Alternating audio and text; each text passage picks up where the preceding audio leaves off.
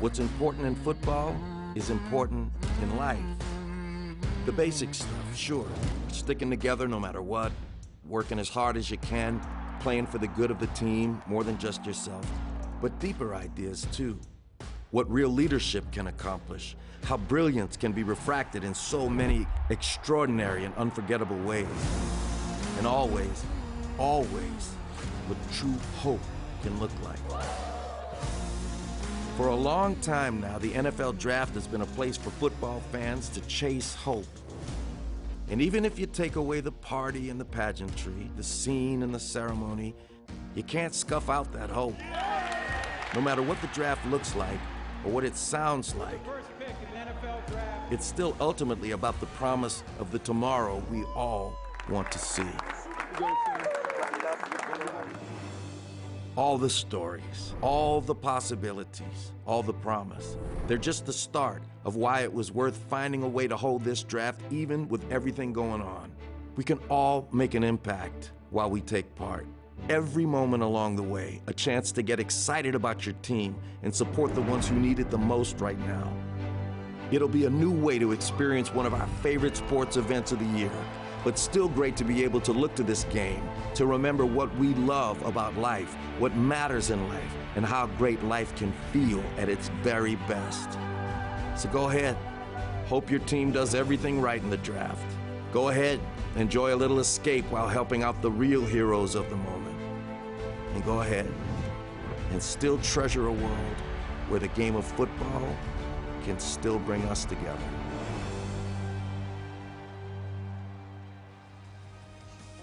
Everybody, welcome to this Friday night edition of NFL Draft-A-Thon Live. Night 2, rounds 2 and 3 of the NFL Draft as it goes down in shelter across the National Football League as we're staying home to be stronger and getting out as soon as we possibly can to have a 2020 season and raising as much money as we possibly can for COVID-19 relief. NFL.com/relief is the website you're going to be hearing a lot about. At the bottom of the screen is a ticker to keep you up to speed on the NFL draft as best we can, which I will be doing my best. Again, my name is Rich Eisen. I'll be with you all night tonight. Pleased to be joined by somebody who apparently went to Princeton. I can't tell.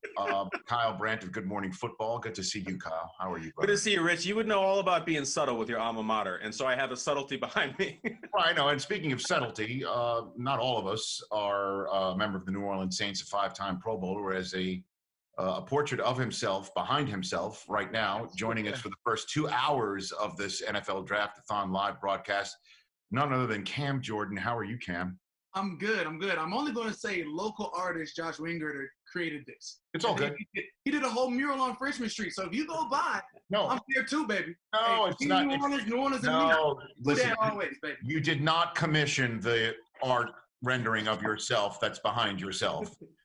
But you've got the game to go along with that swag, and that also is a way for us to welcome in the member of the Arizona Cardinals, freshly drafted last night, who for Draft-A-Thon Live, when he's a 30-year-old, will no doubt have a painting of himself behind himself. Right. Yeah, sure. Isaiah Simmons, the 8th overall pick in the draft. How are you, Isaiah?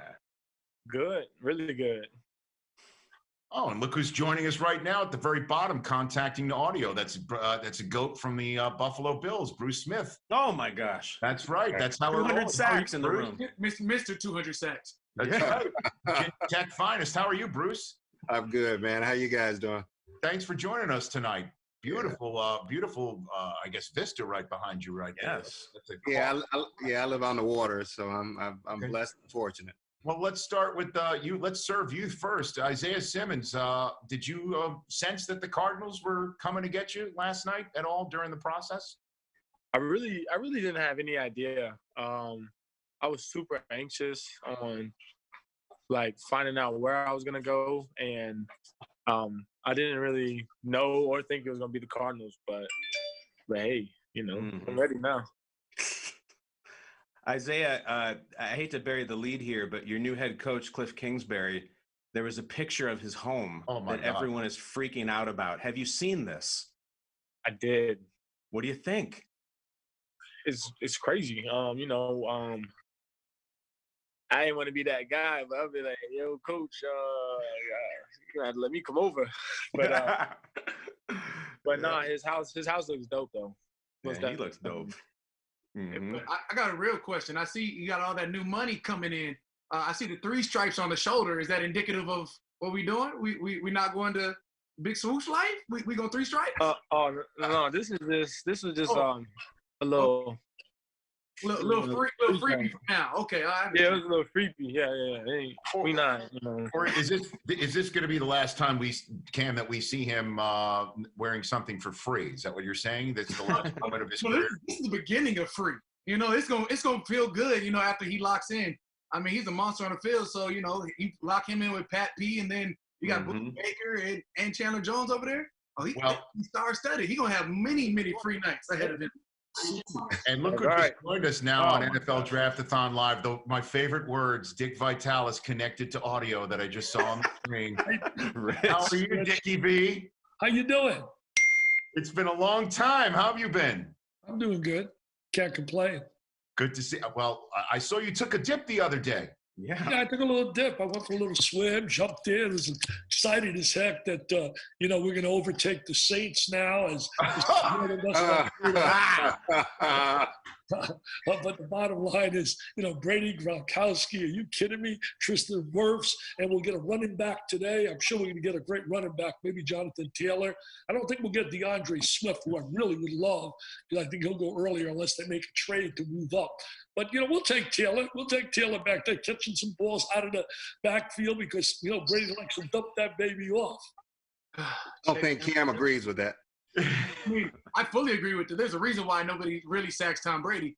If it gets too hot, it's check down king. It's a D lineman's worst nightmare. I need you to go for that long ball, that deep pass. And for that, Chance is good to me. Cam Jordan, have you ever in your career sacked Tom Brady, the man who's now in your? Have you sacked him? Yeah. The 2 new quarterbacks in our NFC South. Yeah, I've sacked both of them. And look who just joined us. Look who just joined us here. Another diaper dandy from last night, to use Dickie V's phrase. The 2nd overall pick in the draft. Is that you, Chase Young? Yes, sir. Yes, sir. How you doing? Congratulations. Gio Bernard of the Cincinnati Bengals is now joining us here on NFL Draft-A-Thon Live. How's life, Chase? Congratulations. Thank you. It's going real good. Under the circumstances, it's going great. Just blessed to be in this position right now, man. Bruce, what do you think as somebody who's rushed the passer for the Washington Redskins in your career? Well, I think Chase is an outstanding talent. Bernard Joseph, I think he's one of your relatives. Yeah, my uncle. Yeah, your uncle. He told me to start watching you a couple of years ago, and I did just that. And I am truly impressed at all the tangibles and intangibles that you bring to the table. So you've got one hell of a bright future ahead of you. Thank you. You might not remember. I was a recruit. It was my first visit to Virginia Tech, and I actually took a picture with you on the sideline. I forgot. I still had a picture.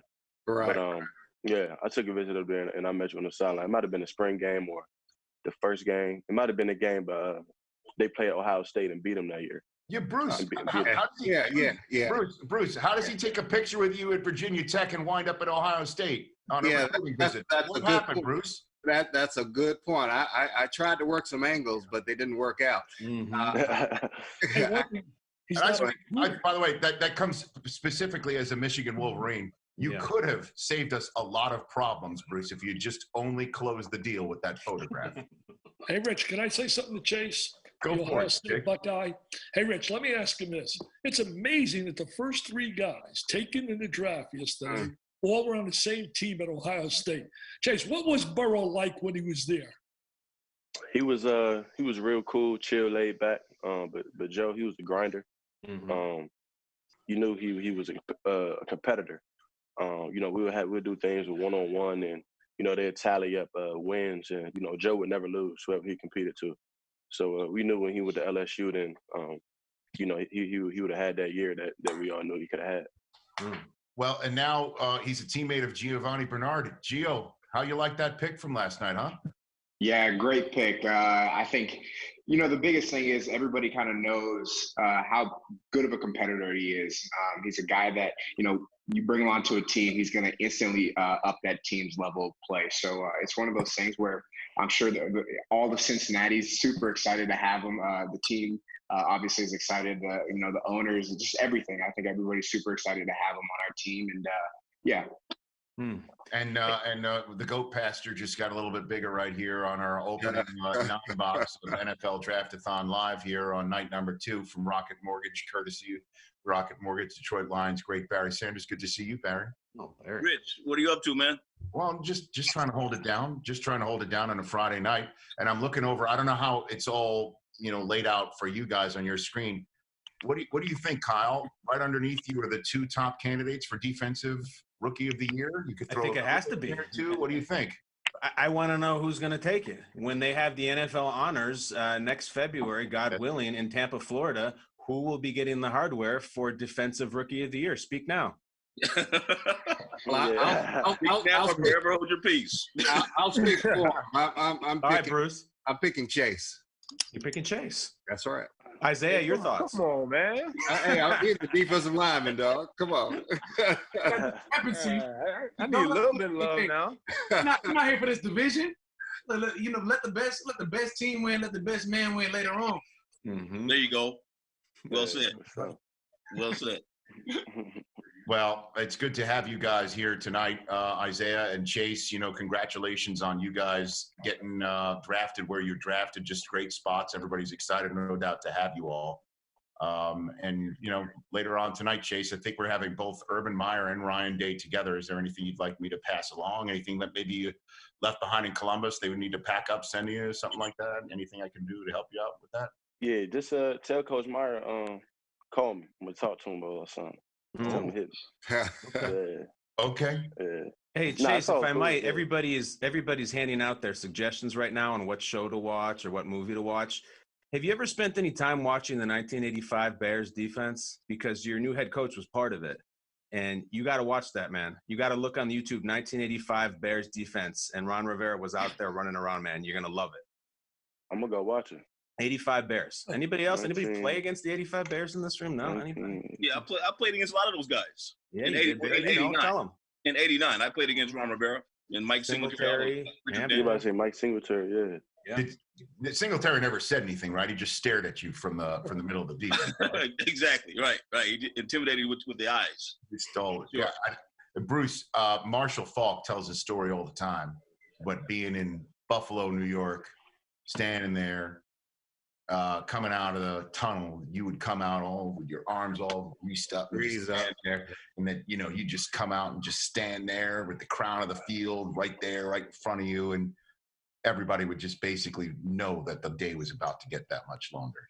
Yeah, Buffalo's a special place, and you have to have a certain mentality to be able to go and perform at Buffalo, particularly with the weather conditions and so forth. So we tried to use that to our advantage. We knew we would get teams from the West Coast or even down south that would come up in the middle of winter and wanted to play. Well, you go out with short sleeves on and it's 10 below. That's an intimidation factor in itself. So, and these blue collar fans certainly helped out a tremendous amount because of their enthusiasm and their passion for the game and their loudness. So, it's an intimidating place to play at. Well, Bruce, thanks for joining us. It helped to have a team full of Hall of Famers too, though. Yeah, that didn't hurt either. Chase and Isaiah, congratulations on being National Football Leaguers. Your dream come true. Look forward to seeing you on Sundays and Thursdays, and also some Sundays and Mondays and Saturdays. So thanks for joining us. Really appreciate it. Thank you. Appreciate it. Simmons, that's Chase Young, and thank you, Bruce. Good to see you. That's Bruce Smith joining us here at the top of NFL Draft-A-Thon Live. Dickie, I want to give the floor to you because you are one of the most charity-minded, one of the most philanthropic individuals that I know. What you do on behalf of the V Foundation every year is something, and I'm wondering if you have anything to say since this is all about raising as much money for COVID-19 relief as possible. Well, first of all, obviously that's our number one priority right now. We can talk football all we want, basketball, baseball, Rich. Bottom line is, number one, we got to make sure the health and safety of our people really is our number one priority. And we hope and pray that someday, my goal in life, I wish to wake up one day and hear Dr. Fauci say loud and clear that we are clear to go to stadiums, we're clear to play, because I just don't like the fact of having empty stadiums, empty arenas. To me, if it's not safe for the fans, why is it safe for the players? And you can tell me all you want about they're going to test them, they're going to do all this. How do we know? Those tests don't always work for everybody. So that's our number one priority. But Rich, I'm glad you brought up the fact about charity. My biggest goal right now in life is to raise money for kids battling cancer. There's nothing that means more to me. And with the V Foundation, in memory of Jimmy V, my gal has raised $29.5 million so far, which is not enough. And we've had every big name, you name them, have been with us, Magic Johnson, we've had Pat Riley's, we've had Kenny Chesney's. They all come free. They all come because they're all fathers, grandfathers, people that have young kids, and there's nothing worse. In fact, Rich, as I talk to you here today, 45 to about 50 moms and dads went home tonight. If any player thinks they have a problem, this is a problem. Those parents went home, heard 4 words that no mom and dad ever wants to hear. Your child has cancer, and it's brutal. It's life-changing, and it creates a problem. So if anybody would like to join my team, Rich, and help me, my goal this year is $5 million. We're going to be honoring, by the way, Bruce Arians this year on September 4th, Stephen A. Smith, who you know, Mark Yu, and then we're giving out to John Saunders, who I miss so much, Courage Award for inspiration to Jim Kelly, quarterback Buffalo Bills, and we want to raise $5 million. So if people want to be on my team, now I should have got chasing those guys, man. They're getting some cash now. Join my team. Just donate, care of dickvitale.com. It all goes to the V Foundation, and it all goes for kids battling cancer. And maybe, Rich, with your contacts at Michigan, since he's only living up the road from where I am and where the event is, maybe we can get Mr. Brady. He went to the wrong house. He went to the wrong house. He went to a park. He's had 2 turnovers already, Rich. But as long as he doesn't throw a turnover by throwing to the wrong jersey, we'll be okay. And he does that pretty well. But maybe we get Mr. Brady to the gala on September 4th. Well, Dickie V, if anybody could do it, it's you. And, you know him. Yeah, I'm on it. I'll always be there to help you out, Dick. I love you, man. You're a good man. You're a good man, too. And I appreciate you joining us here tonight to kick things off. It's very nice of you to be part of us tonight. Tell you this, Rich. Count on it. Bucks this year, 11-5. And they will stand tall. It's in Tampa. I can see it right now. I can see the drive to go to the Super Bowl. It's Brady to Gronkowski for 14 yards. It's Brady back to Evans for 25. It's Brady down the field to Godwin. Touchdown. And the Bucks are marching on. Super Bowl. Eat your heart out, Mr. Belichick. You're the man, Dick. I love it. Dick Vitale, everybody. That's what we call a walk-off right there. And Gio, before I let you go, because we've got 3 more guys at the bottom of the screen, and Rod Woodson, You let Dick talk about Tampa Bay going Cam, you're here for 2 hours, Cam, and you've got a beautiful portrait of yourself behind you. He's back here watching my back. Okay, Brett. For him to go to the Super Bowl, that means they got to get through the Saints twice. He's 11-5. Oh my gosh! Hey, Gio, from the Saints. It don't matter. Before I let my running backs go, and Gio Bernard, and also Barry Sanders. Gio, you're the Walter Payton Man of the Year nominee for last year for Cincinnati. Tell me what you're doing locally there, and how people can help you out with what you're doing. For sure. I think right now the biggest thing is just kind of staying at home and really just taking care of their families. Obviously, that's a huge thing. Just going by the guidelines that their city or their state is going by right now. It's just following the rules and not being bigger than the rule and not being bigger than the state. Just do your part in staying at home and just helping everybody out because obviously the biggest thing right now is we just don't want to spread this virus any more than what it is. So right now, just do their part in staying at home, and obviously just continue to keep praying for those that are obviously in need, the first responders that are on the front line as well. So continue to keep holding on strong and just be there with them. Thanks for calling in here, Gio. You're a good man. Congrats awesome. Thank you guys. Congrats on everything going on with you, and enjoy Joe Burrow. Good luck. Awesome, man. Thank you guys. Absolutely. Hall of Famer Rod Woodson is here now at Barry Sanders at Rocket Mortgage. Casanova, how are you, sir? Good to see you. Hey, what's going on, man? Thanks for joining us here tonight. And I want to get to the man also at the bottom of the screen, a man who one day will be in the Hall of Fame. Don't worry, I can say that for you, Tony Baselli. I can say that. It is thank you. It is great to see you. How are you feeling since you're, I was talking to you a couple of weeks ago on my show. Yeah. You're hospitalized with COVID-19, and it was touch and go for you. And it's great to see you go right now. Yeah, it's good to be back. I mean, it's been over 3.5 weeks since I was in the hospital, and feel great. Not 100% quite yet, but just the lungs need to come back. But been through a lot of tests, and actually I'm waiting now. I'm going to start giving some blood and plasma because I got a bunch of antibodies, and hopefully that'll help some other people who are sitting in the ICU right now. But family's great. My wife got it. 2 of my boys got it. No kidding. Thankfully, yeah. Wow. So my wife ended up getting it, and my 2 boys who are 21 and 22 both got it. Thankfully, my 3 girls at home did not get it. So I don't know how they didn't, Rich. We were all in the same dang house, but it's a crazy thing. And I'll tell you what, I am so thankful for, and I told you this on the show, for the people, the people on the front line. These healthcare workers are unbelievable.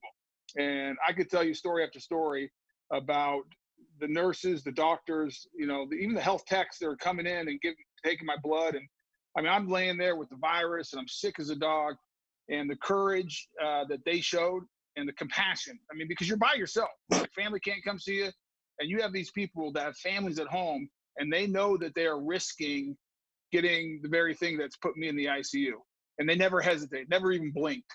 And I'll tell you what, they were a godsend when I was in the ICU. But everyone's great, everyone's healthy now, and now we just want to try to give back and help some other people. And the CDC Foundation is one of the 6 organizations that is benefiting from NFL.com/relief. And the campaign is directed towards deploying emergency staffing to U.S. public health agencies, providing support to vulnerable communities, supporting frontline workers. I mean, sort of exactly the stuff you're talking about.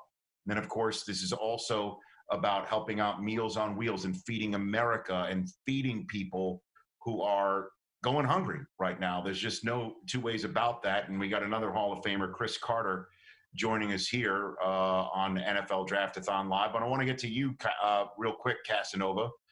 What's going on in your world? What can you tell us about what's going on with you and what you're looking at the NFL, the NFL draft, and all that fun stuff? I'm from New York, so I'm getting it firsthand. At first, I was kind of like taking it how New Yorkers take everything for a joke. I still was going outside until one of my friends pulled me up and took me to the hospital. After that, just seeing people just passed out in the hallways and sleeping on the floor, I kind of like went on Instagram and said, no, this is serious. Which borough is this, Casanova? Brooklyn, New York, Kings County Hospital. Right. And that kind of made me tell the world, the 1.6 million followers, listen, this is serious. We might not be affected from it, because we dodged some bullets, but a lot of people is going out, and especially seeing bodies just getting tossed around in trucks and stuff like that, and funeral homes being shut down and caskets being dropped in front of funeral homes. It kind of got serious for me. So after that, I just stayed home. Studio, home, kept it light. Mm-hmm. Casanova, I know you've been through a lot, and there's this thing with New York where we're tough. We don't let anything rattle us, but as you're saying, this is not a matter of toughness. It's not a matter of being cool. There's a lot of people watching you right now. So can you give them advice? What would your advice be, not just in New York, but all over the country and the world?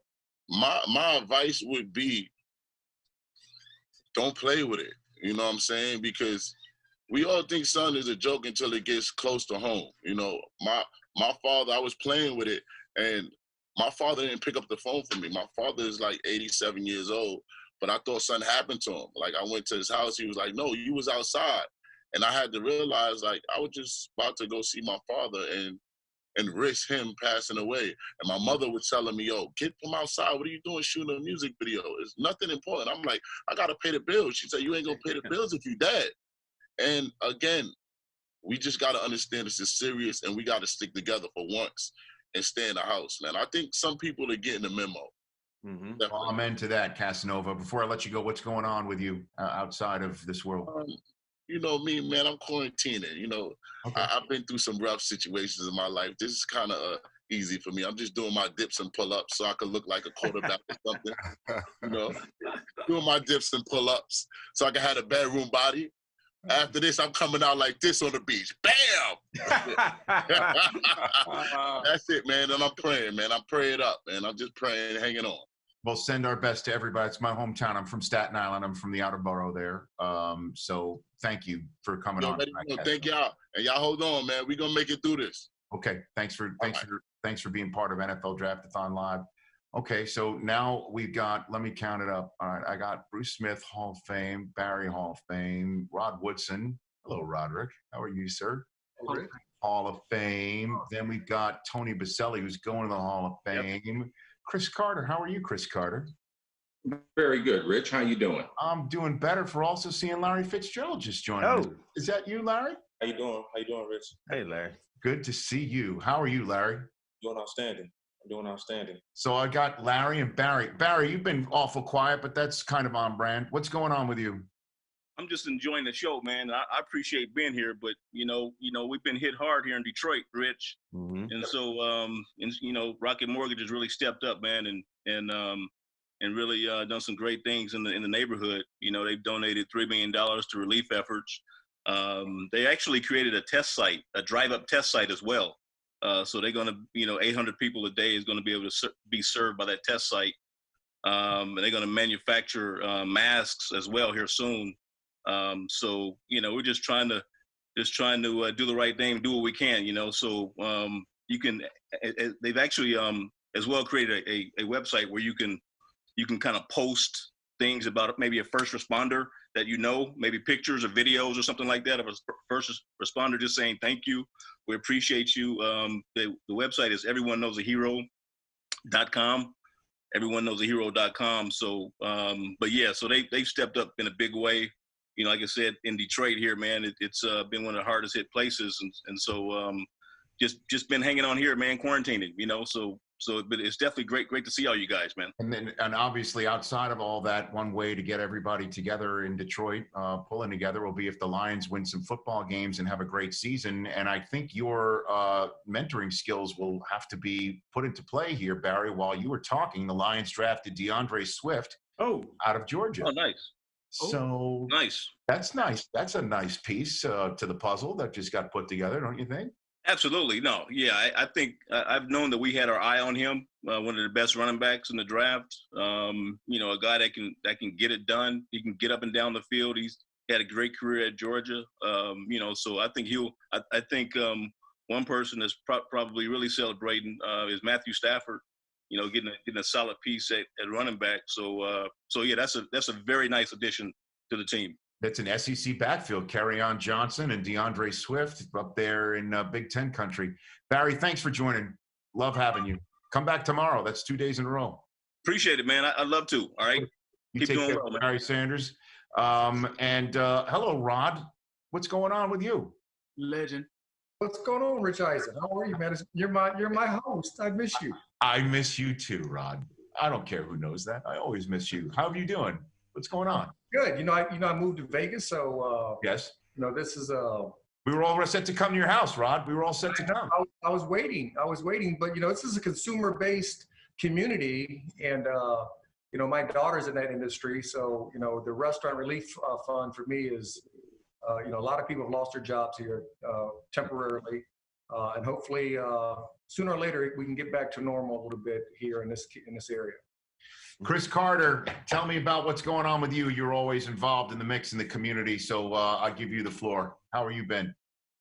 Rich, I'm proud to be here, and I hope all of us are being leaders in our community, but I'm here on behalf of Gen Youth.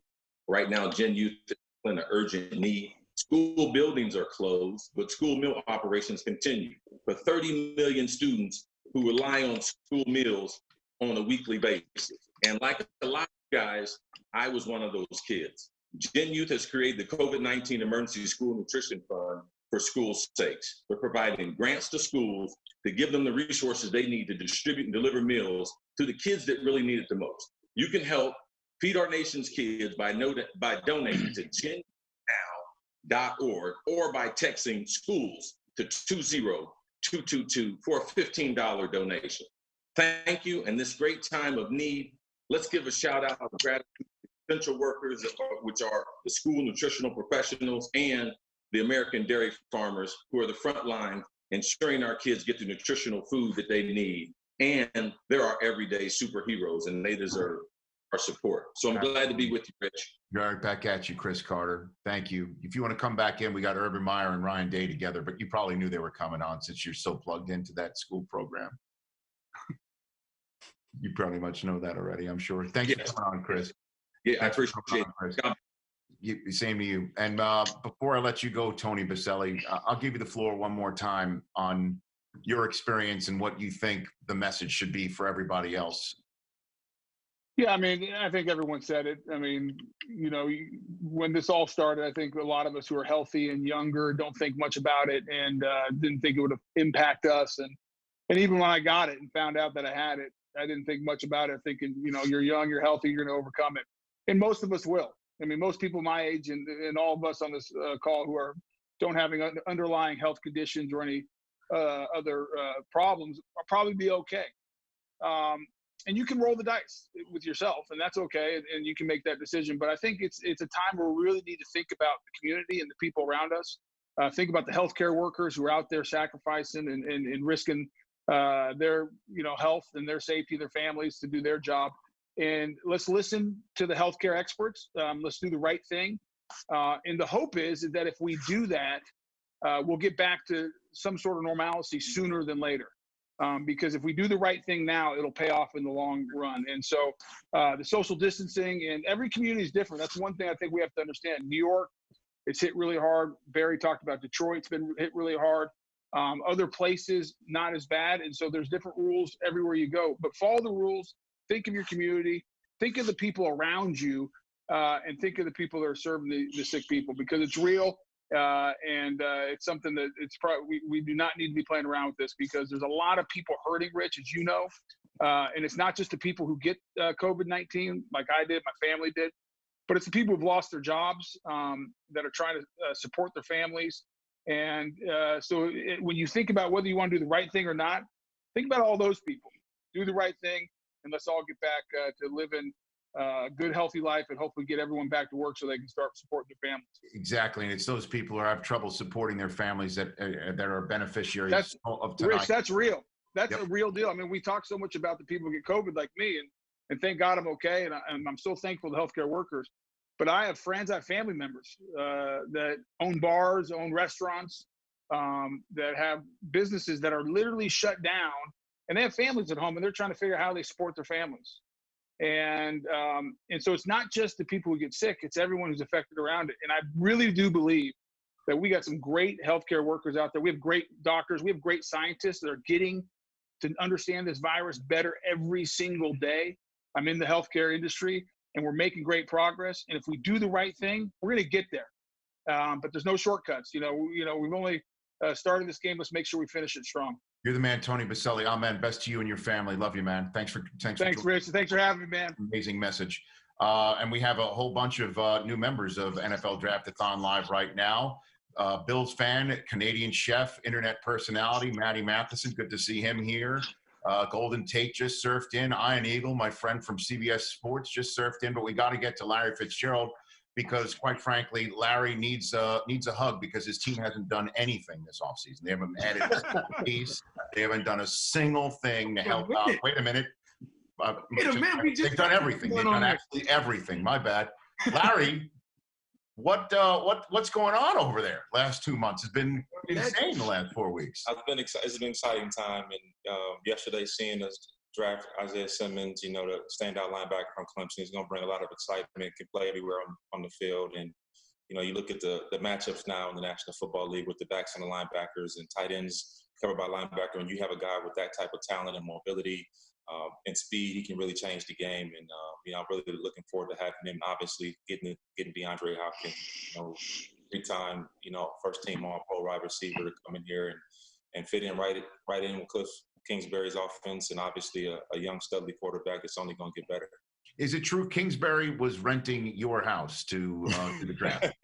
Are those really your digs? Are those really your digs that he was looking like James Bond in his loafers and no socks? No, I wish I could have a house like that. I don't make coaches money, Oh, come on. Cam, chill out, Cam. Yeah, Larry, Cam, are you worried about how loaded the Arizona Cardinals are? I mean, is this going to be the team that beats the Saints this year in the playoffs? No, if we could block Cam Jordan, we have a chance, If we could block Cam. You got Larry Legend down there. Now you got D-Hop, you got Chandler Jones, you got Isaiah Simmons, you got Pat P, Buda Baker. Yes. They star-studded. And then you go to New Orleans and we got everybody. Hey, see, this is where the New Orleans Saints, they're a really good team. When they can just cancel their entire offseason and 31 other teams are fighting and scratching to get it together, that's when you got it going on. Pretty much. And by the way, before he says anything, Ian Eagle would like the artist that did your portrait that's behind you, Cam, because he would like the same thing for his man. Oh, my man. What do you think? Beautiful. Rich, I'll take George Goebel for the block. That's it. Well done. By the way, that takes some serious gumption to come in and drop a George Goebel reference in the middle of NFL Draft-A-Thon Live. I might have been the only one who raise your hand if you got the George Goebel reference. Don't worry. I'm doing the show for you, Rich. Oh, Maddie, you've been sitting there nice and patient. Thank you for joining us here. You must be excited about your Buffalo Bills, huh? You must be all fired up. Yeah, it's going to be a great year. I actually don't know. I have no idea how the Bills are doing. I really don't know. I'm such a fair weather fan. Oh God! I just remember Jim Kelly and Thurman Thomas guy, and I don't know. I remember they lost a couple and they've won a few. Yes, they have done well recently. They have done well. I think this year they're going to get the tackles up and they're going to get the touchdowns and probably take a couple L's. I think it's going to be nice. It's going to be nice for everybody. And it's just going to be great for Buffalo in general. It's going to be great. Well, the greatest thing about that is Tom Brady's out of your division now. So well, Tom Brady, Tom's he's done well. So that's nice. He's gone. So yeah, I'm kind of just looking forward to if they can just beat the I think the Miami Dolphins. Yes. They can squish some of the fish, and then I can eat my beef on wick and eat a chicken wing and then kind of get going, Well, how's everything up there in Western New York and up there near you in Canada and stuff like that? Everything I'm like, it is what it is, it's I'm on Fort Erie, on the Buffalo side, on the Canadian side of Buffalo. And so we're just trying to work, trying to figure things out and try to, it's so funny. Like during these times, I've partnered up with these local entrepreneurs. They own a barbecue, they own a rib festival, and obviously they're not doing any festivals. And so I hit them up and I was like, hey, do you think that we could? They have this showroom in this old downtown of Fort Erie, and it's a small town. It's like 16,000 people. So it's a really small working class town, and so we're gonna sell some barbecue. And next weekend, and then we're going to give a bunch of barbecue. So there's going to be an option to buy a meal for a frontline worker, and every meal that's bought will match that and bring some, we're going to have beef ribs and St. Louis style ribs and fried chicken and all the sides and stuff. So we're going to hopefully do that. And then we're going to be also giving a bunch of meals to women's shelter. Just trying to stay busy and do things that make sense, try to help your community, try to help families that, people, there's a lot of people that are hungry out there. No doubt. I'm just trying to do, I can cook, man. I can cook. I can make some people laugh.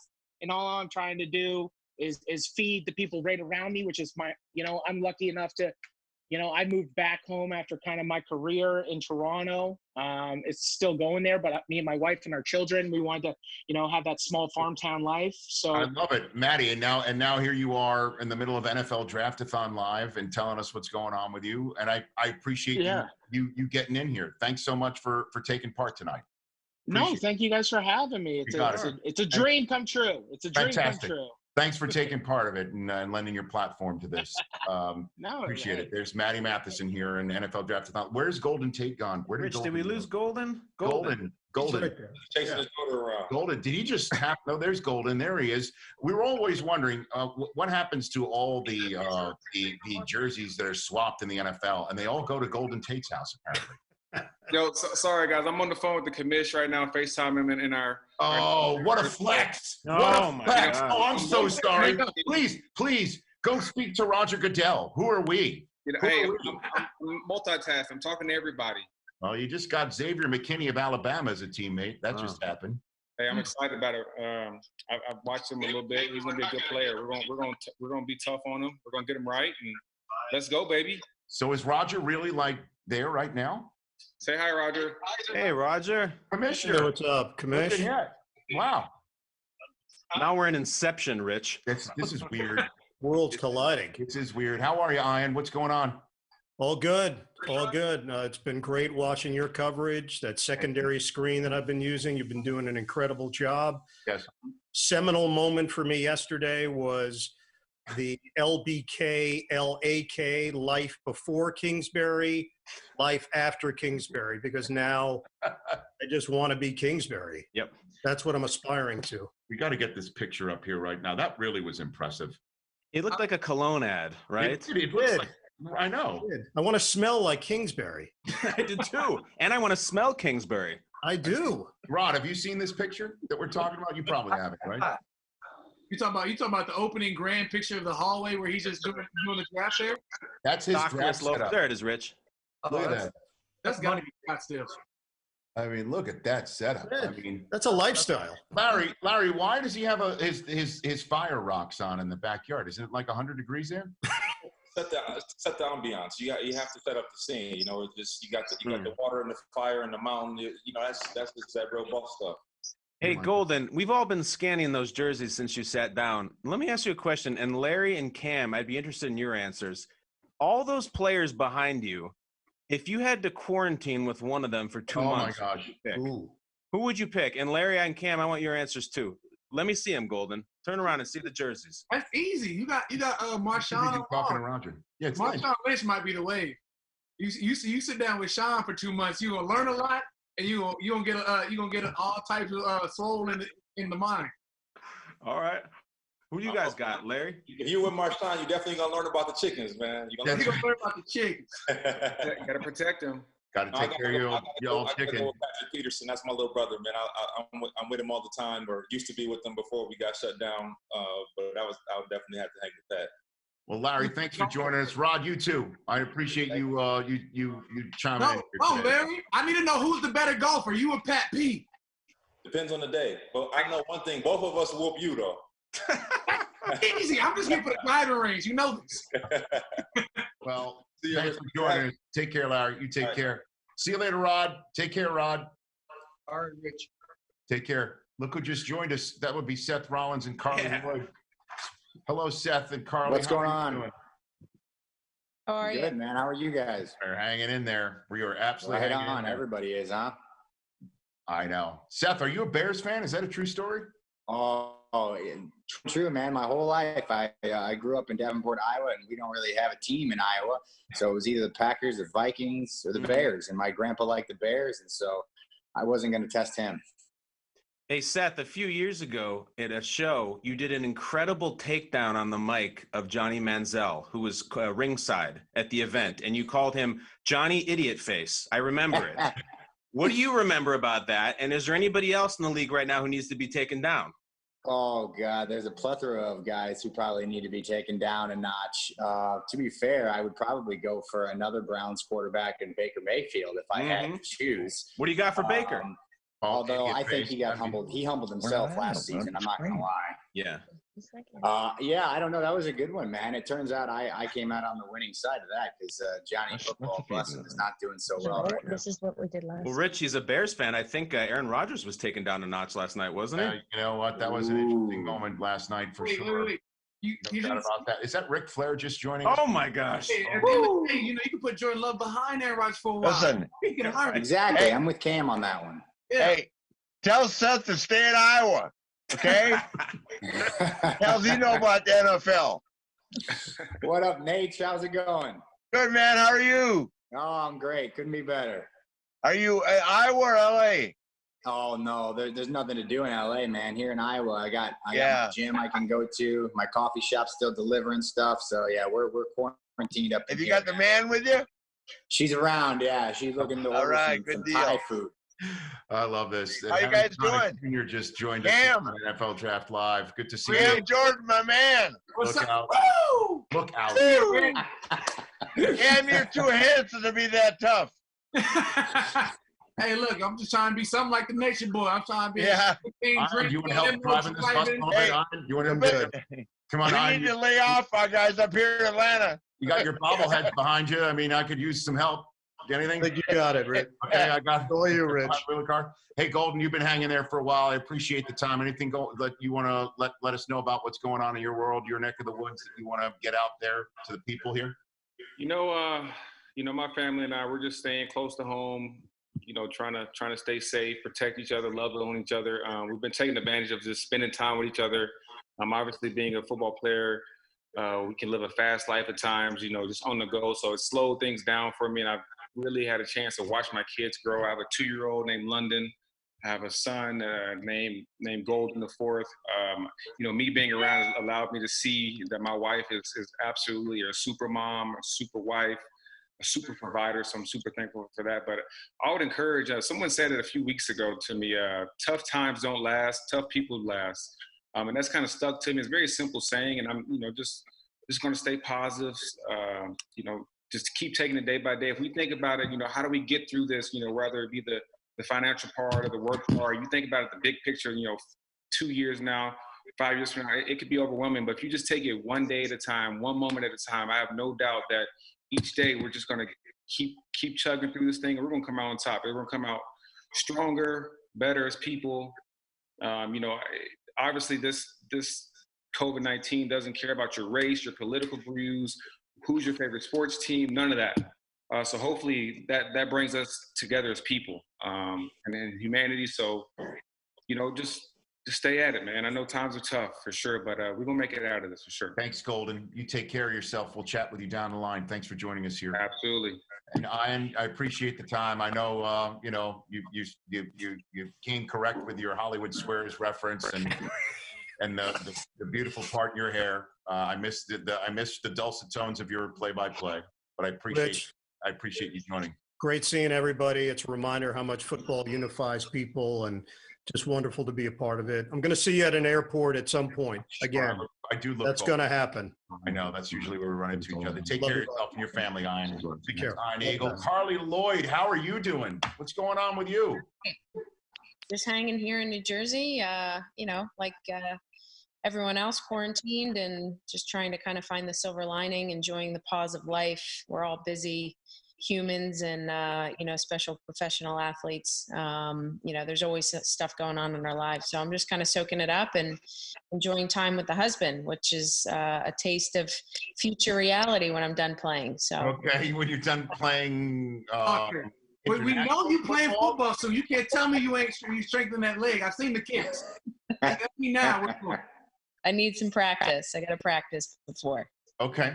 I'm working on kicking some soccer balls still at the moment. So okay. Fantastic. And you're working with FIFA and the World Health Organization right now together?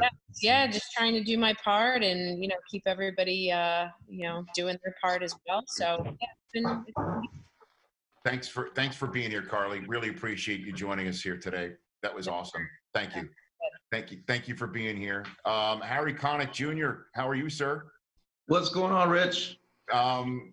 Do you just want to talk to Cam and we could all just sit back and Harry, my guy. What's happening, Cam? Hanging, man. Hanging. Just another beautiful day stuck in the house. I hear that, man. It's good to see you, and it's good to be a part of this. It's nice to see how much the NFL is doing. I loved the draft last night and all of the awareness that's being brought to not only the the frontline heroes, but the everyday folks that we don't read about in the newspapers. The garbage man and the people who work at the grocery stores and just everyday folks. So it's nice to recognize them too. Absolutely. Yeah, before you got here, Harry, there was a lot of talk about Brady and the Bucks and Dick Vitale and flexing, and the NFC South is now going to be a hard-fought win for the Saints, despite recent years. And I would wonder what your thoughts are on that subject. Well, listen, we've had a bunch of hard-fought years, as Cam knows, and we have Drew Brees on the offensive side of the ball and Cam on the other side of the ball. I am so confident. We're a Super Bowl team. We have been for the last 3 years at least. So I feel great. I like, the pick that we made last night, Caesar, and hopefully we make some good picks. And Cam, I know you need some help out there behind you in the secondary. So hopefully we'll get somebody to be on the other side with Marshawn, and we got Malcolm back, right? Mm-hmm. Hey, look, we're starting. Look, we still got Jackrabbit now. Jackrabbit is cemented for another year. I was like, we got Double D. We're stacked throughout the whole defense now. If I could just get, Alex Anzalone is going to be healthy this year. But then you talk about we draft one more linebacker. Yes, because AJ is strong. Hey, would you tell DeMario I'm obsessed with him? No doubt. I can do that. I can do that right now. I love that guy, man. I just want to shake his hand. I've shaken your hand. I want to shake DeMario's hand too, and then I'll be happy. Absolutely. I love all the Saints love. And Seth Rollins and Ric Flair here, if you don't mind. We've just been joined by a legendary athlete and one of the greatest members of the International Tennis Hall of Fame. I'm a big fan of yours, Martina Navratilova. Thank you for joining us here on NFL Draft-A-Thon Live. And on the bottom of the row, you are flanked by two remarkable feel-good stories that I'd love to get to. Is that you, Kavanaugh Bell? Is that you right down there on the screen, Kavanaugh? Yes. Okay, Kavanaugh, I want to talk about what you did with your savings to make Corona Care packages for seniors. What did you do, Kavanaugh? Tell everybody. So what what inspired me to do this, because my grandma has asthma and I don't want her to catch the coronavirus. So we went to the grocery store to get all this stuff for her. But while we were shopping to get stuff for her, I just kept thinking about her friend. And I made 78 care packs for her. And along the way, we also made a community pantry. And we got H&S Bakery to send us bread. And they actually sent us 500 loaves of bread. And also, Buca de Beppo sent us meals to give to senior citizens and 90 students. And also, Brownie paper towels. They sent us paper towels and paper plates. And also, Journey office supplies. Also made sure that our community pantry was staying stocked.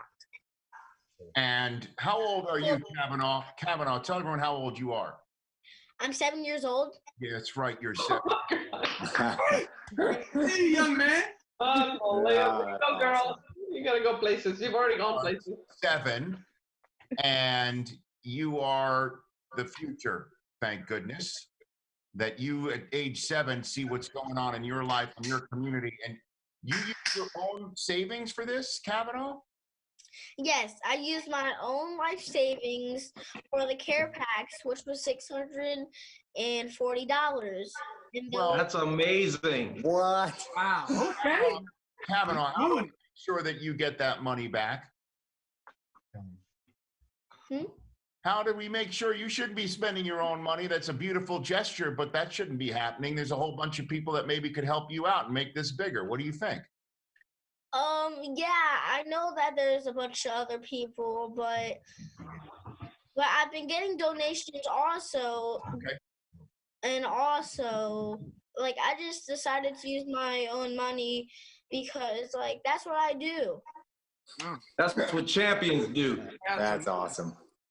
This is wonderful. And so, to the gentleman that's right behind you, does this make you a Washington Redskins fan too?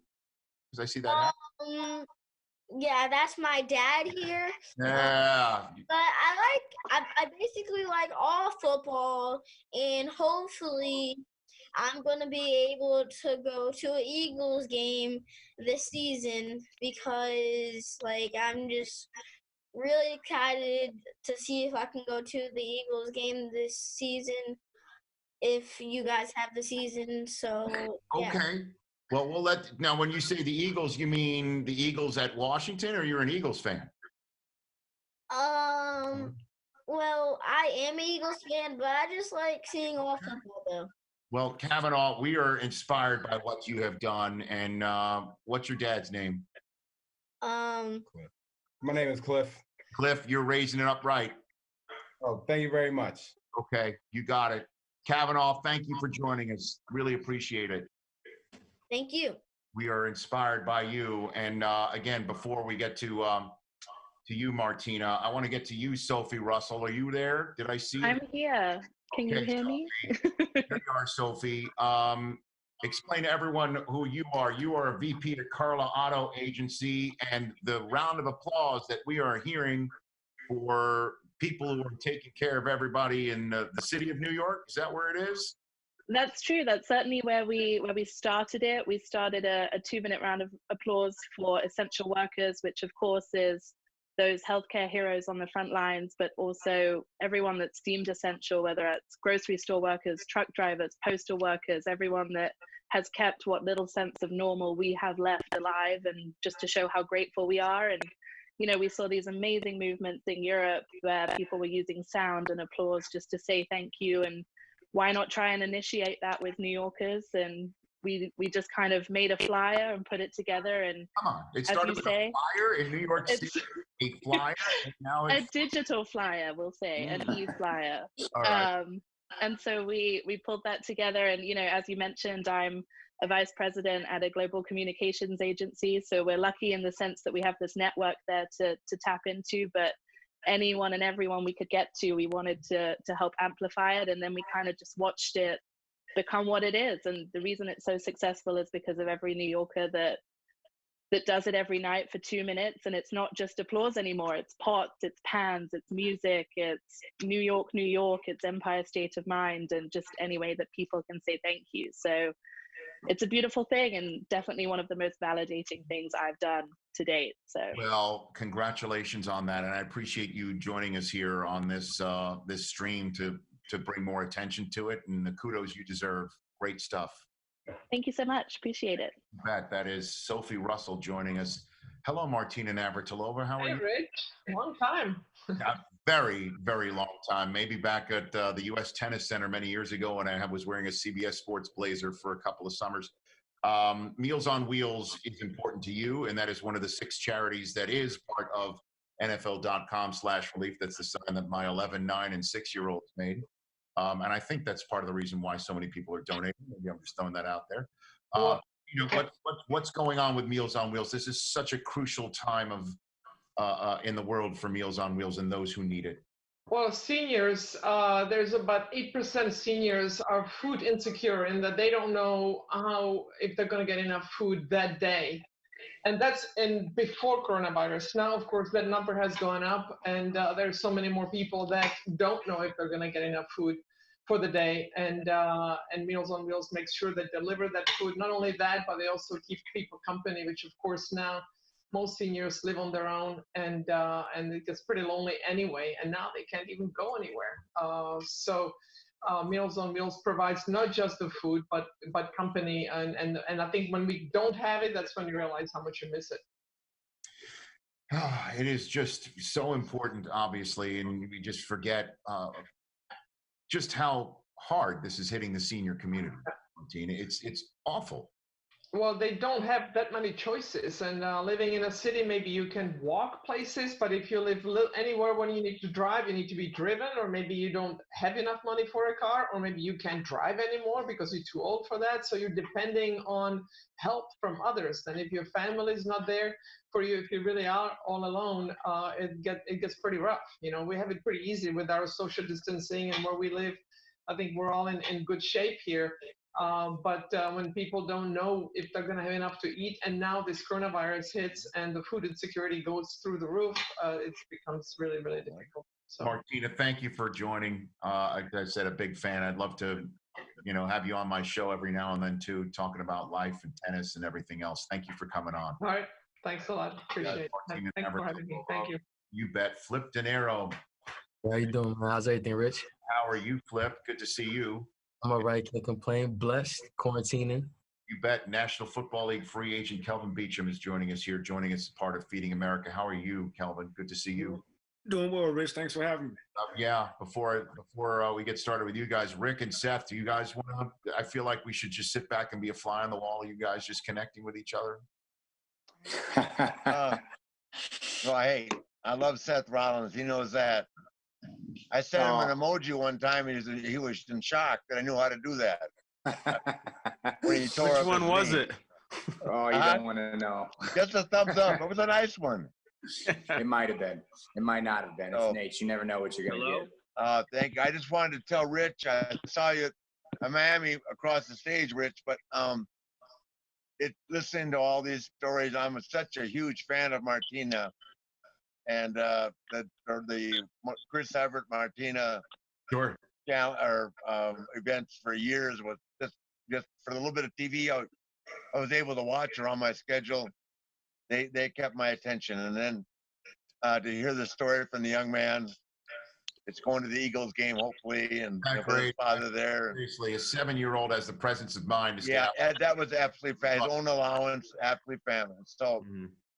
And he to be here with Cam, and big fan of Cam's, even though I live in Atlanta, pulling for the Falcons. But I'm involved in all in myself, and I'm one of the people that I'm lucky enough, and I guess I'm considered, I hate saying this, to be elderly, but I'm in a good place. I'm very safe.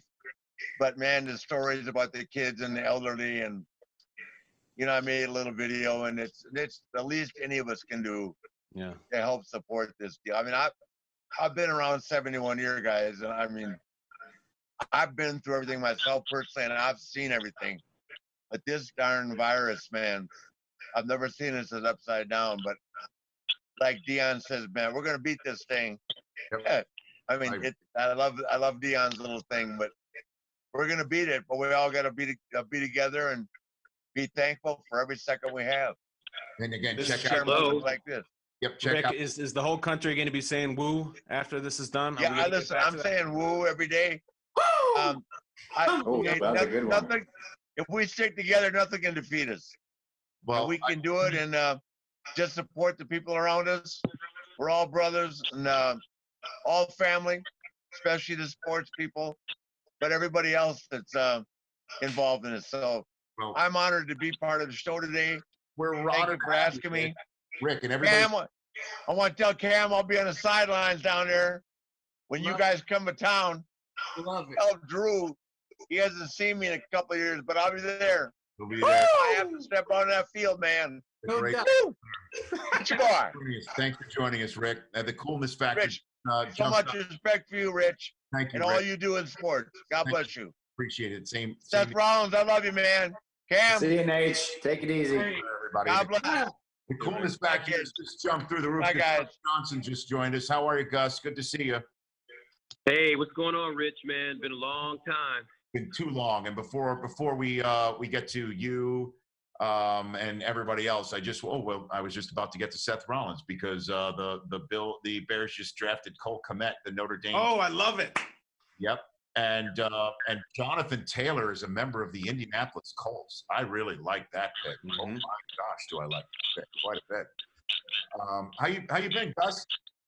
Hey, man, I'm laying low like everybody else, hoping and praying that we get through this thing quickly and you know, the powers that be figure out what they need to figure out to make our world safe. But it's been a very trying and scary time. No doubt about that. Are you in New York, or where are you? I'm in Los Angeles. Los Angeles. Okay. We got out of New York right after the Big East tournament was canceled. I left New York and came out to my place out here with my lady, and we've been quarantining and, needless to say, really getting to know each other. Rise and fire, Gus. Rise and fire, baby. Hey, what's up, man? That's a good one. Flip, what's going on with you? Nothing much, man. I'm just working, making music, staying positive through this whole pandemic, you know? I'm seeing what's going on, and all I could do is keep my hopes high, my spirit high, staying out the way. Staying out of the way. Now, Odell helped a song of yours go viral, huh? Yeah. Odell actually danced to my hit single, Leave Me Alone. It went double platinum. So I'm extremely grateful for that. Extremely grateful. Is that coming or what? Yeah, I got more music coming too. I'm ready. I'm just working right now. No, I need Odell to do that. I need to come up with something that Odell just wouldn't do anything with it. Hey, Rich, we got to set it up then. Oh, I'll do it. Oh, just look at me. Look at this sign right here. How fly am I? Right? Hey, Rich, you can do it all, man. You can run 40, so I know you got a couple little dance steps, and you might. I can drink too. Run, Rich, run, turn into Dance, Rich, Dance. Let's go. Oh. Kelvin, tell me what's going on with you. Man, getting ready for what type of season we're going to have. You know, it's no telling if we're going to be playing with fans or without them. So just taking care of the body, making sure the family is safe, trying to be the best dad I can be right now. Okay, fantastic. Thanks for coming on, Kelvin and Flip. Appreciate your time. Thanks for joining us. Thank you, man. Thank you, guys. You be well. You guys take care. That's Flip Dinero, and that's Kelvin Beacham, and Gus Johnson just joined us. Patrick Wilson, the actor Patrick Wilson. How are you doing, sir? I'm good, man. How are you? Oh, you're doing very well. If that's a Buccaneers hat on your head, no doubt. I'm doing all right. We're waiting here. But I want to get to the gentleman that's also on the screen with quite the collection of what looks like memorabilia behind him. This is a newspaper delivery man in the great state of New Jersey, Greg Daly. How are you, Greg? Good. How are you, Rich? Where from Jersey are you? I live in East Windsor, New Jersey. What you're seeing behind me is my store. I've got a sports art gallery in Chatham, New Jersey, Legends Gallery, which is this is the first time I've been here since 5 weeks. Okay. Been closed since late March. Well, I'm glad that you're able to get back in. Tell me about what you're doing about delivering groceries and household products to the people you normally deliver newspapers to.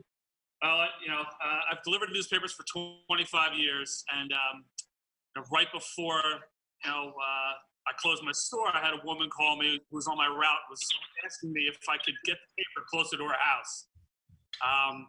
She's 88 years old. She was concerned about, getting the paper on the sidewalk.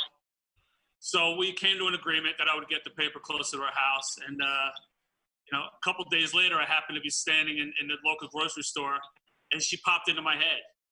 And I gave her a call, and I just asked her if she needed anything.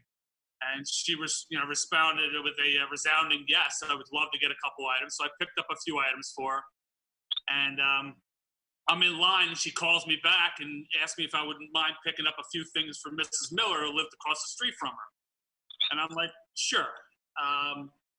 And fast forward a couple days, I realized that I had 2 customers out of the 800 that live 100 feet from each other that probably couldn't get what they're used to being able to get. So I put out a note to every one of my customers, basically saying, I deliver your paper. If you need anything, any necessities whatsoever, I'm happy to deliver them to you. I'll shop and deliver them free of charge. Just because you realize that those people who are used to being able to do whatever they want, whenever they want, couldn't do it. And I received, a tremendous, just a ton of people responding to the note, obviously. And as of today, I delivered it to my 110th customer. Amazing. In a month. Awesome. Bless you, man. Bless you for doing what you're doing and having the thought to do that and thinking about others. we're talking about distancing and bringing people together like that. I'm so glad that you're able to tell your story here. Thank you. Clearly, you're a big fan of the NFL, as I can see right behind you. Thank you, and bless you and your family. Guys, be well. You got it. Thanks for joining us right there. That is Greg Daly from the great state of New Jersey right there. I've been told we're going to take a 2-minute break if everybody could stay right where they are. Kyle, though, I'm telling you that you're supposed to go. The Browns just drafted Grant Delpit for their secondary. Okay. 44th overall. That is Rich, I'm about to draft a deep leathery Cabernet with my first pick. Love you guys. Okay. Thank you. Stay safe. Back in 2 minutes right here on NFL Draft-A-Thon Live.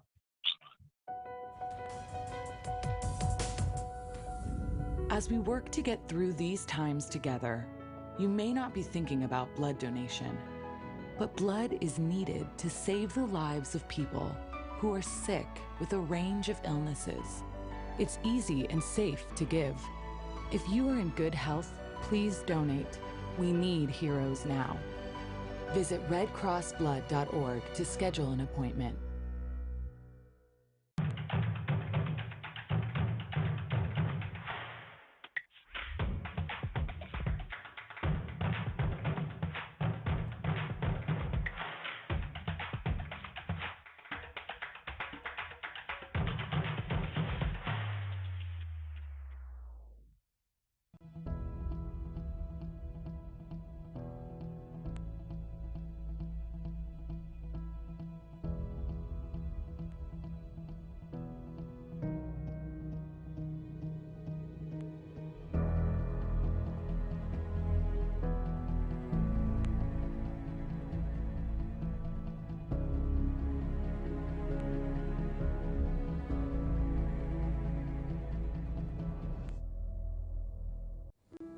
While we're all home, social distancing, Meals on Wheels volunteers are on the front lines across every community, responding to older Americans who are most in need, delivering food and a reassurance to millions of seniors that they are not alone right now. Because of the tireless commitment of these heroes everywhere, humanity is winning. Support Meals on Wheels now by donating at nfl.com/relief. We've always been interconnected, interdependent, united. And that's never been more apparent than right now. What we do together today will determine how we live united tomorrow. Stay home, stay strong, and if you're able, give for your neighbors who need help the most. Back to NFL Draft-A-Thon Live. Gus Johnson of Fox Sports, kind enough to stick with us. Actor Patrick Wilson, whose Buccaneers just drafted Antoine Winfield Jr. for their secondary. Oh my word! What a great combine that young man had, and he is going to be thumping from the back end on behalf of Todd Bowles' defense. Kirk Cousins joining us for a second night in a row. We appreciate the Minnesota Vikings quarterback joining us. Derek Brown, one of the top picks in this year's draft. Good to see you, Derek. How are you, sir? I'm doing good. How about yourself? I am doing fine. DJ Moore, how are you, sir? I'm doing well, and yourself? You got it. It's good to see you. Derek Brown, who was the person who called you yesterday? They welcome the NFL. It was GM. It was a little combination of everybody.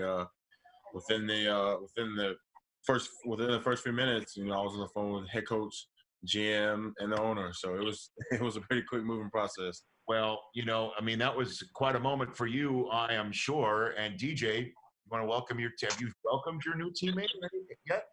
I tried to. We got the same agent, but I told my agent to give him my number, and he never did. This is my first time seeing him, so I'm congratulating him. All right, DJ, this is Derek.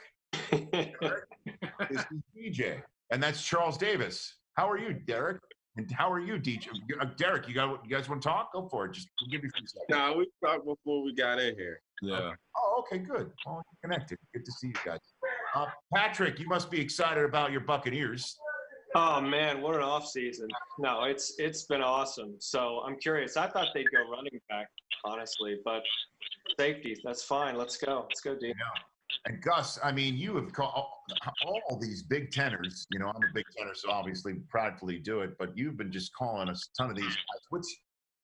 which story for anybody, whether it's Chase Young or it's anybody else that you have covered over the last few years that have made the NFL, that have been in front of you in games? You got a good story of anybody that's out there? Any of these kids that leap to mind? Well,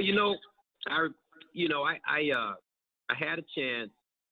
Obviously, I worked with Chase Young and Jeff Okudah and Damon Arnett. I'll tell you a good story. Damon Arnett, who got drafted, I think, by the Raiders. Yes, indeed.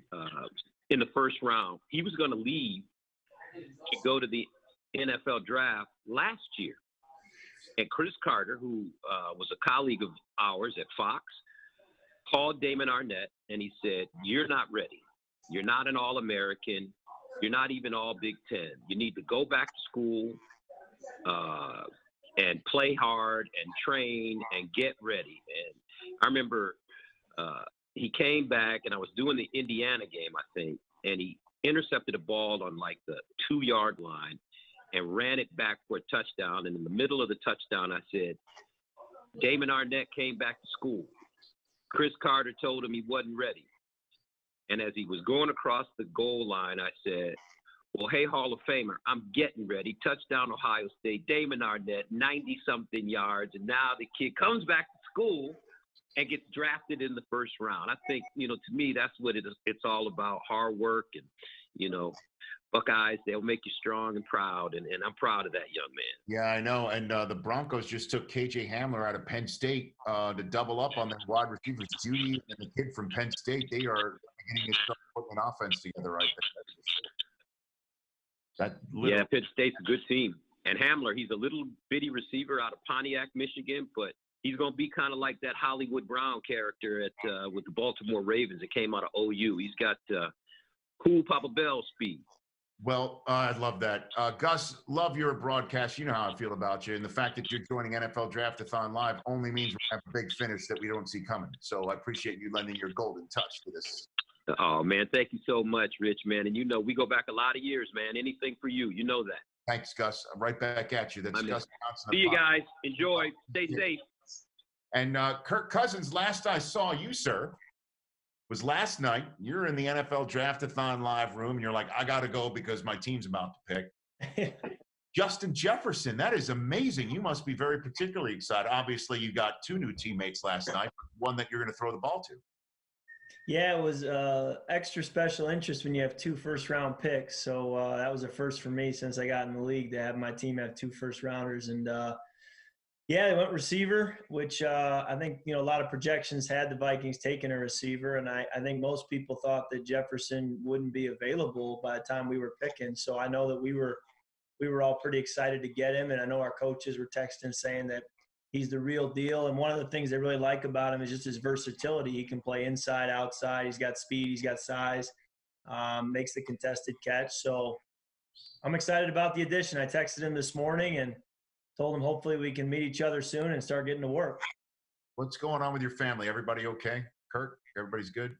Oh, yeah, we're good. We're just laying low like everybody else and waiting for the chance to get back at it. But I got 2 little boys, 2 boys under the age of 3. So, it's not as bad as some guys that may have 4, 5, 6 kids, but it's busy at our house. Yeah, it's like a fifth of a Rivers, I think. Yeah, exactly. I was texting with it might have been Drew Brees. 2 boys are going at it. Saying how bad it was. I got 2 boys. Pretty much. I know.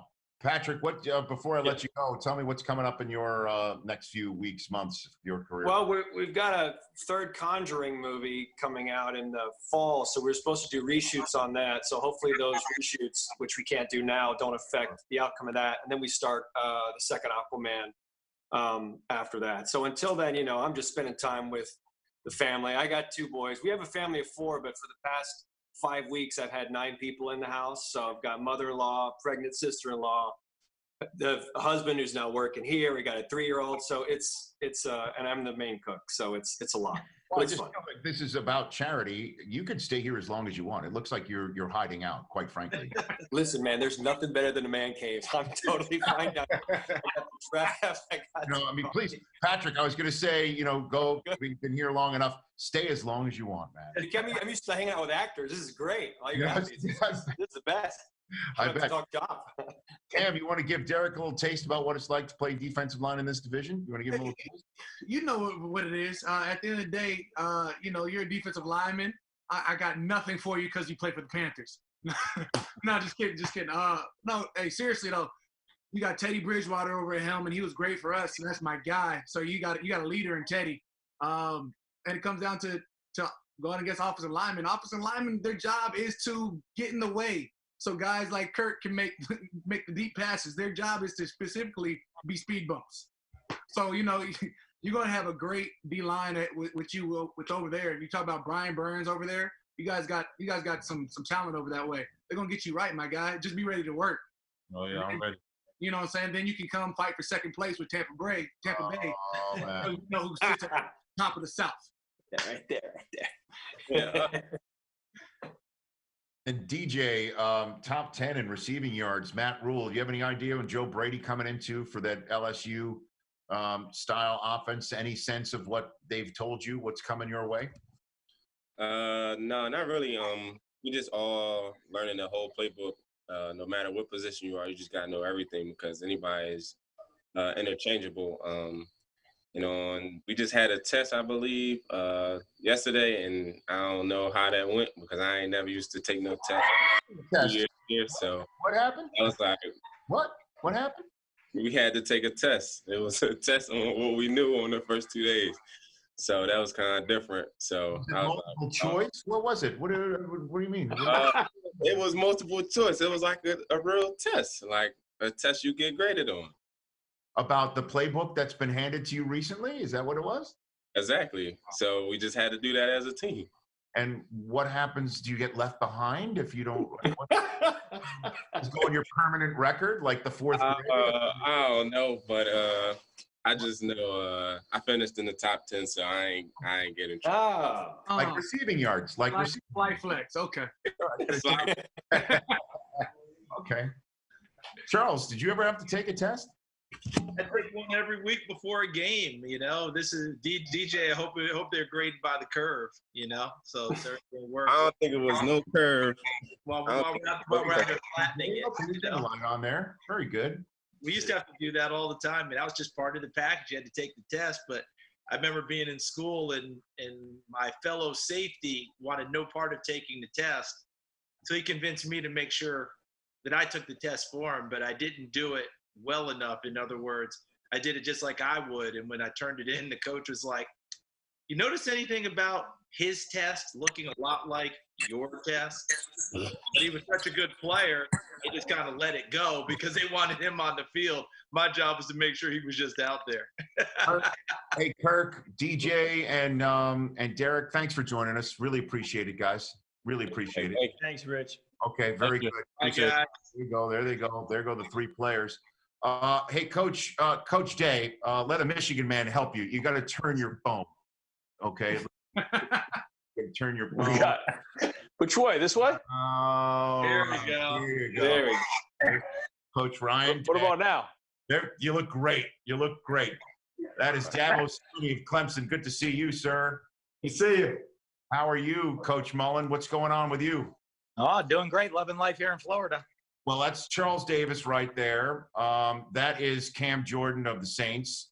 And then on top right is the actor Patrick Wilson, who's sticking around because he's got like 9 family members in the house hiding out from him. He's not going anywhere. Okay. Patrick has license to stay as long as he wants. He's got to hide out. He's going to hide out right now. Good to see you guys. How are you, Coach Swinney? What's going on, Dabo? Man, I'm good. Good. Just here in South Carolina, actually got a chance to go play some golf today. That was nice. Oh, that's good. You were able to actually get out of the house. Yeah. Me and the boys. It was fun.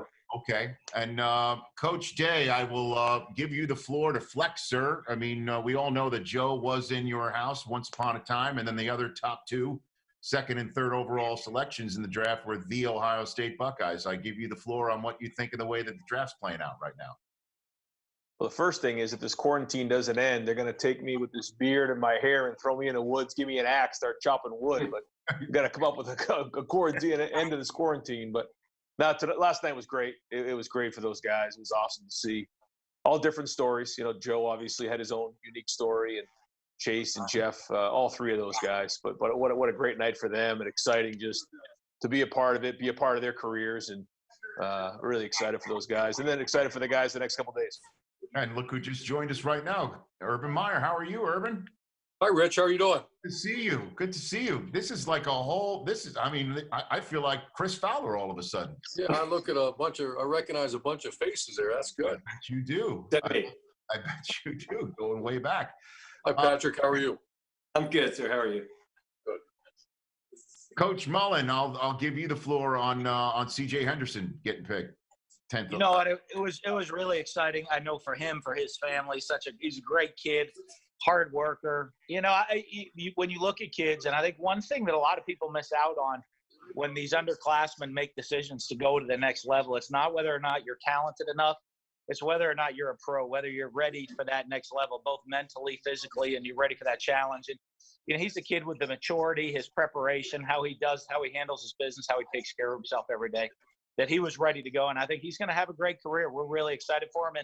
And he's right up the street, so it's great to have him in the backyard, and we can go watch him play if we on a bye weekend if we want to go up and see him. Yeah, but why didn't you let Isaiah Simmons play offense? Do you think he's going to try and convince Kingsbury to go out there and catch passes from Murray? What do you think? Best thing that ever happened to him is we moved him to defense pretty early. He was a wide out safety coming out, but he played the right spot. He didn't need a sixth position. He already had 5.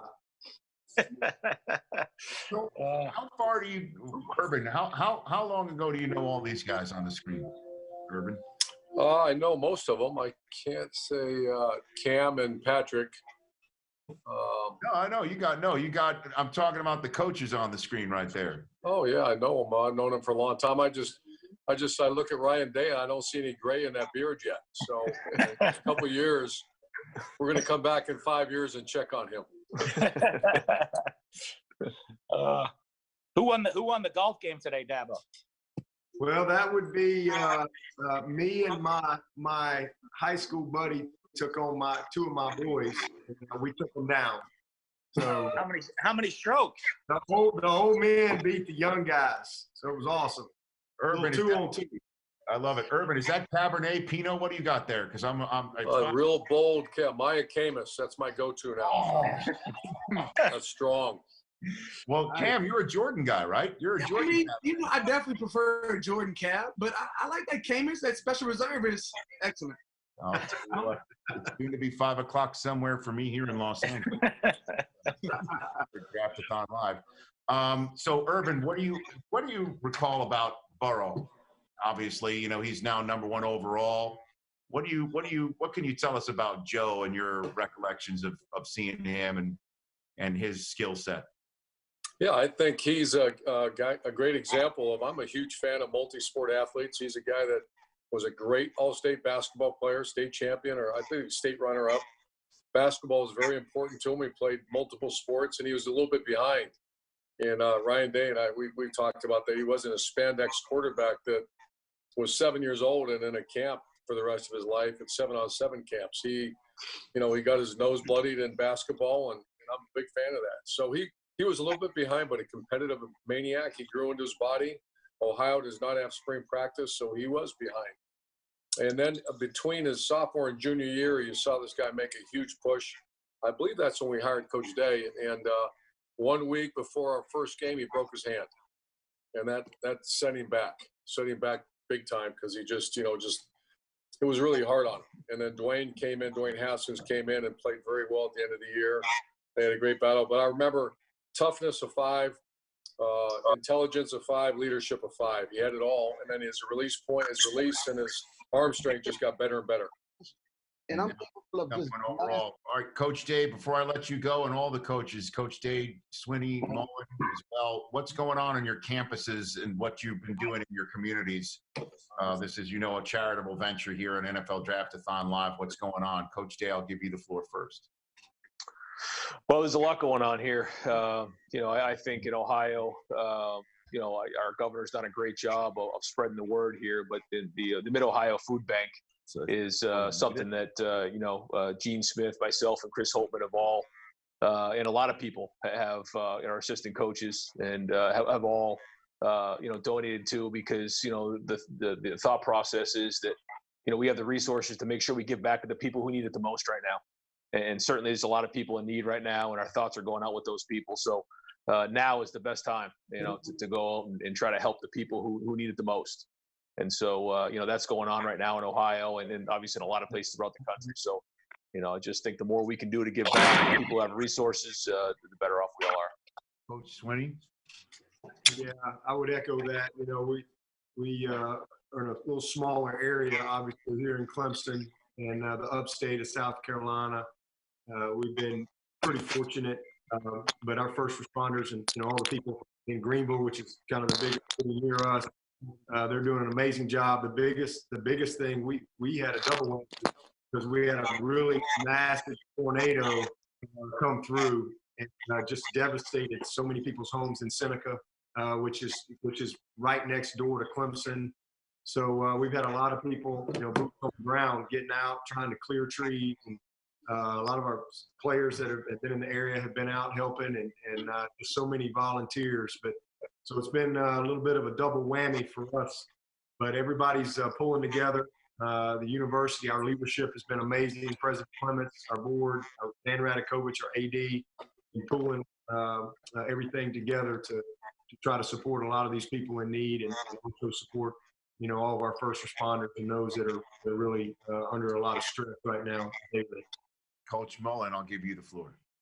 Well, I think the first campus is very quiet around the academic side of things right now, but over at our Shands Hospital system, the UF Shands Hospital System is one of the largest hospitals in the state of Florida. And I thank everybody, all the hard work everyone's doing there, trying to keep people healthy.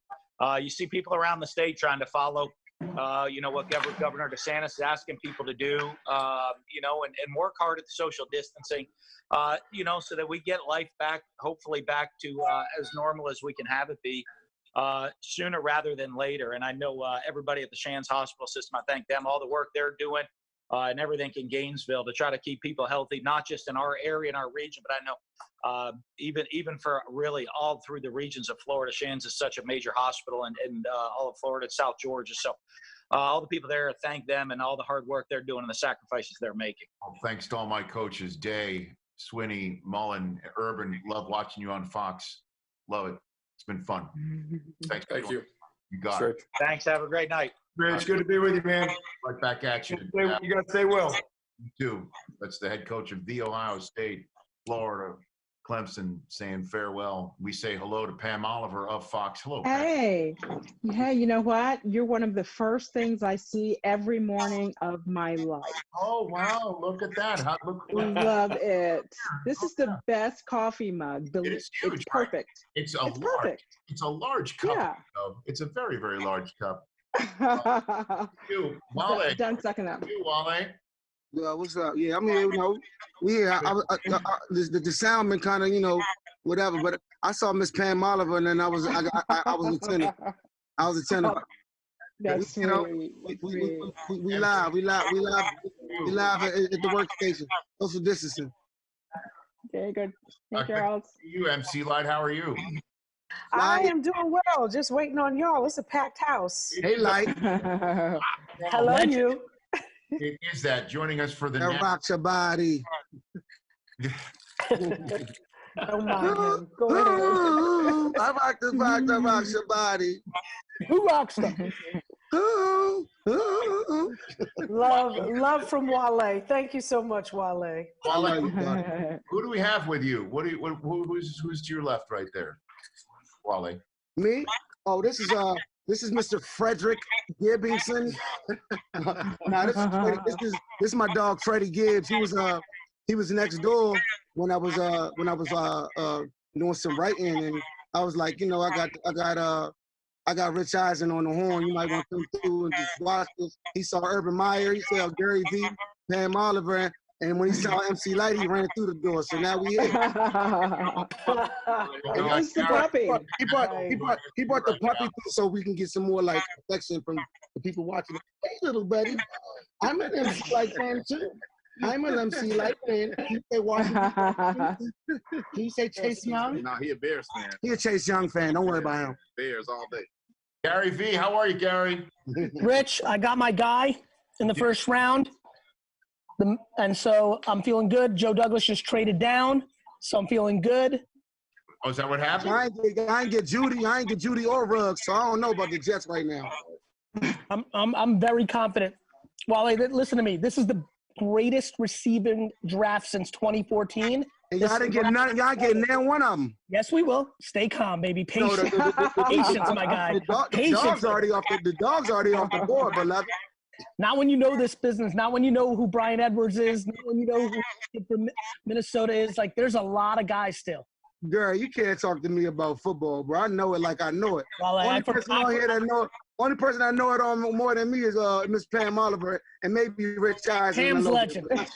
Well, I promise you, Pam, you and Rich didn't speak to 150 kids in this draft like I did. So be careful what you walk into. Yeah, but guess what?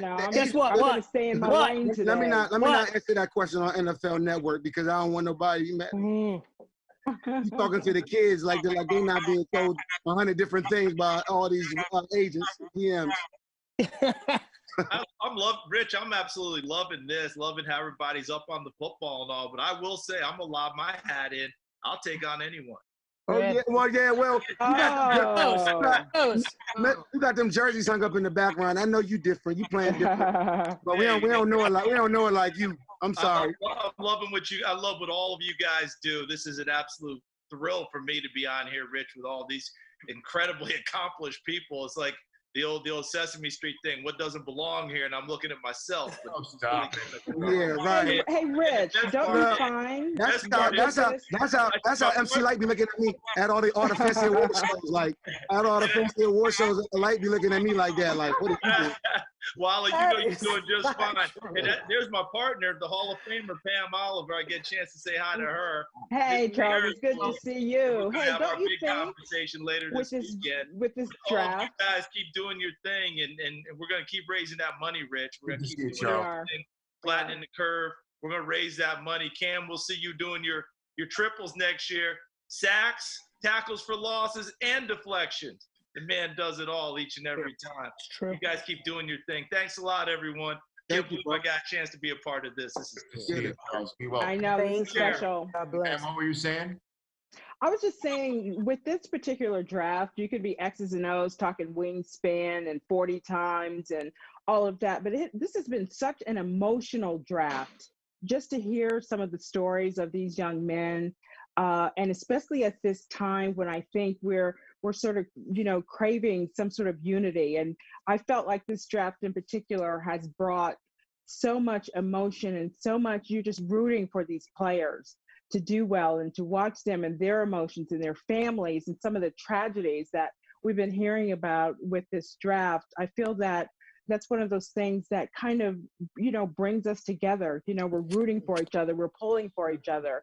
Here in Georgia, the governor decided that he's just going to open the state, and that's been very controversial. And a lot of things are going on with that. But it's nice to kind of step away from that.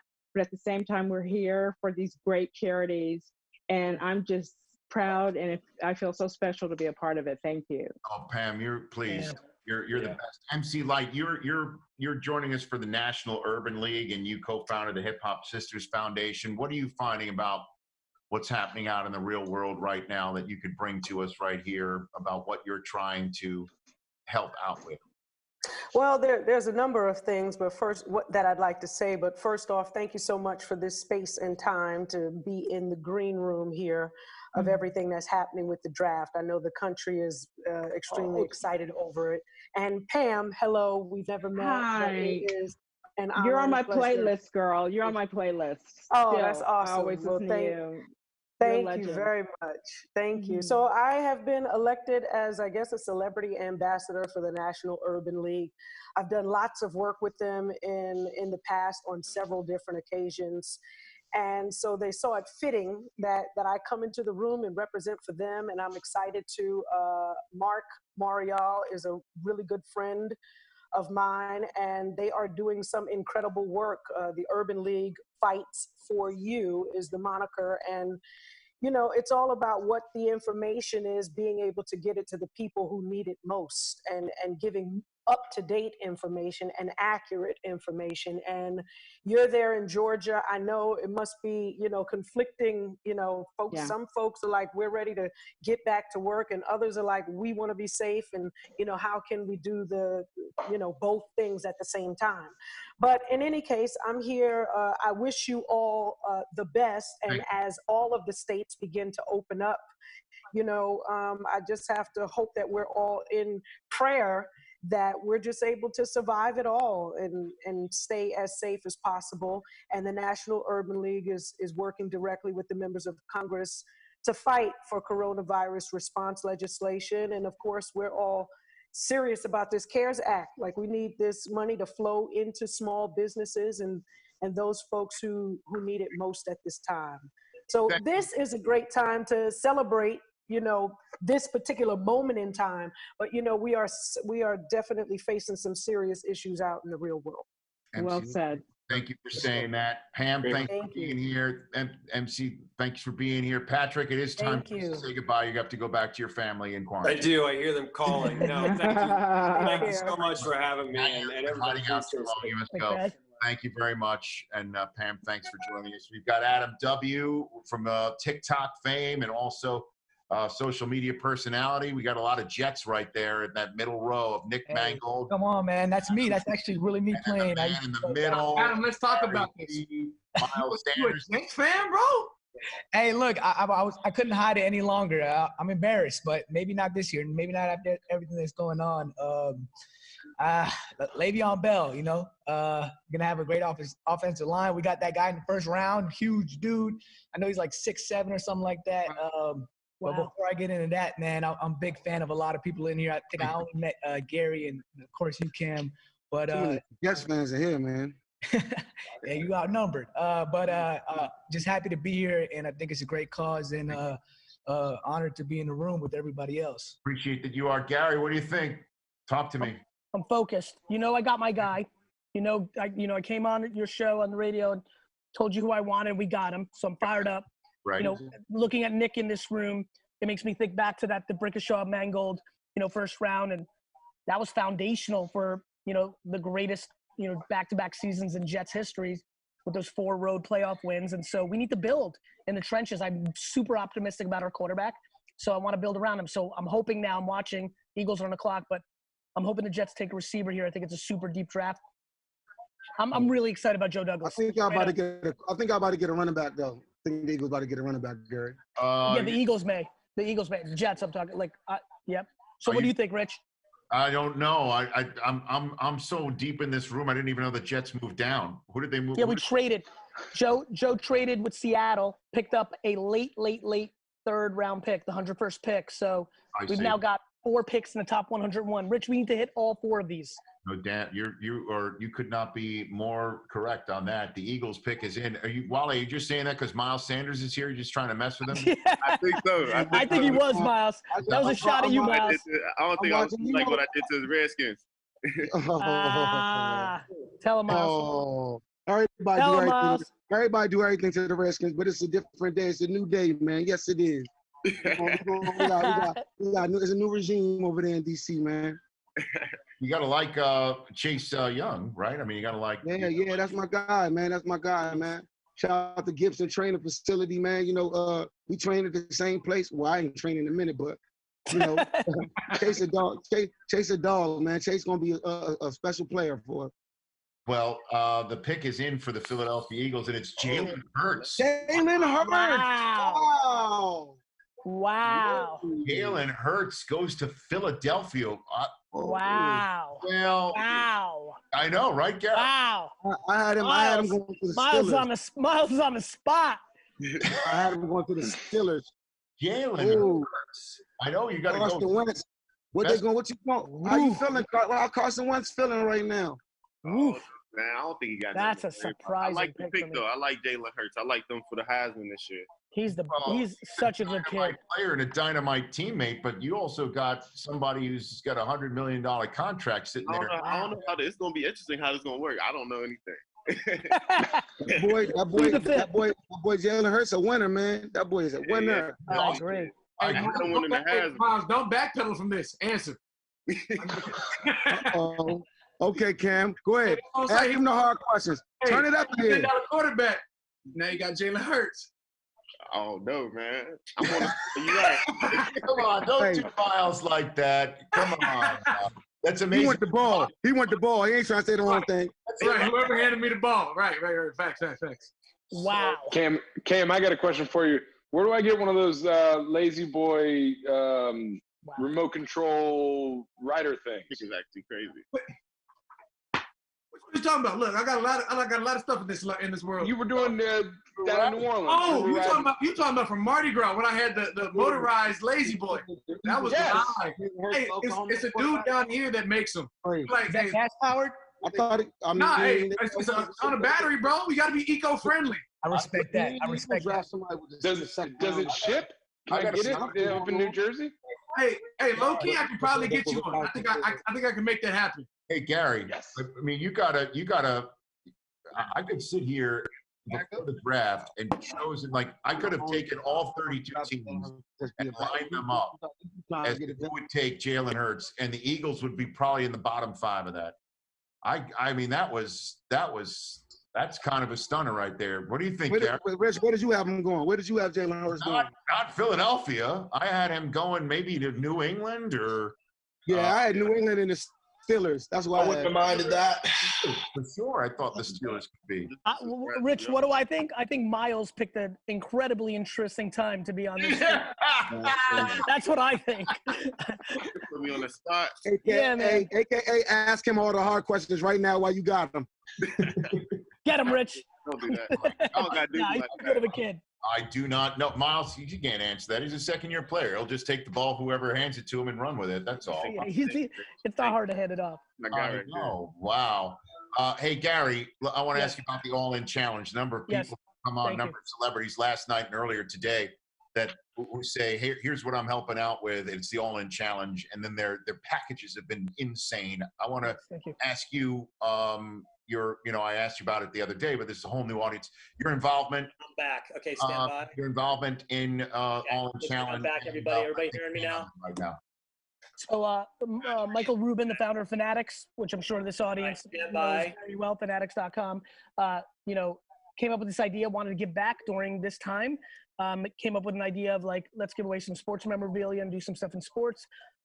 Grabbed his friend Alan Tisch, and they came up with it a couple days in. They reached out to me. They're like, hey, can we get some help from you on this? We want to raise some money to feed the hungry. Here's the issue with the food population. And so we kind of started putting it together. We expanded it to experiences. And in less than 9 days, we raised almost $20 million on allinchallenge.com. The packages are ridiculous. Tom Brady, even though I hate him, has put together an unbelievable package. First game in Tampa, he'll fly you out there. After the game, he'll take you out to dinner and give you his cleats and jersey. Mark Cuban's giving you a one-day contract to the Mavericks. I see a lot of people in this room who'd probably want to suit up. Even the professional football players suit up for an NBA game once in their life. So a one-day contract for the Mavs. Leonardo DiCaprio and Scorsese are putting you in their film with a speaking line. So there's just crazy, crazy stuff. So please go to allinchallenge.com. $10 raffle tickets. We're giving all the proceeds, 100% of the proceeds, to the 4 leading charities that are feeding the hungry, especially the elderly and the children that rely on school lunches. So I've been 18 hours a day on it, getting packages, promoting it, making sure people know about it. So I appreciate you bringing it up, Rich. Oh, please. You're the man, Gary. I know you got clients that are going to be picked. If not tonight, then tomorrow too. So I know you got stuff to go to. Thanks for joining, Gary. You're the man. I appreciate it. I wish everybody well. Cam, keep doing it. I love you, bro. Nick, I love you forever. Watch every snap. Yeah, Gary, I'll talk to you soon. But Gary, about this acting role though. Cam, I saw you light up. Kevin Hart's got a package for a film. A lot of people giving away roles. Miles, keep doing it down there, man. Adam, I DM'd you. We'll talk. Yeah, for sure. I need you in this challenge, but that Patriots jersey kills me every time. Every time. All right, Rich, thank you so much. Take care, everyone. Gary, take care. And you be well, Nick Mangold. And Miles Sanders, you are free to go. All right. Say hi to Jalen Hurts for me. They tried to get me on here, man. Say hi. And Adam, thanks for joining too. Really appreciate you lending your platform. We're all over TikTok here tonight. Thank you, man. Thank you. Appreciate it. I'll catch you guys later. You got it. That's Adam W. Let me get that couch, that motor couch, Cam. I'm gonna DM you about that. Hey, hit me, bro. You know I got the connects. Hey, I heard. I got you. All right, that's Adam W. And joining us right now, good to see you. FaZe Clan, how are you? What up, my man? What's going on? And also great to see DJ Ski. How are you, sir? I'm great, Rich. How are you, man? I'm doing well. I see a Vikings logo behind you, a Vikings helmet. So therefore, I'm going to just stick with the fact that you're a Vikings fan. Yeah, you know I'm loyal. I've lived in LA for almost 20 years, and I'm still sticking with my hometown team. So, okay, you know we got it. This is our year, right? After this draft, we got a receiver, another receiver now. We just drafted a D-back. I'm feeling all right. Okay, and you know I got no problems with anything Vikings up in here. You know, I know that. You know I'm born in Minnesota, so I got some love for them too, right? Your legacy. Yeah, exactly. Go. You kid, so I can't fight it. It's in your blood, Cam. It's in your blood, Cam. I love it. I love it. Phenomenal. Just get the hell out of my way in the playoffs. It'd be even better. But it's time for me to say go blue to Cesar Ruiz. How are you, sir? Chris, how you doing? I'm doing good. You mean to say welcome to Who Dat Nation, Cesar Ruiz? Come on. I'll say it. What's up, little bro? What's up, Cam? Hanging, man. Hey, I seen all your dancing, bro. That's awesome. But that's a fine system in the offensive line, big fella. You'll learn soon enough. You'll learn soon enough. We're saying hello. We're also saying hello to Jadakiss. How are you, sir? How you doing today? I'm great. That's an Eric Dickerson throwback. I thought you're a New Yorker. Yeah, no, I'm a New Yorker for life, to the heart. But you know, I just like the throwback. You know what I mean? Puts me in the football spirit. Since the only sports we had in a long time is the draft right now. So I just pulled out the Eric Dickerson out the closet for the event. This has been a heck of a draft so far. We're 54 picks into it right now. And we've seen some surprises tonight with Jalen Hurts going to the Philadelphia Eagles. That was quite something. I know. I was really quite something. As Cole Bennett is joining us right now here in our the founder of Lyrical Lemonade joining me here, 2.4 million Instagram followers joining us right here on NFL Draft Live. And one of oh my gosh, that's Jeff Daniels. How are you, Jeff? Rich, how are you, sir? It's a pleasure to have you here. And it's fantastic. How are you doing? I'm perfectly fine. I'm very happy with DeAndre Swift and for the Detroit Lions. It's exciting. It's finally we get some excitement. DeAndre Swift is. I was fired up for you. Would you call yourself a diehard Lions fan, Jeff? I am. I know people who are more obsessed than I am, but I do enjoy it. And yes, I am following the draft. So whatever that qualifies me for. What it qualifies you is a diehard fan of the Detroit Lions. Hoping there you go. This is the way things are turning. I do. I have a ball autographed by Joe Schmidt and Barry Sanders and Charlie Sanders and Doug English and Jason Hansen. So it's pretty. I'm in. We had Barry just before. That was quite something. I want to go around the horde right here. FaZe, tell me about what's going on with the Fight Too Fun gaming tournament on Twitch. Raised a heck of a lot of money. Yeah, we're just trying to do our part for the COVID stuff. We're hosting a weekly Call of Duty Warzone tournament with some celebrities, some pro-am stuff, some pro Call of Duty players, some personalities on the game, rappers, athletes. Trying to do our part, raise money. Okay. Watch, it's cool. You guys should Do you need a hug with what's going on with the Tampa Bay Buccaneers taking all your iconic Patriots away from you? Honestly, no. There's no hard feelings. Honestly, Tom Brady is my father. He's breaking news. Long years of greatness and amazing memories, and you can't ask for much more from him. And I'm just happy that I'm happy if he's happy. I'm happy if Gronk's happy. I'm stoked. I'd be lying if I said I wasn't, rooting for them. They're on the other side of the. They're in. I don't know. I want to see him do good. There's no hard feelings. DJ, what's going on with you? What's happening with you? We're out here supporting. We're trying to give back to musicians, and we're doing a lot with Dash Radio. We're currently donating with the Grammy Foundation and Music Cares. So, trying to get back to all these musicians who can't work, who can't go out and make a living, as well as everybody involved in the whole music and touring industry. It's tough times. So we're out here trying to get through it, and also working with great companies like Providence St. Joseph Health, who've been a great partner with us. Just trying to help families in need and support, and at the same time get a little excitement with this draft and see what's going on, and be in the presence of you guys, and have some fun, man. Okay. Well, I appreciate you joining us, DJ. Thanks very much. DJ Ski right here. And FaZe, you're the man. Thanks for taking part in this today. Thanks for giving me the time, guys. Thank you, guys. Hold on, Cam. I got something for you. Hold on. Hold on a second. We have somebody. Hey, Cole, the Lyrical by Jordan, that collab was. I appreciate that, man. Thank you. Those was fire. That was fire too. That came out. Appreciate it. Crazy. By the way, for everybody that just joined us, Just to show you it's all love. Hold on. There you go. Had to support you great, you guys. Okay, look, we gotta have a 4 after that 9, and then then I appreciate it. It's all I got. I gotta get Orny to get me another one. Shout to him. Shout to Coach Payton too. Caesar, you guys are gonna enjoy it out there. He's got a million items. He's got to get the one that's 15 feet away. That's okay. That's very good. Good to see you, DJ. Good to see you, DJ. Take care, you guys. Have a great one. Y'all be safe. We got it. I've got some new friends just joining us. James White of the New England Patriots, one of the few who's not on the Tampa Bay Buccaneers now. Good to see you. How are you, sir? I'm doing great. How are you? Good. And how are you, Aaron Andrews? I'm good. I'm fine. Excited to see all you guys. Great job yesterday, Rich Eisen. Aaron Andrews, thanks for joining us here. Cole, I want to get to you. What's going on with you, sir? Nothing much, man. Just trying to stay positive and creative during all this. I'm working on a book. I'm working on a cartoon show, just trying to think outside the box and do things that I always wanted to do but never had time to do. Okay. And Jadakiss, how are you spending your time here?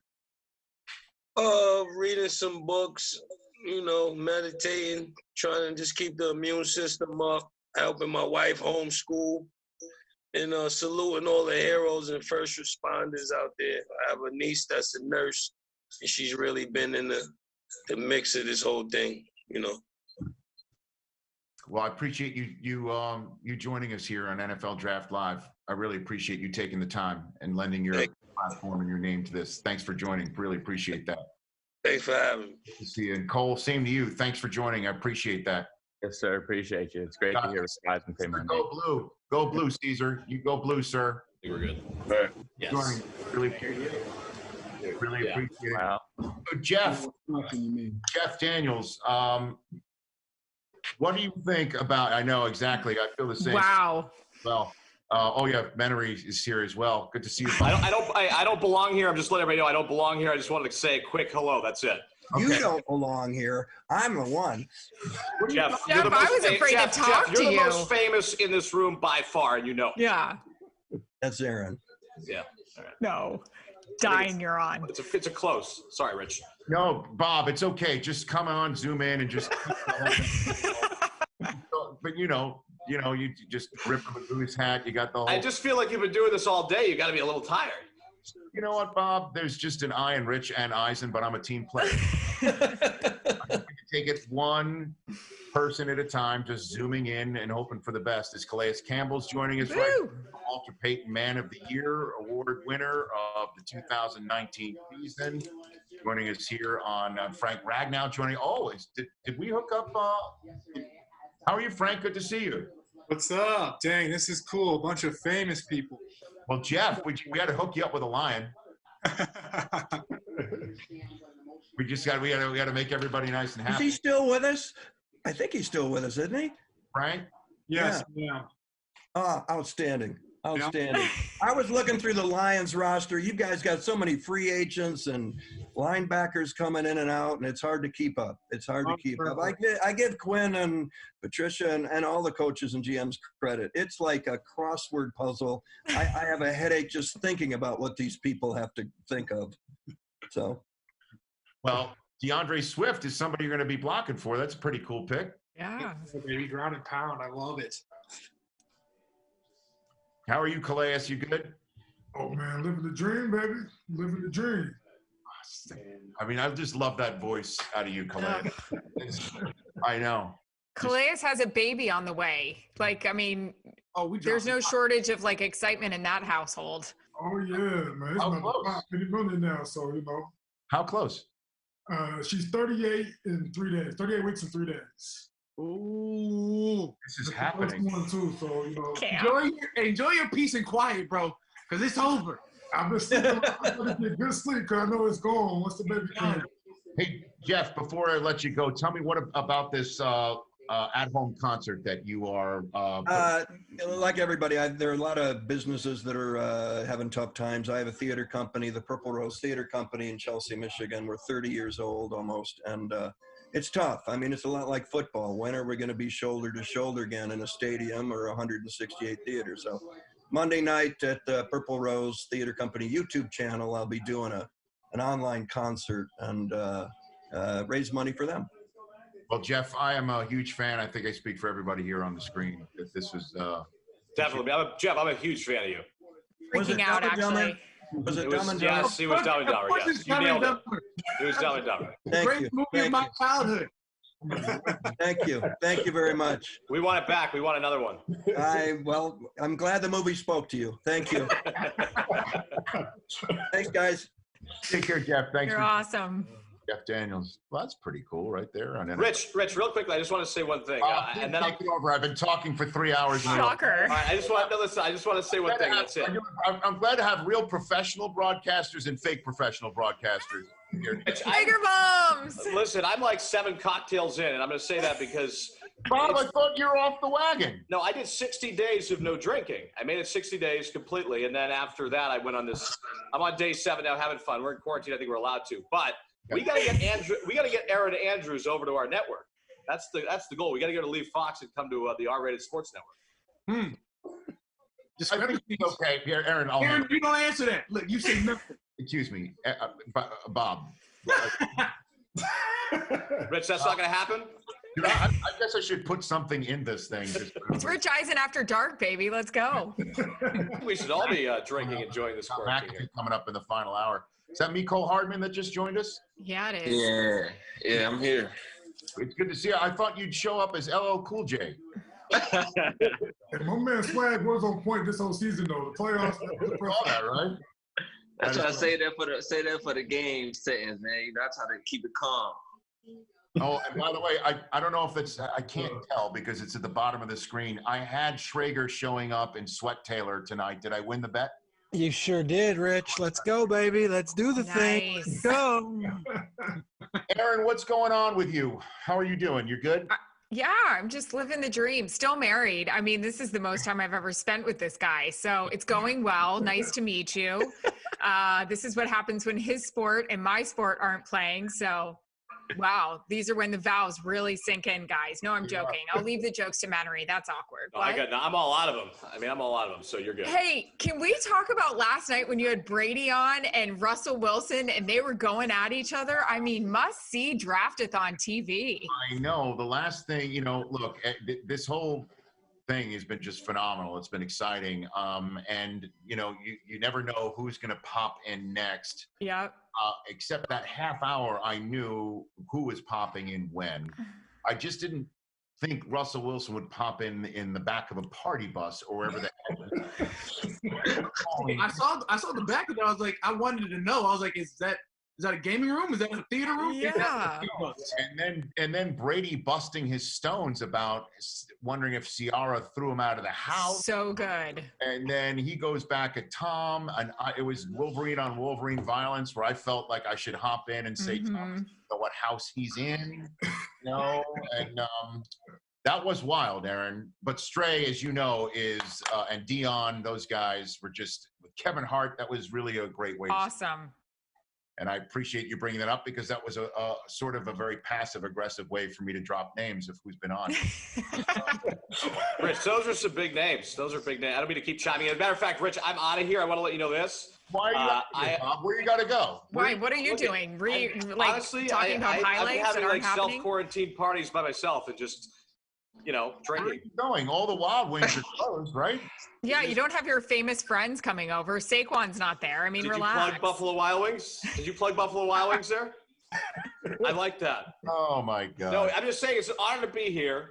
Yes. But I'm donating $10,000 to the relief fund because the NFL put me on here because we wanted to be the fans in the background. I messaged the NFL. I said, "Hey, can I be just the fan in the background?" Right. Because I just felt like, well, Goodell was doing it. The fans, like, we need to be a little more rallied up. You didn't think you were trustworthy enough to be They didn't think I was trustworthy enough. So they said, no, they shut it down. They said, option B, we're going to give you Rich Eisen. I was like, all right, I'll take it. Well, here's the neat thing is the commissioner announced tonight that every dollar that's raised at NFL.com/relief tonight is going to be doubled by the NFL. So you just gave $20,000. I'm not important enough to be here, so I'm going to bounce out, but $10,000 for me. Good to see you, Bob. Love you, Rich. Take care. Me to you. James White, what's going on in your world? That's who I want to hear from. Not much. I got a 7-month-old, so he's entertaining me all throughout the day. Him, my wife, working out as much as I can. Right. Going outside, running the backyard, got a treadmill, just trying to make the most of the situation. What do you have a baby at the beginning of the season? So, yeah. I missed the second game of the year, something like that. Yeah. Oh my gosh! Well, we were just talking to Menery. J.K. Dobbins got drafted by the Ravens. Look at that. With Mark Ingram? Teammate, you got a new teammate, Calais. Hey, real talk, man. We're getting better. Man, like I said, man, y'all gotta calm down, man. Y'all doing too much over there. Y'all just gotta calm it down a little bit, man. That's it. We was talking in the green room. I already told you how I feel, man. Hey, I'm much respect, man. I'm glad you got your ring right away. But I've been chasing this bad boy for 12 years, and I gotta get it. So I'm excited, man. I'm excited. J.K. Dobbins in that offense with Mark Ingram like that. That guy does not have a motor that stops. He is really good. Yeah, he kind of tore up Michigan there, Rich. Ragdoll. Frank, that's like Fight Club. We don't talk about that. Sorry, that's my bad. I don't know why you would bring that up, Frank. I know, but I guess maybe us talking about it makes us feel a little bit better in that regard. Hey, Rich, I bet you hate Appalachian State, don't you? With a passion, Calais. Yeah. Daniel Jeremiah played for Appalachian State and all that stuff. Oh yeah, with a passion. All right, Aaron, you good? Yeah, I'm looking to see what else is going on, see what other quarterbacks are ticked off right now. You're so cool. What about these Saints, though, and our one pick in the last 70 picks? Okay. Can we talk about, I want to talk about more important things. Sean's setup last night, because that's the thing. I mean, I don't mean to be HGTV over here, but that's what I've loved the most. But Sean with the Twizzlers and the pizza, I mean, my man, you just got over Corona. Let's go healthy, no? Hey, he had nothing but time in the lab. He probably had his playbook. He's been working out. Look, he looks slim and trim. He does look good. He's got a new hair stitch going on too, right, Cam? Whatever that cowlick situation. Well, I don't know. That's okay. We'll talk about that. Nothing compares to 007 of Arizona. I mean, he must have a 48. Different level. Oh my! But Triggs, you said McVay was coming in hot tonight, and I was like, "That's all he's got." Yeah, it was kind of a letdown. I was on a text chain with McVay and Kingsbury, and he was like, "I'm gonna one up you and all this stuff," and then we saw the setup from McVay, and I gotta tell you, wasn't that great? Wasn't that a little bit of a letdown? I know, Thousand Oaks, let's go. James, have you been in Belichick's Nantucket kitchen? Not yet. Last night, the doggy. James? No, I have not. All right. And you recall, I don't think you've ever been to the Andy Reid basement/gym. Nah. Andy Reid's draft setup with an elliptical behind him. Hey, Coach Reid does it big, man. I like Coach Reid. Everything he does. Right. All right. I just received a text from our producer T-Man that we have to take a break, and we'll be right back right here on NFL Draft-A-Thon Live. Hey everyone, it's Carolina Panthers running back Christian McCaffrey. Since I was drafted, Carolina's been my home, and I've been so inspired by the heroes I've seen in the last few weeks. I recently launched 22andU to support healthcare workers throughout the Carolinas and my hometown of Denver. My partners at Lowe's Home Improvement jumped in to help me launch the program, and I want to say thank you to them and everybody's hard work on the front lines. Lowe's 300,000 associates are working hard to keep our homes working for us, because home is what unites us. Lowe's has committed more than $170 million to COVID-19 relief efforts, and today I'm asking for your help. Please make sure you head over to NFL.com/relief to help the NFL continue to support local communities everywhere. Be safe and keep pounding. Hey guys, it's Zach Ertz here, and I remember my draft weekend like it was yesterday, so I just want to say good luck to all the guys going through it right now. And it's been an honor over the years to partner with Campbell's Chunky Soup. And recently, the Ertz Family Foundation, as well as the Chunky team, teamed up with Phil Abundance Food Bank right here in Philadelphia. And we are committed to being a part of the solution of all the trying times going on right now. And we want you to be a part of the solution as well, so we'd love for you to consider donating right now. Everything matters during this time. And so now I want to send it over to Mark Klaus, CEO of Campbell's, and of course, Fly Eagles Fly, baby. Thanks, Zach. It's an honor for everyone at Campbell to work with you, the Ertz Family Foundation, and the NFL to ensure that we're providing food and comfort to those that need it most in Philadelphia and all of our hometowns. I want to thank Campbell employees and their families, especially those in the plants and in the stores who are making sure there's food on America's tables every day. In honor of these heroes, Campbell's is donating $500,000 to Feeding America, bringing our total support to $4 million for communities across North America. Please join us and donate what you can. Visit NFL.com/relief to learn more. And Zach, I'm looking forward to seeing you and 70,000 of our closest friends at the link very soon. There's a special bond between NFL players and the fans. A bond that begins from the moment we're drafted. You supported us through the good times and the tough ones. It's our turn to have your backs. We're coming together as former winners and nominees of the Walter Payton NFL Man of the Year Award, presented by Nationwide, to raise money for the COVID-19 relief efforts. Through this year's NFL Draft-A-Thon, we invite anyone who can contribute to do the same. Let's be good teammates to one another. We're all in this together. We all can make a difference. We got this. We got this. We got this. We got this. We got this. We got this.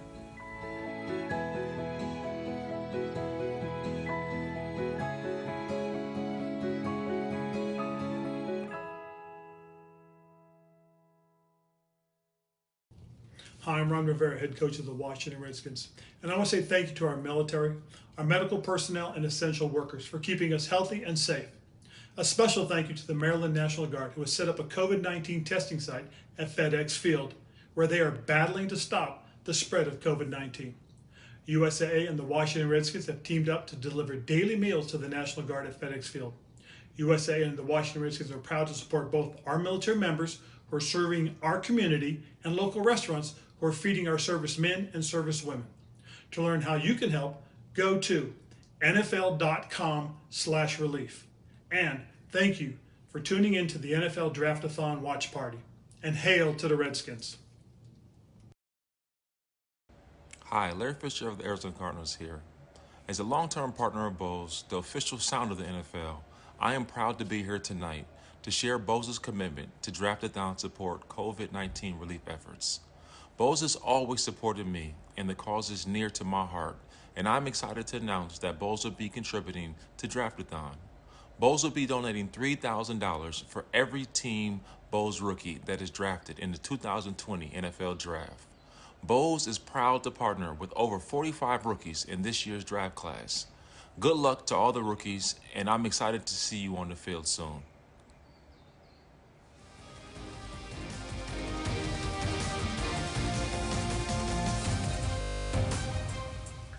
We're back.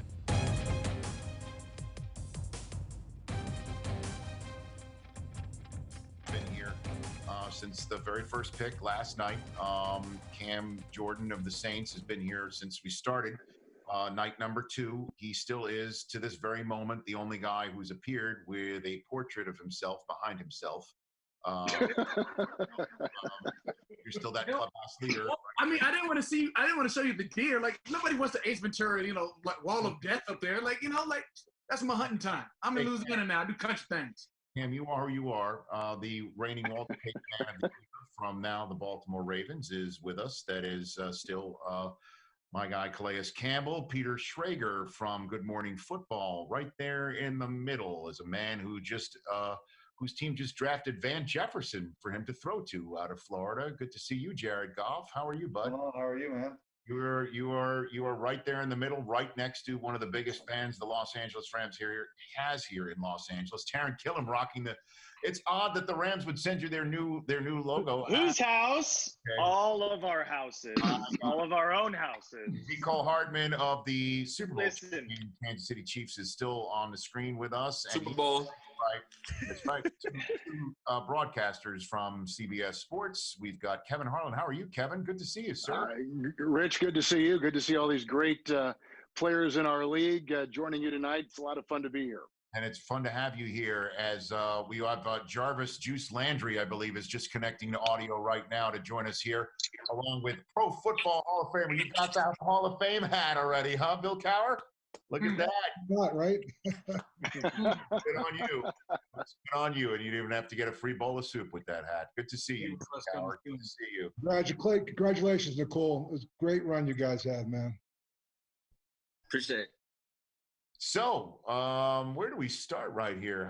Jared, how long has the mustache been going on? How long has it been? All of quarantine, I've been growing it out. I actually I put a little Just for Men in it, so it gets a little darker for everyone to see. Come on.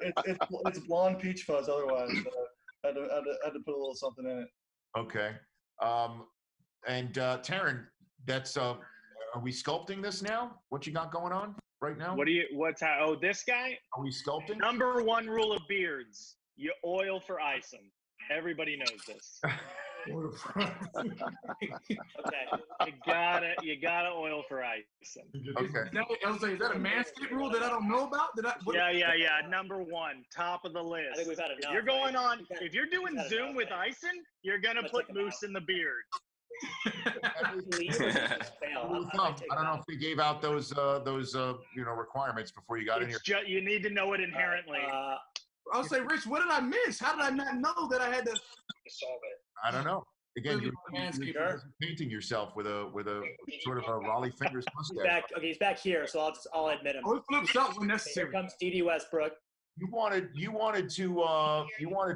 supposed to go, but as soon as you saw Jared Goff here, you wanted to stay, Cam. Absolutely. Look, go Bears, baby. Bears.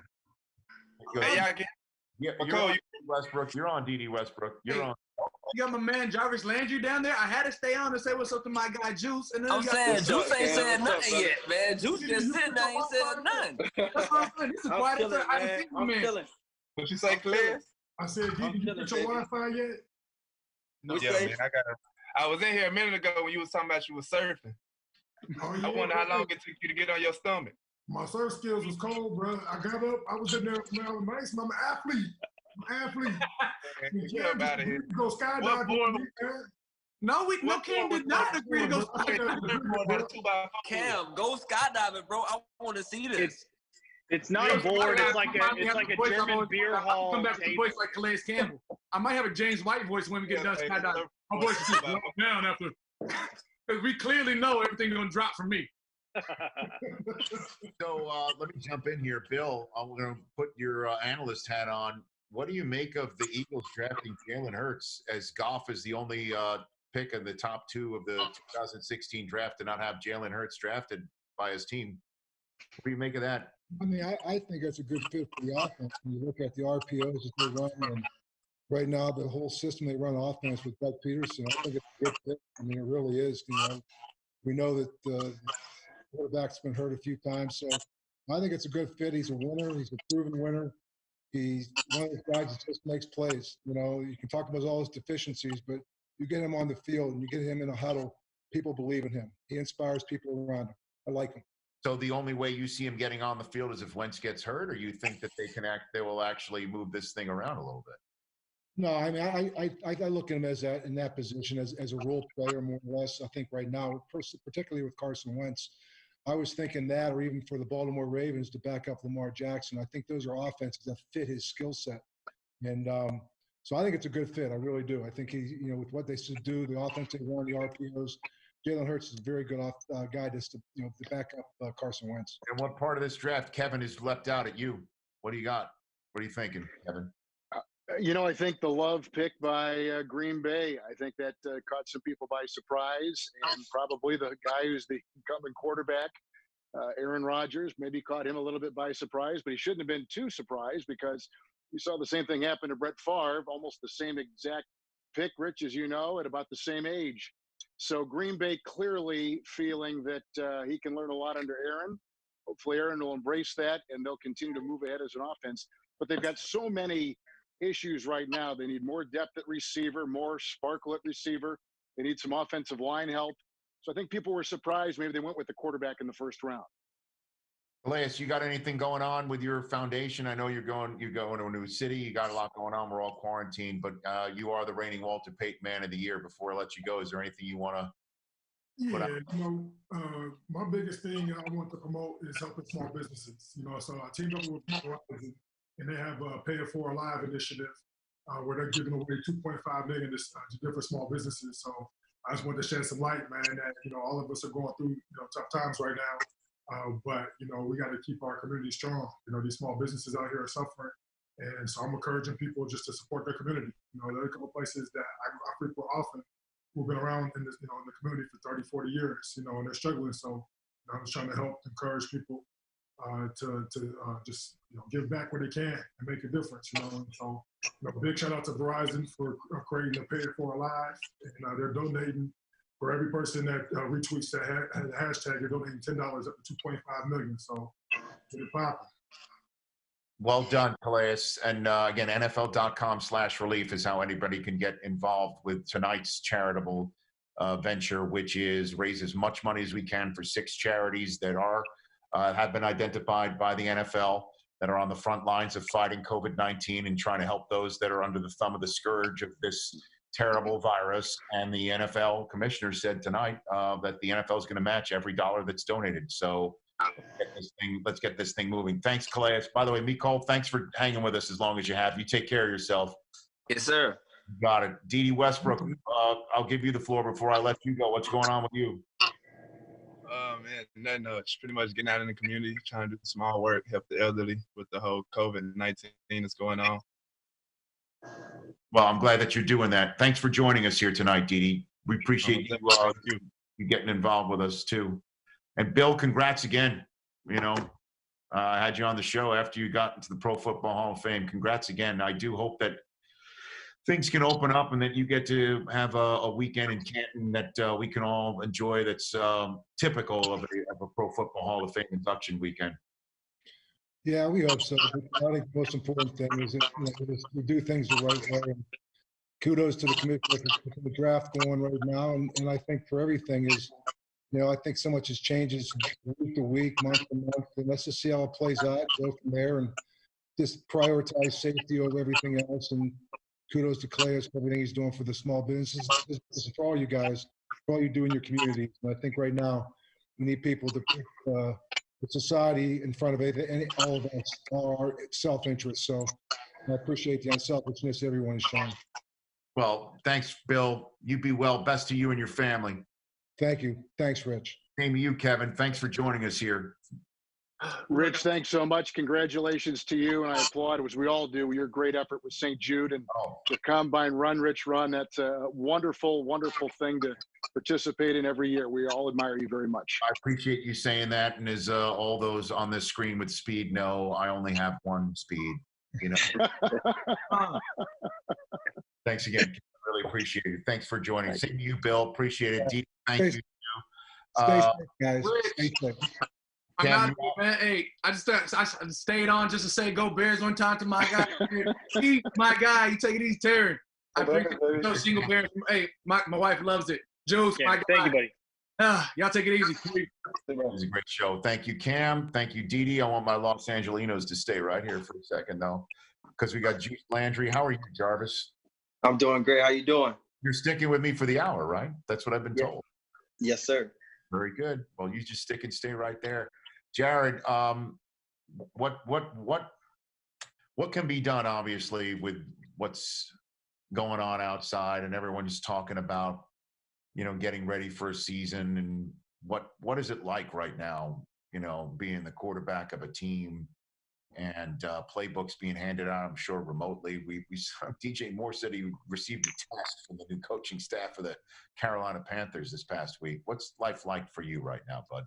Yeah, it's crazy. I think it's crazy for everyone. I know I'm not the only one, and I think it's our job to kind of look over the less fortunate right now, and myself and a lot of other people in this chat right now are in a position to do that. And being in that position, I think you don't take lightly, and it's a platform that you have to take advantage of. And fortunately, I was able to partner with Andrew Whitworth earlier the month and do a donation with LA Food Bank, and we're proud of that. We're proud to be able to give back, and happy to be able to help the community. You're a good man. And just you guys stay right there, because as you just saw at the bottom of your screen, I want to introduce Sherry Neely and daughter Kira. How are you guys doing on NFL Draft Live? We're doing great. Thanks so much for having us. Will you tell everybody your story and why you're with us tonight, please? Sure.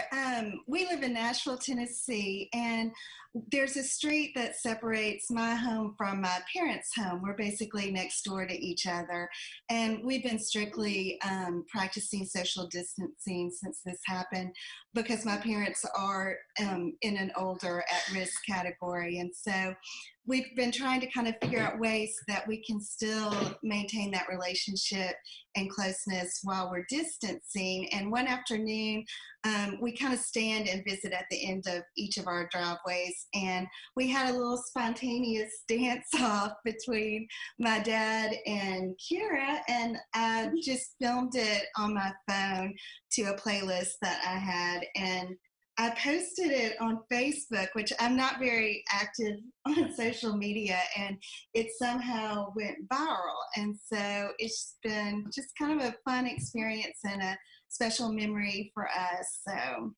what's it like been for you, Kira? Looks like you're ready to dance right now. I know. What do you think about it? It's fun. That's so cool. Yeah. So does your dad know it's gone viral too?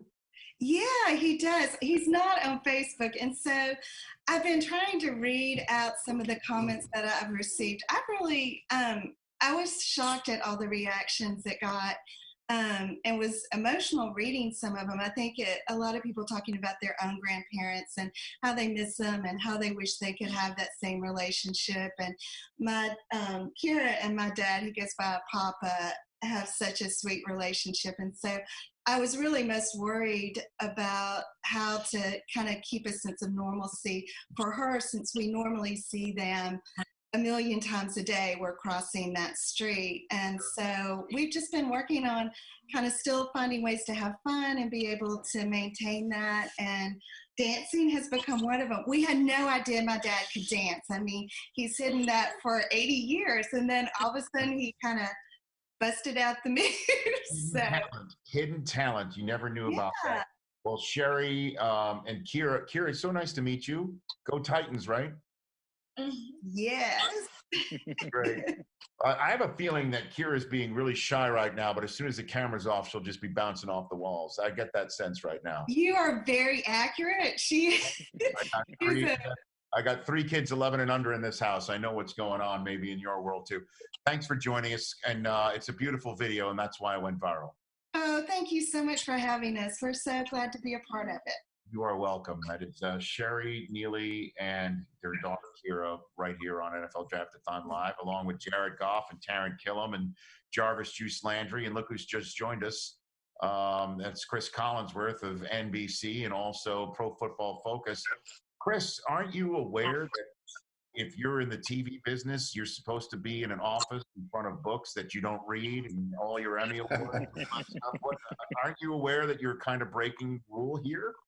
I don't have one quite as pretty as the one over your left shoulder of you breaking the tape in the 40-yard dash. If I had anything that even closely resembled $1 million smile as you cross that finish line. Actually, hold on a second.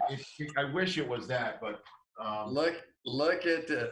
No, over your left shoulder. That's my butt. Yeah. Oh, well, that one we all know. We're sick of hearing about Michigan. Seriously, all of us.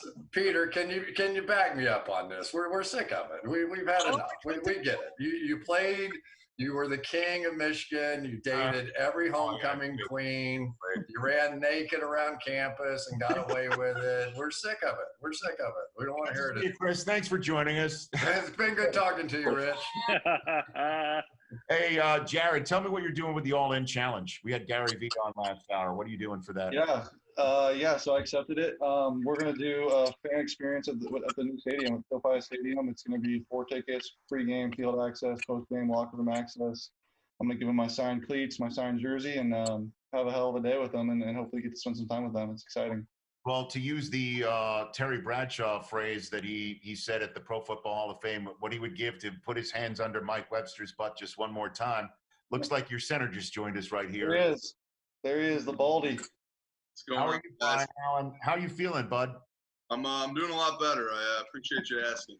Of course. Can you walk us through, again, you got Taryn Killam, a big fan of yours. And huge fan, man. Peter Schrager of Good Morning Football, Jarvis Juice Landry, who we're going to get to. And you can chime in anytime you want, Jarvis. You know that. Come on. You got that mic. Jarvis. I know you got something to say. I'm chilling. He is in shadow. He is in shadow, and he is shooting vertical. He is hanging out. He's playing it cool. Shooting vertical. Sir. He is doing that. Brian, when did you realize something was up with you, that you needed to be tested, you weren't feeling well or something like that? Yeah, the first symptom I felt was that, I immediately lost all sense of smell. I just woke up one morning, felt completely fine, and I went to eat breakfast and I washed my hands and couldn't smell anything. So that was kind of the first thing. And I didn't even realize that was a symptom until, a couple days in. So I was actually going to go in and hopefully see an ENT about it just because I couldn't smell anything. So, and then once I had shared that, they had mentioned that that's kind of one of the big symptoms in younger people right now. So from there, I, went forward and got tested and found out that I was, a person with the virus. So what would you want people to know about? Just honestly, if you do have it, follow what everyone says and, do your part and, staying home and, being careful with just having the virus. It's something that, not something to joke about, obviously. And, if you do feel, a symptom like that, ask. Don't keep going outside and thinking you'll be all right and, tough through it like it's another thing because it can hurt people. And, just keep educating yourself about it and, just be aware. Well, hey Brian, can I ask a question actually? Yeah. What is sort of the outpatient follow-up? Obviously they're drawing blood. Are they asking you about sort of where you've been and how to track it to how you might have caught it in the first place? Are they doing stuff like follow-up stuff like that? No, not really. And to be honest, I'm not even going to test to see if I'm negative or not. I've just had the symptoms for so long that, they've had a lot of positive negatives or false positives, vice versa. So I've tested a couple times and every time's been positive, but I'm so far removed from my, initial symptoms that, they just figured I'm not contagious anymore. And, I've gotten a bunch of doctors telling me that I'm good to go. So, and, as far as going forward now, there really isn't much else to do other than, I'm in the process of donating plasma. So you got to wait 28 days for that. So I'm right around there. And, hopefully next week sometime I'll be able to do that so they can use that for someone who needs it. Yeah, I know that's what Sean Payton did just last week because he was about, as you point out, about 28 days removed. So, Brian, I really appreciate you joining us and sharing your story like that. And I'm glad it didn't get nearly as dire as it got for Tony Baselli, who joined us in the first hour. And thank God, knock on wood, everything's fine with him. Right now, Brian Allen, Taryn Killam, love you, man. You take care of yourself. Love you too, buddy. Thank you for having me. Go Rams. Good to see you. Thank you, man. Appreciate it. Covert Pro Football class, the whole thing class of 2020 is just joining us now live, and we'll get to you in a second, Jim. Chris, what did you make of the drafting of Jalen Hurts by the Eagles about 30 minutes ago? I think college football is starting to take over, don't you? I mean, it's like everybody wants that Taysom Hill kind of package. And I kind of understand it from the standpoint that it steals practice time away, from a defense as they're trying to get ready for it, to make you Taysom Hill and Drew Brees, right? Two completely different systems, and you kind of force some things. I was surprised that I shouldn't have been. One is that Jalen has been one of the most accurate quarterbacks in college football. I mean, as our PFF rankings have him, is, I want to say 2 or 3, somewhere fairly high up the list. So I think the ability to run the way that he runs and to be sort of more of a quarterback-ish coming into it than Taysom Hill was, I think people have just watched enough of those Saints games to say, there's something to this, right? Lamar Jackson's the MVP of the league here. So there is definitely something to the ability to scare defenses from the quarterback position of running. And the more college football we watch, that's really all you see. And then I'd be remiss if I didn't ask you about last night's drafting of Jordan Love. What do you think of that? I wouldn't want to be Aaron Rodgers' baseball hat right now, because you might be on fire. I think that you have to look at this thing as, okay, they have a 4-year plan or whatever, but just as we saw with Ben Roethlisberger a couple of years ago when they took a quarterback, these guys know their time is short. Their opportunity is short. And they got close last year, but not quite there. And so now you're missing the opportunity to take a receiver, a lineman, a good defender, a middle linebacker, whoever it is that they would have ended up taking, and enhance that chance to take that next step the next year. And instead, you're building for something that's going to help, if at all, after you're already gone. And from those quarterbacks, as they're watching that clock tick, that is frustrating as heck for those guys. I know he must have gone crazy if he had any advance notice of it at all. And then when you consider they traded up to do it, right, he's not going to be happy about it. And I know, what have you done with the Good Food Challenge, Chris, before I let you go? Yeah, working with Smithfield and PFF and my family and everybody, giving about $50,000 to a program that is donating 40 million meals across the country. So Smithfield doing a tremendous job with that, and over 200 food banks involved around the country, and certainly one in Cincinnati that I care a lot about. So we're really excited and thrilled to do that. Hopefully, to God, nobody in America ever goes hungry. So we just wanted to do our small part. Well done, Chris. Thanks for joining. We'll see you down the road. Thanks for being here tonight. All right, Rich. Have fun. Thanks for doing this, buddy. Of course. That's Chris Collinsworth. And we say go blue to Tracy Wilson of CBS. I see that Bach M that you got on your hat right there. I did it just for you, Rich. Greatly appreciate that. Thanks for joining us here, Tracy. And I do want to say hello to Jimbo Covert. How are you? Congratulations on the Hall of Fame, bud. Sir? Thank you, Rich. I appreciate it. How you doing? What's going on in your life, in your world? Well, you can see I got the quarantine beard on, so as we all do. But looking forward to getting back to work. I've been down in Florida and just kind of sheltering down here and just taking all these Zoom meetings. So I'm getting pretty good at the Zoom stuff. But it's been kind of frustrating, but I think we'll all get back to work here pretty soon. I hope so soon. I hope so, all of us. Who'd you think of when you got in the Hall of Fame? When you got that call? What'd you think of? Oh, wow. I just think, waiting that long as I did and being a senior candidate and waiting for 26 years, I think you just kind of, when you get that call, your whole life flashes in front of you in about a second, and you think about your parents and your wife and kids and teammates and everything. So it was a pretty special moment, and it's just all the emotions come running in. But I'm looking forward to this summer. I'm hoping we're going to be able to have a induction, and we'll see what happens, but I'm sure the Hall of Fame will make it special anyway. They do it. Well, even if it is, I don't know, I shouldn't say this stuff, but even if there is no ceremony this year, you can still make a speech any other year. You know what I'm saying? Like the podium will still be there.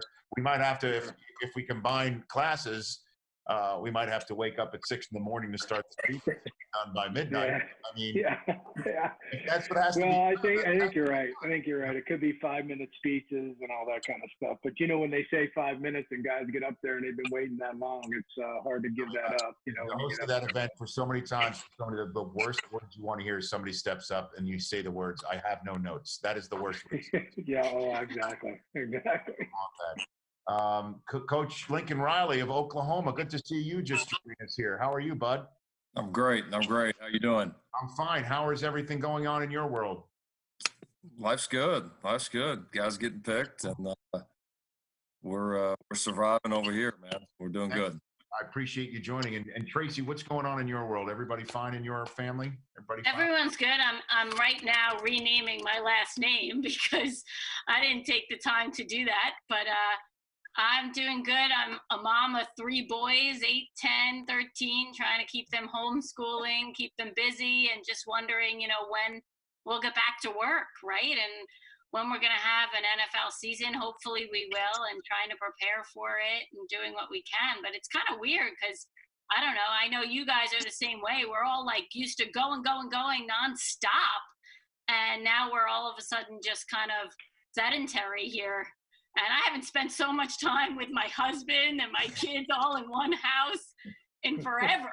So it's certainly a challenge, but it has been the silver lining of being able to spend that quality time as a family. And that we're all, happy and healthy. Peter, you've been sitting there. You take the floor for a second. Go for it. You must have a question. As Moose just joined us right here, and Lincoln Riley has been again sending a whole bunch of players to the next level once again. Moose, I want to say hello. Lincoln, I'm going to ask you a question. Welcome, Coach. Obviously, Jalen Hurts just got drafted, but I want to go to yesterday.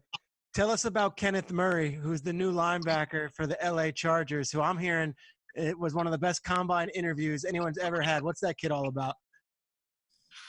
And he's a deep kid. He's an unbelievable family story. It's been written about a lot over the past several weeks. Raised by 2 great parents and a kid that is just mature beyond his years. Incredibly selfless. Just one of the best team players that I've ever been around. One of the most driven individuals I've ever been around. And you combine that with a very special God-given talent, you get a pretty good football player. So he's a special one. We'll definitely miss him, but the fans in LA are going to love him. And I'd ask about the other player too, CD Lamb going to the Cowboys. Were you surprised he slipped all the way to 17? Man, I've been through enough of these with our guys the last few years. You never know. So I don't go in with expectations. I know. I was glad it worked out for him. Get a chance to go into an already explosive offense, and he's gonna make him better. But yeah, he's a complete player, a guy that honestly I didn't worry much about anywhere he went as long as he went with a capable quarterback, because the guy can play. He can do so much. You see what he's like after the catch, a dynamic route runner, versatile, can play inside, outside. We obviously had a lot of fun and did a lot of fun things with him, and the Cowboys are definitely going to love him.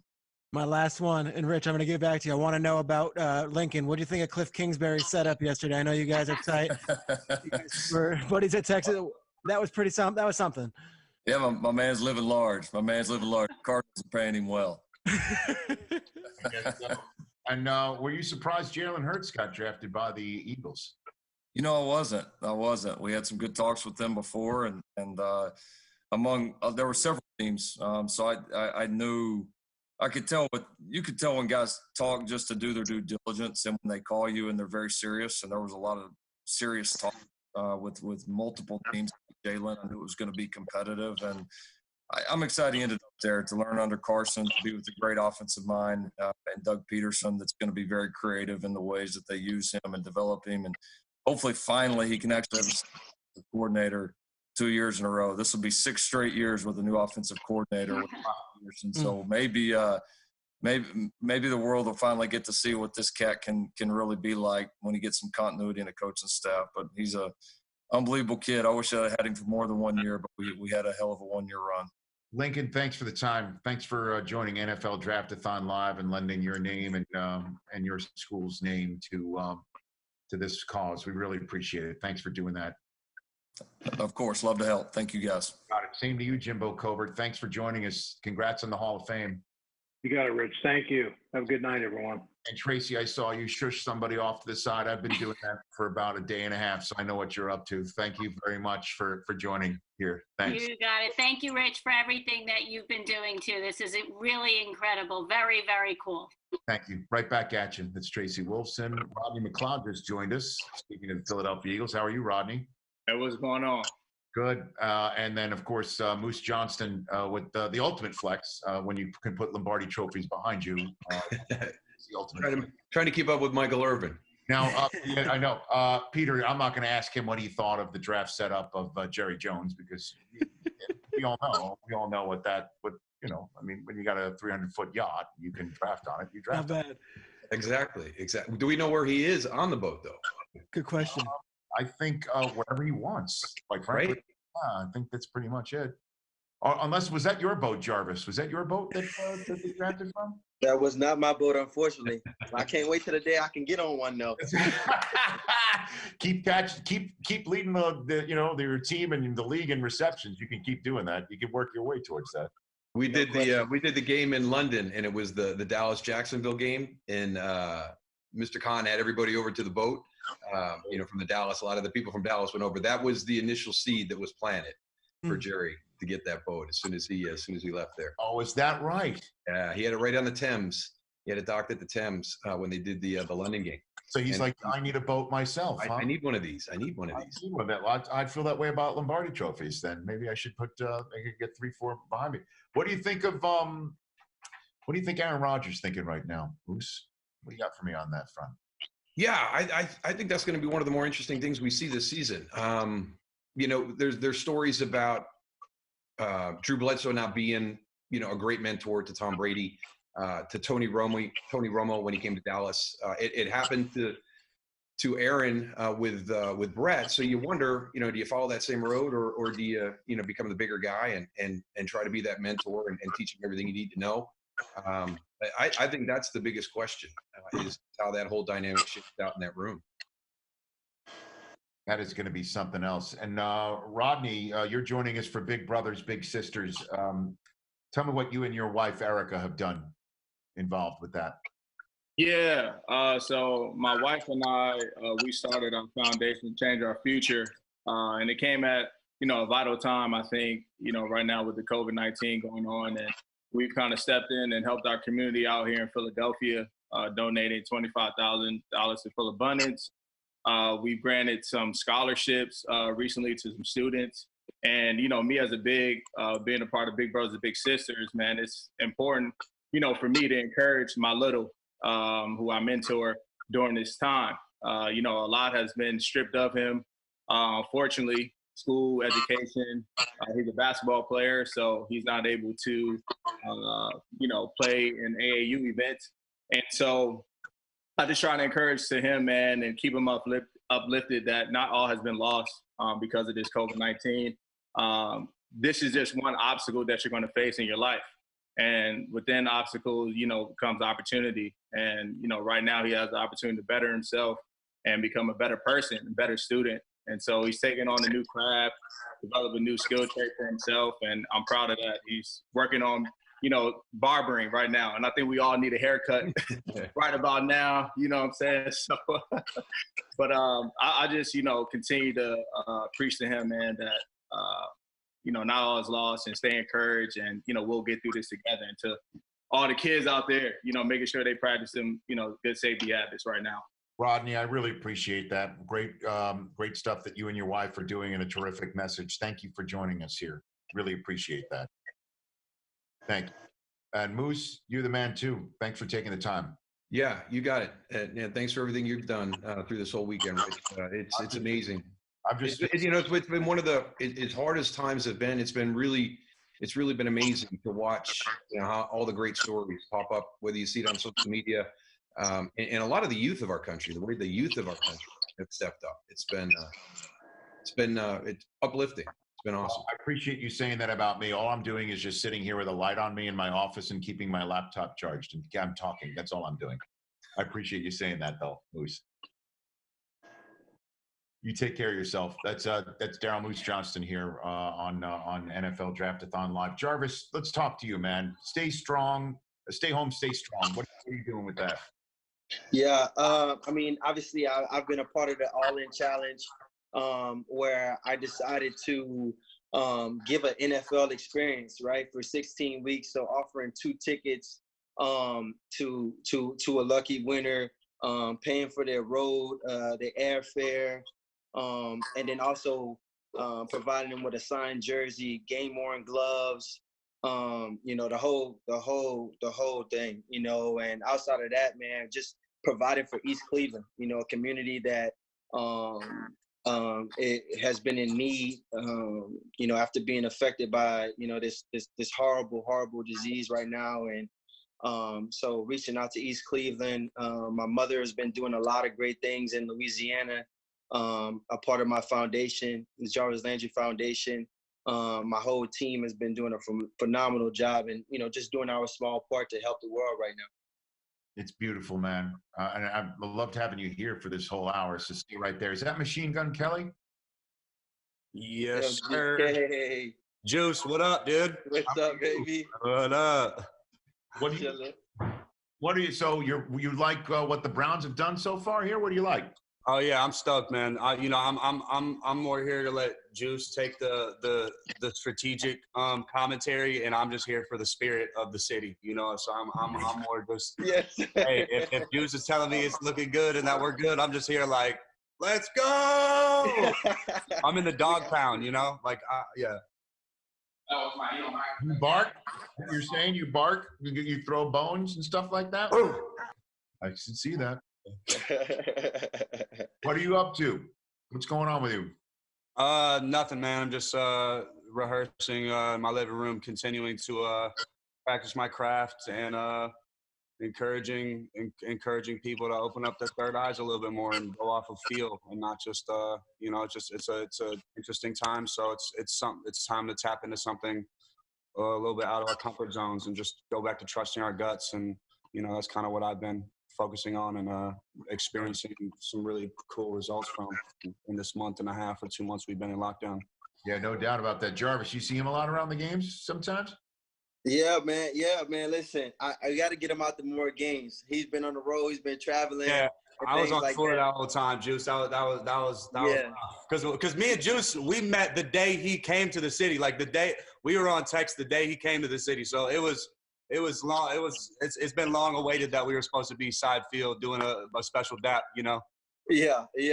We ain't gonna let you slide this year. You better be there for sure. No, it looks like my schedule is cleared for the year. So I'm good.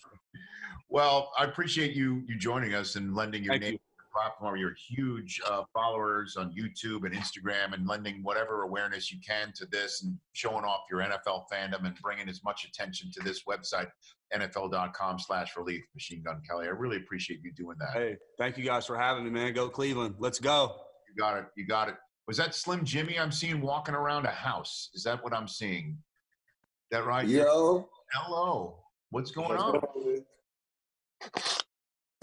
What's going on?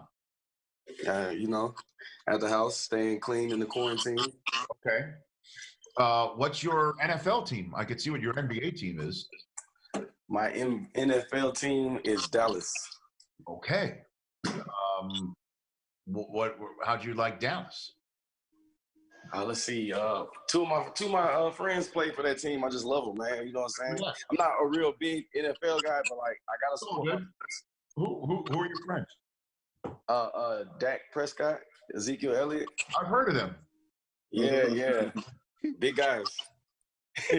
Well, you go straight up the flow chart, right up the depth chart when you're like your friends are. Hey man, I'm trying to suit up with the pads. Okay. And what have you been doing? What have you been up to other than just quarantining? Oh man, I've been stuffing my face, man. I'm getting kind of chubby. It's gonna be Fat Jimmy after the quarantine. Well, thanks for joining us today. We really appreciate it. Thanks for lending your influence platform to this venture tonight. Really appreciate it. All right, man. Thanks for having me. Y'all be safe. You got it. That's Slim Jimmy, soon to be known as apparently Fat Jimmy. It's breaking news right here. Whitney Merciless, how are you? Good, man. How you doing? I'm doing better for seeing you. Last time I saw you was that in London? No, it was Tampa. It was Tampa when I saw you. Yeah. That's right. And then you guys ended up clinching the division. How are you doing? Man, pretty good, man. Just dealing with this new way of life. That's it. I bet. Who are you quarantining with? Man, I'm just here with my girl. So she's from Chicago. So she been stuck down here. She been stuck with me for like 2 months. I think she's tired of me already. Is that right?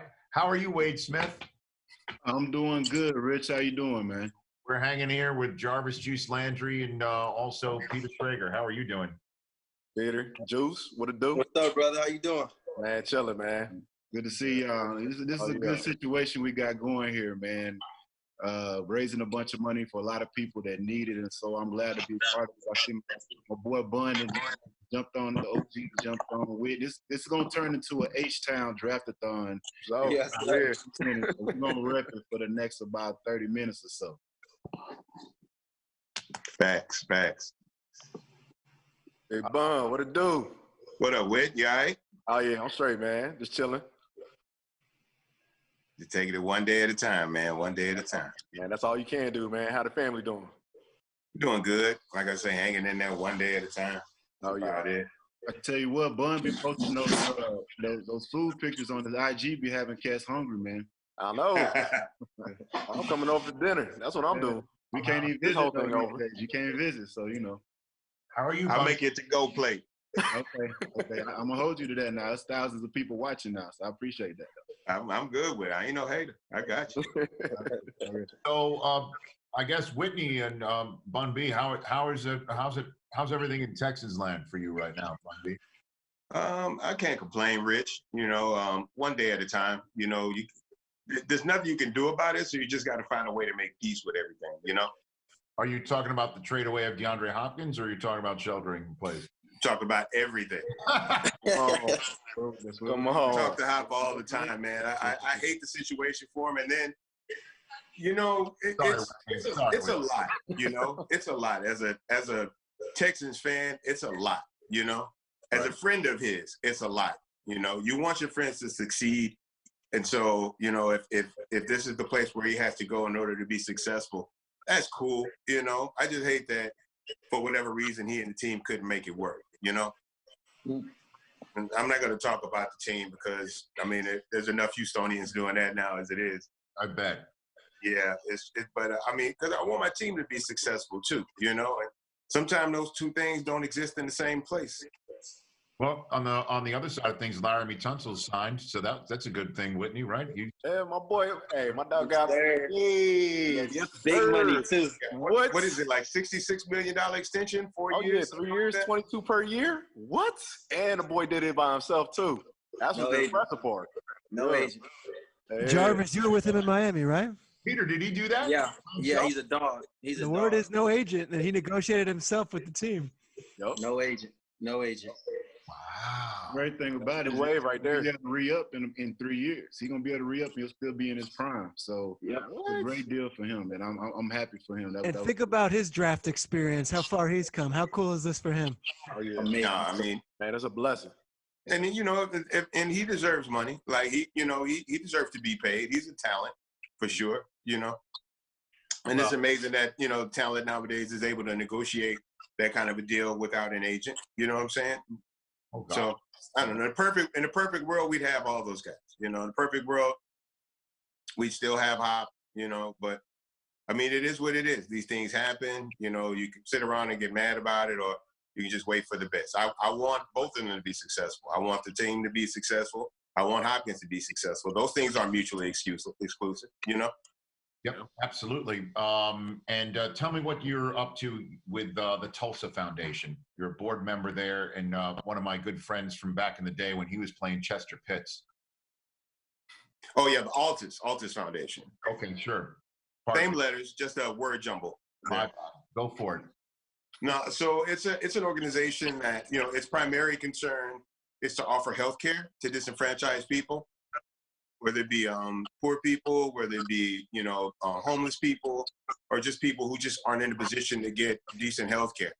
And so that's been the primary goal of the foundation. That's kind of our main priority. But anytime that we see a need that we can help to fill, we'll do that too. So right now, a big need for people is getting food, right? And so we're helping to fill that need right now. But, you know, whatever it is that we can be called on to do, if it's something that we can do, we're going to do it. We're not going to shy away or back down from helping people. I love it. Bun B, thank you. And Wade, Whitney, appreciate you joining. Really appreciate that. Yeah, appreciate that. Appreciate happy to be a part. Happy to be a part. Man. By the way, Whitney, you know you've got a career in broadcasting when you're done playing. You know you. Hey man, look, I'm gonna try it. I mean, he told me, but we're gonna see. You know, I don't really do anything. Like I don't do really the whole cameras and the lights and all that. You know, I'm behind the scenes. I don't know if that's particularly true. You seem to light up when there's one on you, so we'll never. You know, I'm just telling you.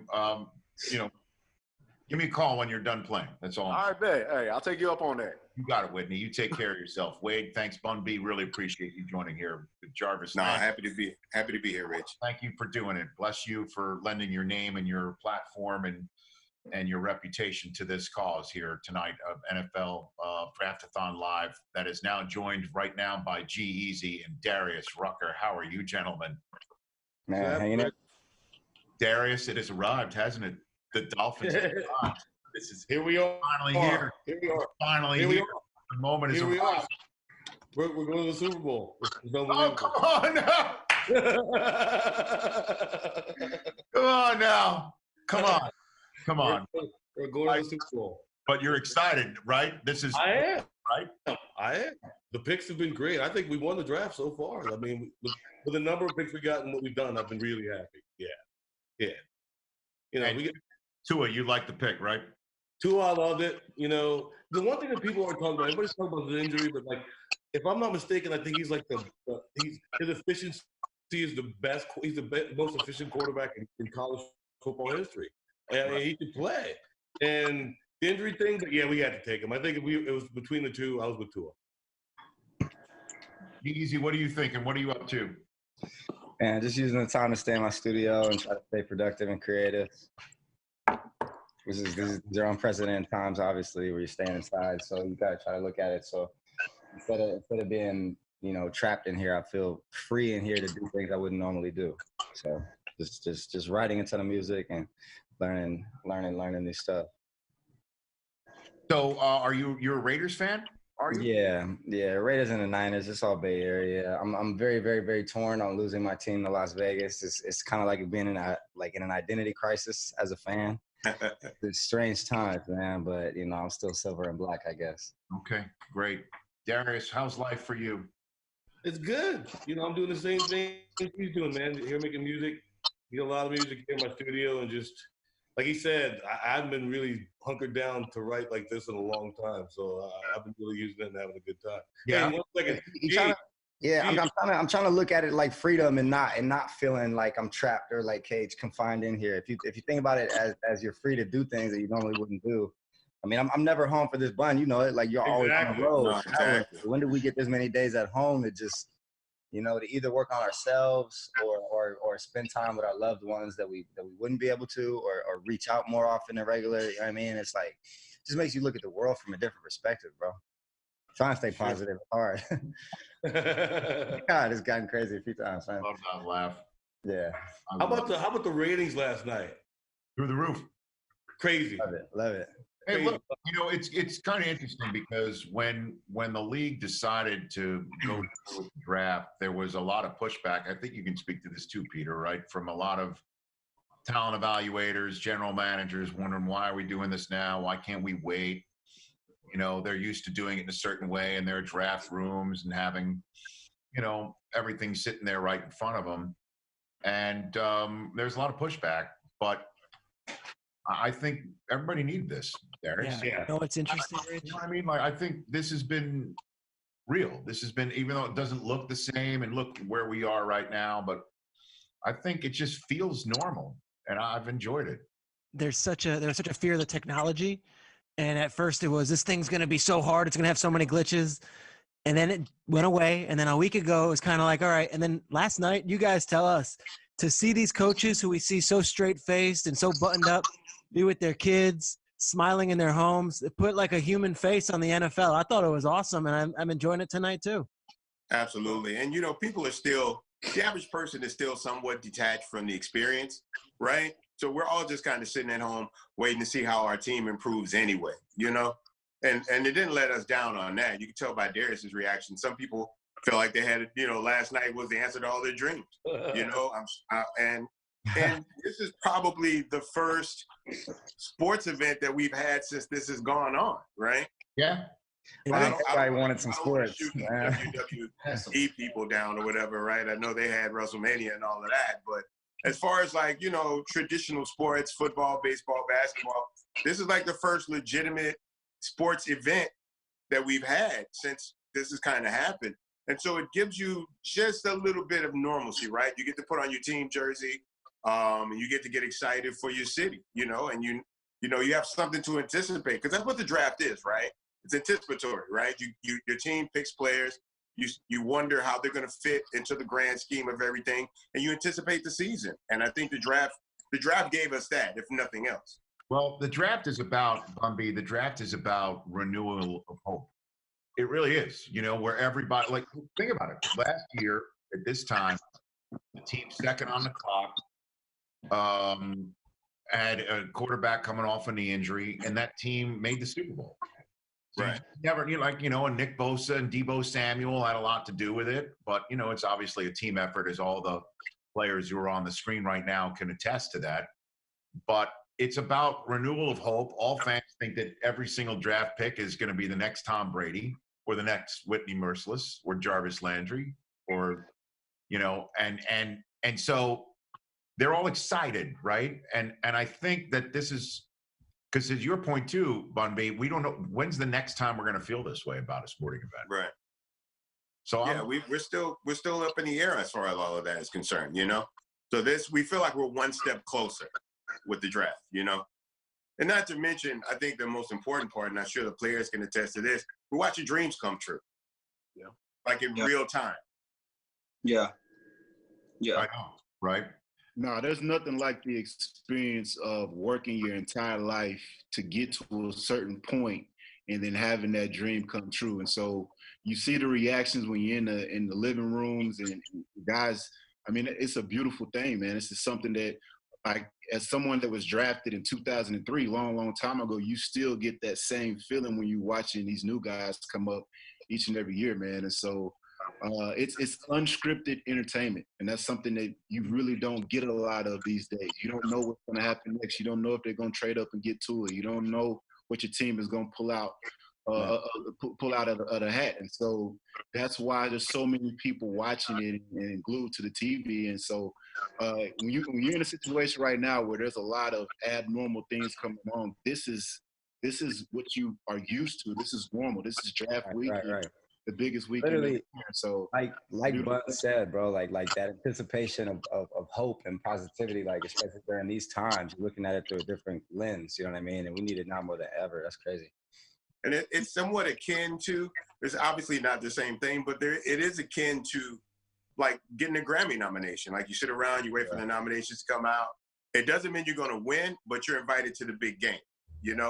Like you've kind of made it. Like you're not with the kids anymore. You're at the grown folks table now.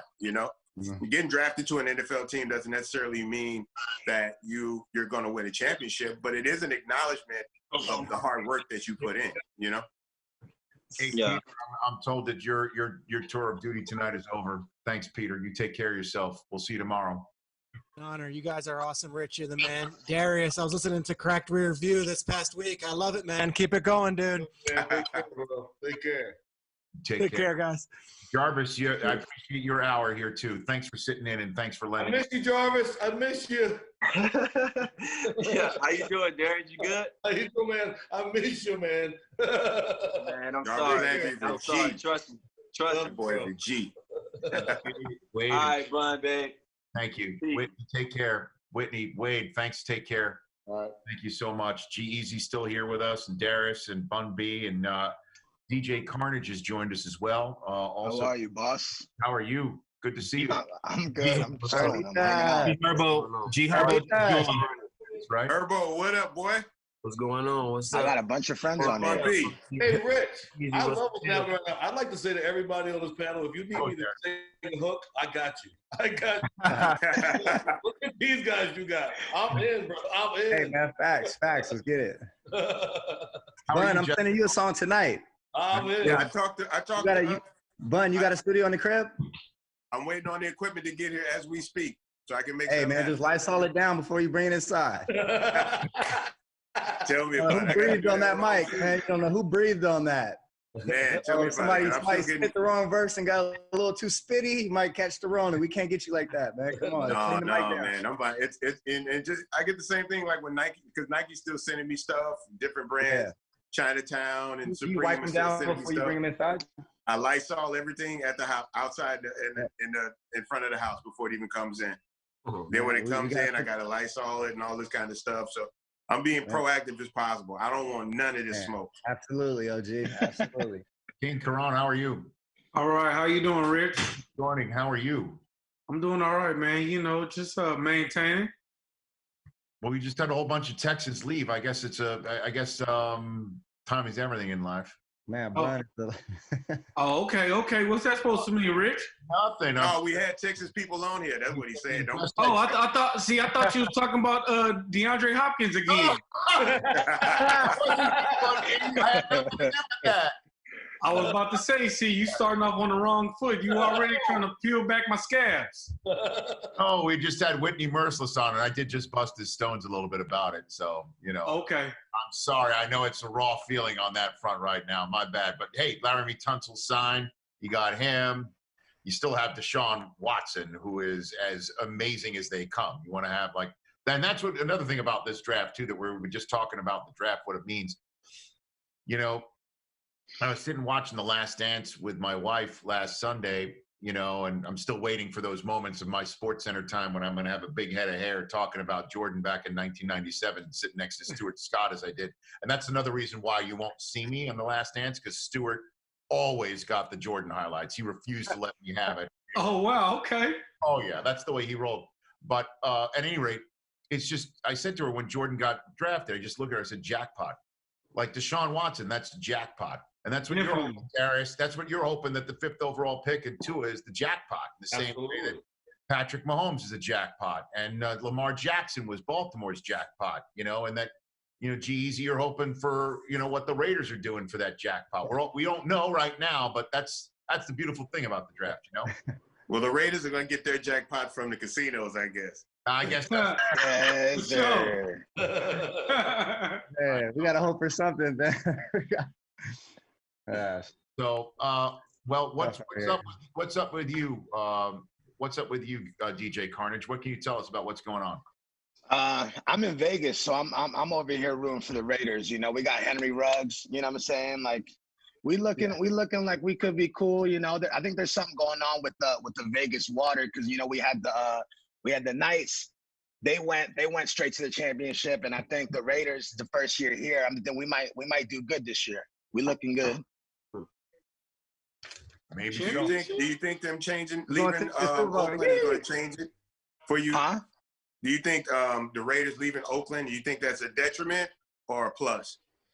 I mean, I don't know. I mean, I think it's a detriment. You never know. We had the craziest fan base culture in Vegas. I mean, like the Raider fan culture is unlike anything else, man. And every team, I mean, you got diehards in every city who love their team and their team, but Oakland is something different, bro. Raider. But then again, the Raiders, Oakland isn't that far from Vegas, so there's gonna be a lot of people still coming down for the games. But Oakland, I mean, we've lost a lot. You know what I mean? Like the Warriors just left. The A's are about to leave. Like it's like, damn, like the Raiders were our pride and joy, and it's tough not to feel heartbroken and abandoned. You know? Yeah.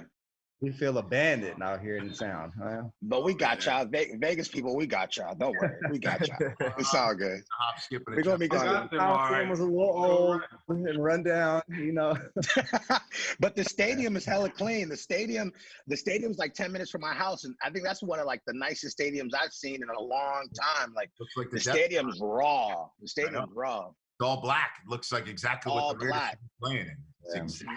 Oh damn, that's hard. I ain't know it was all black. That's gangster. Oh yeah, you should. They have a retractable window, like one of the biggest retractable windows. It just like opens up the whole thing. So it's like a Death Star. It really does. It's hard. This is what my homie said the new stadium looks like. Oh, that's not right. You know that? All black, there it is. Yes, sir. Justin, what's going on with you? What it do, Justin? Much, man. Just out here quarantining.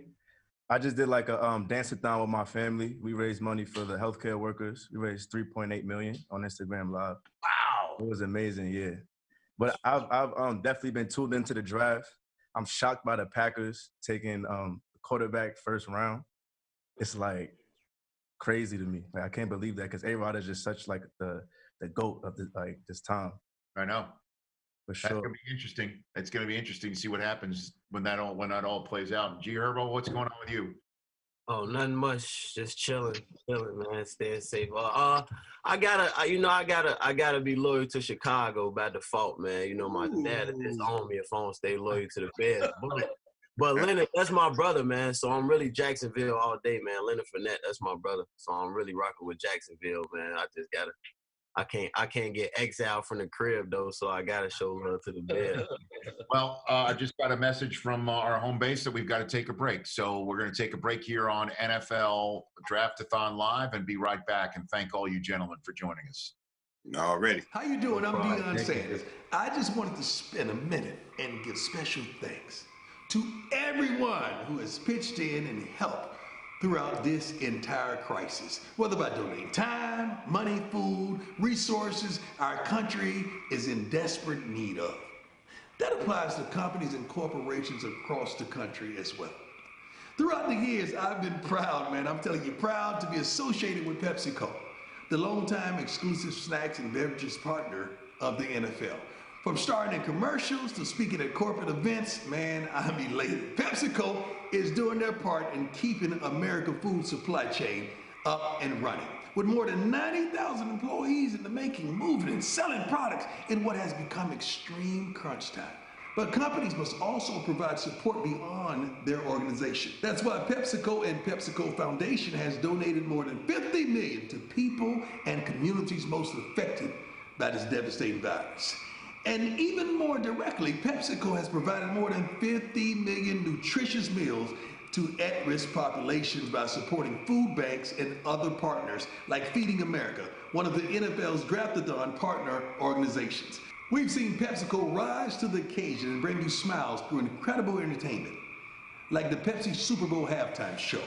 But this world stage has drastically changed, and I, for one, am more impressed with how they've delivered for the communities they serve more than ever before. I know PepsiCo employees, and they're proud to work for PepsiCo. And I'm also proud to be a part of this family. PepsiCo is proud to be a part of the NFL's Draft-A-Thon. Help us make a difference now. Visit NFL.com/relief to learn how you can join this true valiant effort. God bless. Hello everyone, my name is Mariano Lozano and I am the CEO of Danone North America. At our company, we make a wide range of food and beverage brands, including well-known dairy and plant-based brands like Oikos, Danone, Silk, So Delicious, and Horizon Organic. I hope that you're enjoying tonight's draft. I'm a rugby coach myself, but I also love American football, and I'm so impressed with all of the athletes this evening. Danone North America is the world's largest B Corp, and we believe we have a responsibility to use our business as a force for good, with the goal of bringing health through food to as many people as possible. Food access and hunger is a problem for many. To address that need, we are proud to have donated $1.5 million to support the critical work of food banks and other food access organizations during the COVID-19 crisis. I also want to take this moment to thank every essential worker, our frontline heroes, helping to keep us safe and strong. We are so grateful to you. Also, a big thank you to everyone at home who joined our Oikos 000 brand on night number 1 of the draft, at the official NFL after party on Instagram, and as part of Draft-A-Thon efforts. I am confident that we are stronger together. and together we will overcome this crisis. Enjoy the draft and go Giants. Hey y'all, it's Tyler Lockett of the Seattle Seahawks here. As a partner of Pizza Hut, the official pizza of the NFL, I am proud to be here tonight to share Pizza Hut's commitment to a draft-a-thon to support COVID-19 relief efforts. COVID-19 closed school doors across the country, leaving millions of kids in need. In fact, nearly 30 million children rely on schools for free or reduced lunch services, and many of these students also lack access to books and other educational resources in their homes. As a longtime champion for literacy and education, Pizza Hut is donating 250,000 pizzas and making $500,000 in grants available for educators through their nonprofit partner, First Book. With these grants from Pizza Hut, educators can order books or other educational resources to students who need them most. Visit firstbook.org to learn how you can get involved. Whether you're a teacher serving students in need or someone looking to give back, let's join together to support those who need it, thanks to Pizza Hut.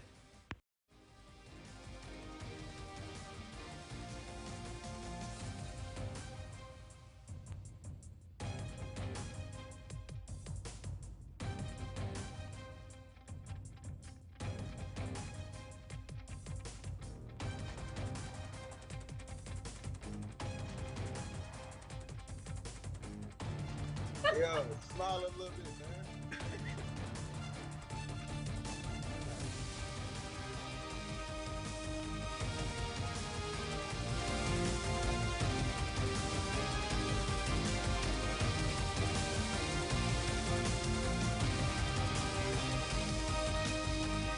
We're back here on NFL Draft-A-Thon Live, and you can see we have a full house. We're either Lambeau leaping or Derwin James. Good to see you from the Chargers. You're going to spend hours with us. How are you, Derwin? I'm doing good, man. I'm blessed, man. I'm just going to say this right off the top. You know, we're on every possible social media platform. Okay. On the conversations you and I have had before, I'm saying you're a Twitch guy. That's what I'm saying. Oh, yeah. Oh, yeah. Because I know you play games, you love esports. You're a Twitch. Out of everybody that we're on right now, Twitch is you are a Twitch guy. Oh yeah, for sure, hands down, Twitch. I knew it. Okay, well, it's good to have you here for the next hour.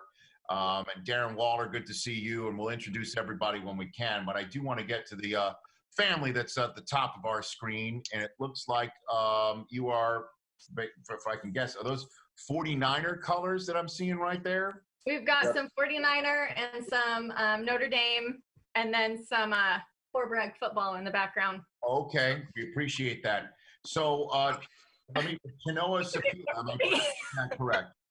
That's not making it better, Corbin. Okay, so introduce yourselves, if you don't mind. I'm Shanoa. Okay. Where did you go? Tell them your name. This is Maddie. I'm Samantha. Justin. Okay. And Maddie, you got a surprise, did you not, for your 12th birthday? Is that a true story? Okay. And what happened? Can you explain to everybody what happened? So it was obviously her birthday. We're all sheltering in place. She couldn't have a birthday party, couldn't have any friends or family over. And so I created a private Facebook group and asked everyone in the community to just swing by between like 12 and 6 and honk and say happy birthday. And we had a little over 50 people come by throughout the day singing her happy birthday. We had some air horns. We had people with music dancing outside their cars. Our local fire department showed their love. The chief came by with the sirens, and in the beginning she was kind of shy, like she is being right now. You all saw her when we weren't on, and she was laughing. Yeah, but she had a lot more energy when we wasn't on. Yeah. A lot more. I must say. Yeah. She's putting on right now. Yeah, There's only millions of people watching. There's no big deal. Right. So she clammed up the first couple of cars, and then before too long, she was waiting at the window, because what I had instructed people to do is when they got in front of the house to honk, and then we'd all come out. And so it was an all day long thing of people coming by and waving, and some people threw gifts into the yard. And I was out of Clorox wipes, so one mom threw Clorox wipes so I could sanitize everything before she got to play with it. And so it was just a great day. And several people said, thanks for giving me a reason to take a shower and get out of the house and do something fun. So that's nice. It was a really good day. Beautiful. Well, Yeah. happy birthday from all of us here on the screen and everybody in the NFL and NFL Draft-A-Thon. Happy birthday. Happy birthday. Happy birthday. You gotta say something. Come on. At least smile. You can't bite through the screen. King Corbin? Yeah. Oh, she was booing King. We were at Hell in the Cell. She was booing you, King Corbin. Yeah. Definitely. Well, thanks for joining us. Appreciate it, though. A lot of people really enjoyed seeing that story, and it felt great. And it's just any time that we could see something where, you know, where we can come together, unity, community, love, affection. That's what this is about, especially since we, you know, I wish we'd have a different term than distancing, but that's the term that's being used, and I guess that is really what we are doing. But when you're driving around and maybe seeing fewer people around, or we are apart, you know, maybe the separation that we see, you can actually see some love because we're all doing it together as one people. Not to really get too sappy, but it's the truth. And seeing stuff like what you're doing as a family, even though Maddie's not saying anything. We should do subtitles. Before, you know that she is full of it. Okay. But, well, yeah. thanks for doing it. It's essentially what I'm saying. And thanks for being here. Really appreciate it. Yeah, thank you so much for having us on. Got it. Thank you for being great parents. You know, she's fooling you now. Okay, great. Go Niners for you guys, for sure. Thank Jerome, you. You bet. Jerome Baker, how are you, sir? I'm good. How are you? I'm doing well. Boy, there's just a lot of Buckeyes in the NFL now, Yeah, that's what we produce. The boy loaded. How has your life changed there in Miami, Jerome? I mean, it's been a great journey. And now that we're just getting better as a team, it's definitely fun. Yeah, I know. And now Tua's in the mix. What do you think of that one? Yeah.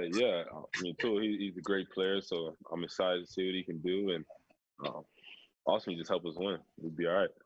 And what is Chase Young and Jeff Okudah going to bring to the league? J.K. Dobbins, by the way, got drafted tonight, too. Yeah, we have a lot of Buckeyes, you know, getting drafted. I mean, that's just what we do. So it's all good. I mean, we got Chase. Talk. I mean, you know, when it comes to Buckeyes, I got to, you know, give us a little credit, but it's all fun. Well, as the Michigan Wolverine in me is using every part of my professionalism to say congratulations. Great to see your success down there in South Florida for sure. Let's now move on to you, Leroy Butler, and you, Billy Turner. What's going on with you guys together? Well, for me, you know, it's an honor to be on here with Billy. Anytime to be on with a former teammate, anybody in the family is amazing. It's just Salvation Army. Rich, they've done a lot for me. I was a recipient of the Salvation Army years ago as a young man. I was African-American, you know, poor kid. And I remember my mom took us down to get some toys from the Salvation Army. And I saw a lot of kids at the toys, but guys, I saw something that piqued my interest. I saw a new shirt. I've never had a new shirt before that I actually popped the tag off of. So I asked the young lady, "Do I have that shirt? I don't care about the G.I. Joe with the Kung Fu grip. I don't want that. Yes. I want that shirt." Because I mostly wear hand-me-downs, and she gave me that shirt. And I just never forget what the Salvation Army did for me. And anytime I get a chance to not only give, to donate, I try to do it. So it just means so much to me to, on this kind of platform, to talk about what they personally did for me. So Salvation Army, the one in Milwaukee, Salvation Army of Milwaukee, and globally, they do just a great job of people, especially in these COVID-19 times. It's a beautiful thing, man. And that's one of the charities that's benefiting tonight.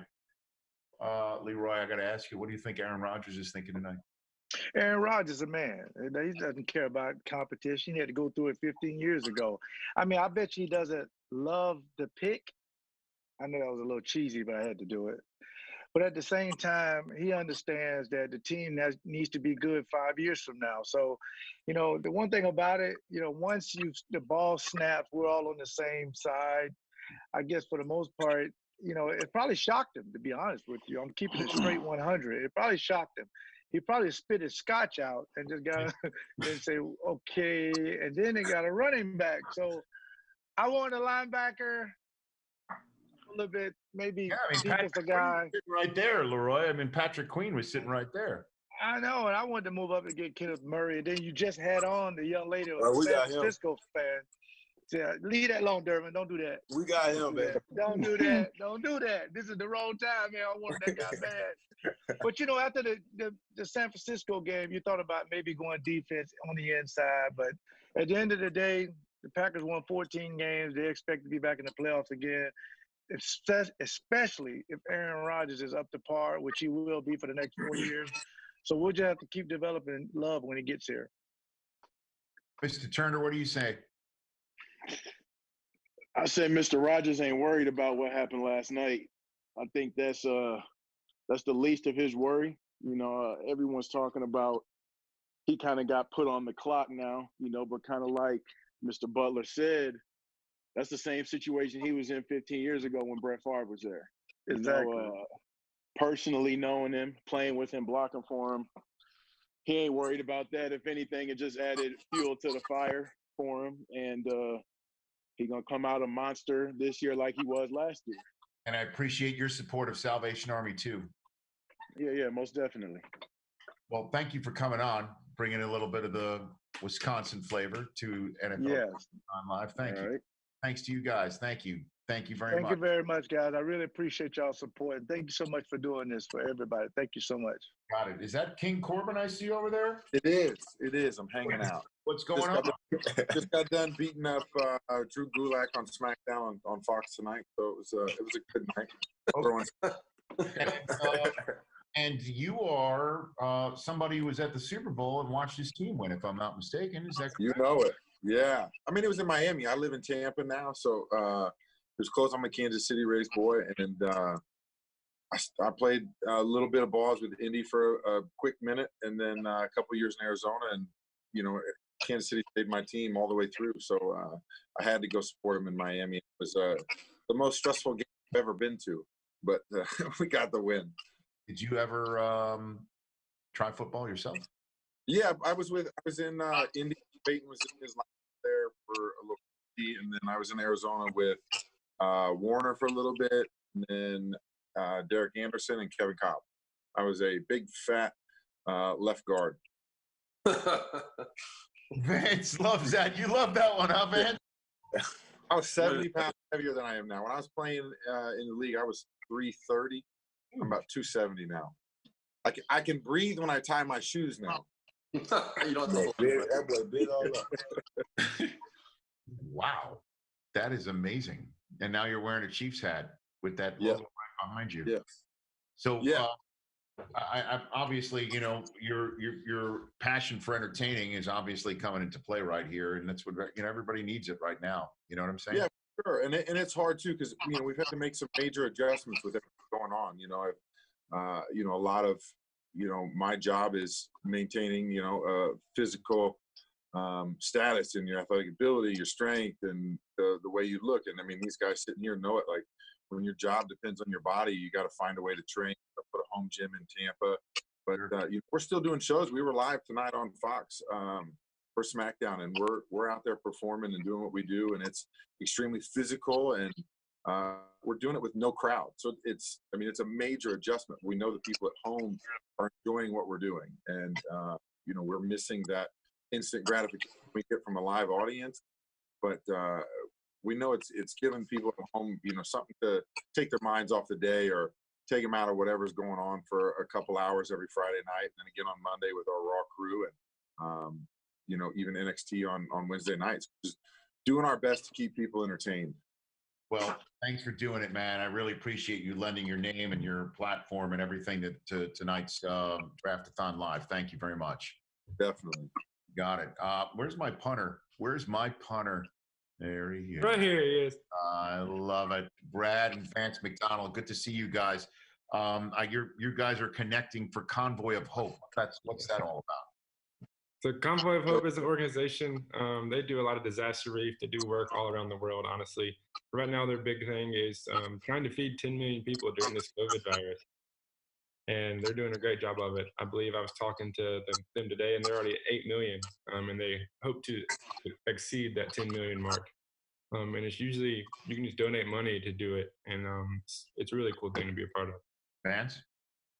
Yeah, for sure. I think Bradley and we go back with Convoy about 6 years now. But they're just, their vision and their mission is in their name. They really are all about spreading hope. And so when it comes to things like this that are so devastating, it's crazy to think we're living through this like right now. But again, there's a lot of people in really a lot of tighter spots that don't have the ability to get things that they really need. So Convoy, they literally are a convoy, and they're driving in these trucks with, hundreds of tons of food and supplies out every single day. Again, like Bradley said, they're trying to reach and feed 10 million meals and supplies for getting to places that are hard to reach. So it's really an awesome organization to be part of. And like he said, like we go way back with them, and we just want to support them during this time. And it's really cool to even have the stage and platform to even promote them and just to reach people, all over the nation and the world, just even right now. Again, just spread hope and send a positive message. Oh, it's amazing. You guys are awesome, and I love punters are people too, Bradley. Yes, sir. Yes, sir. I'm always caping for you best I possibly can. You guys are weapons. Understand? Thank you. But you know that. And Vance, thanks for doing this too. Really appreciate this. Thanks for being on tonight. Matt Portages joined us, but I want to get to the man up top. Darren Waller, man, your story is wonderful. It's beautiful. It's really what it is. It's the only word for it. You shared it so openly during Hard Knocks. I'll be honest with you. That's when I really learned as much as I possibly could about your story, and you cashing in as you did this year and taking my man Mayock from NFL Network for all the coin that you could get out of him. I'm thrilled for you. I'm wondering how your life has changed. Yeah, I feel like honestly my life hasn't changed too much. I feel like I quarantined long before this was put into place. I'm a homebody, really. But yeah, I'm just, I get most of my workouts in at this elementary school down the street. I got my TRX, on that mostly. Just put it up on the monkey bars, get to work, hitting the field. I'm trying to get my foundation off the ground. I was going to have a kickoff event in Vegas during the draft this weekend. But, things kind of changed with that. So gearing up for whenever the world opens back up to get that going. I'm a music guy. I got a music video dropping tomorrow. So I'm just kind of staying busy, just doing what I love. What music is this? Come on now. What do you got? Yeah, I dropped a project on my birthday during the season. It was like week 2 in September. And that boy dropping projects.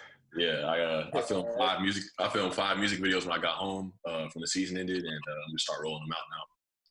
Well, I see you over there. I'm proud of you, Darren. That's great to see what you're up to and what you're doing.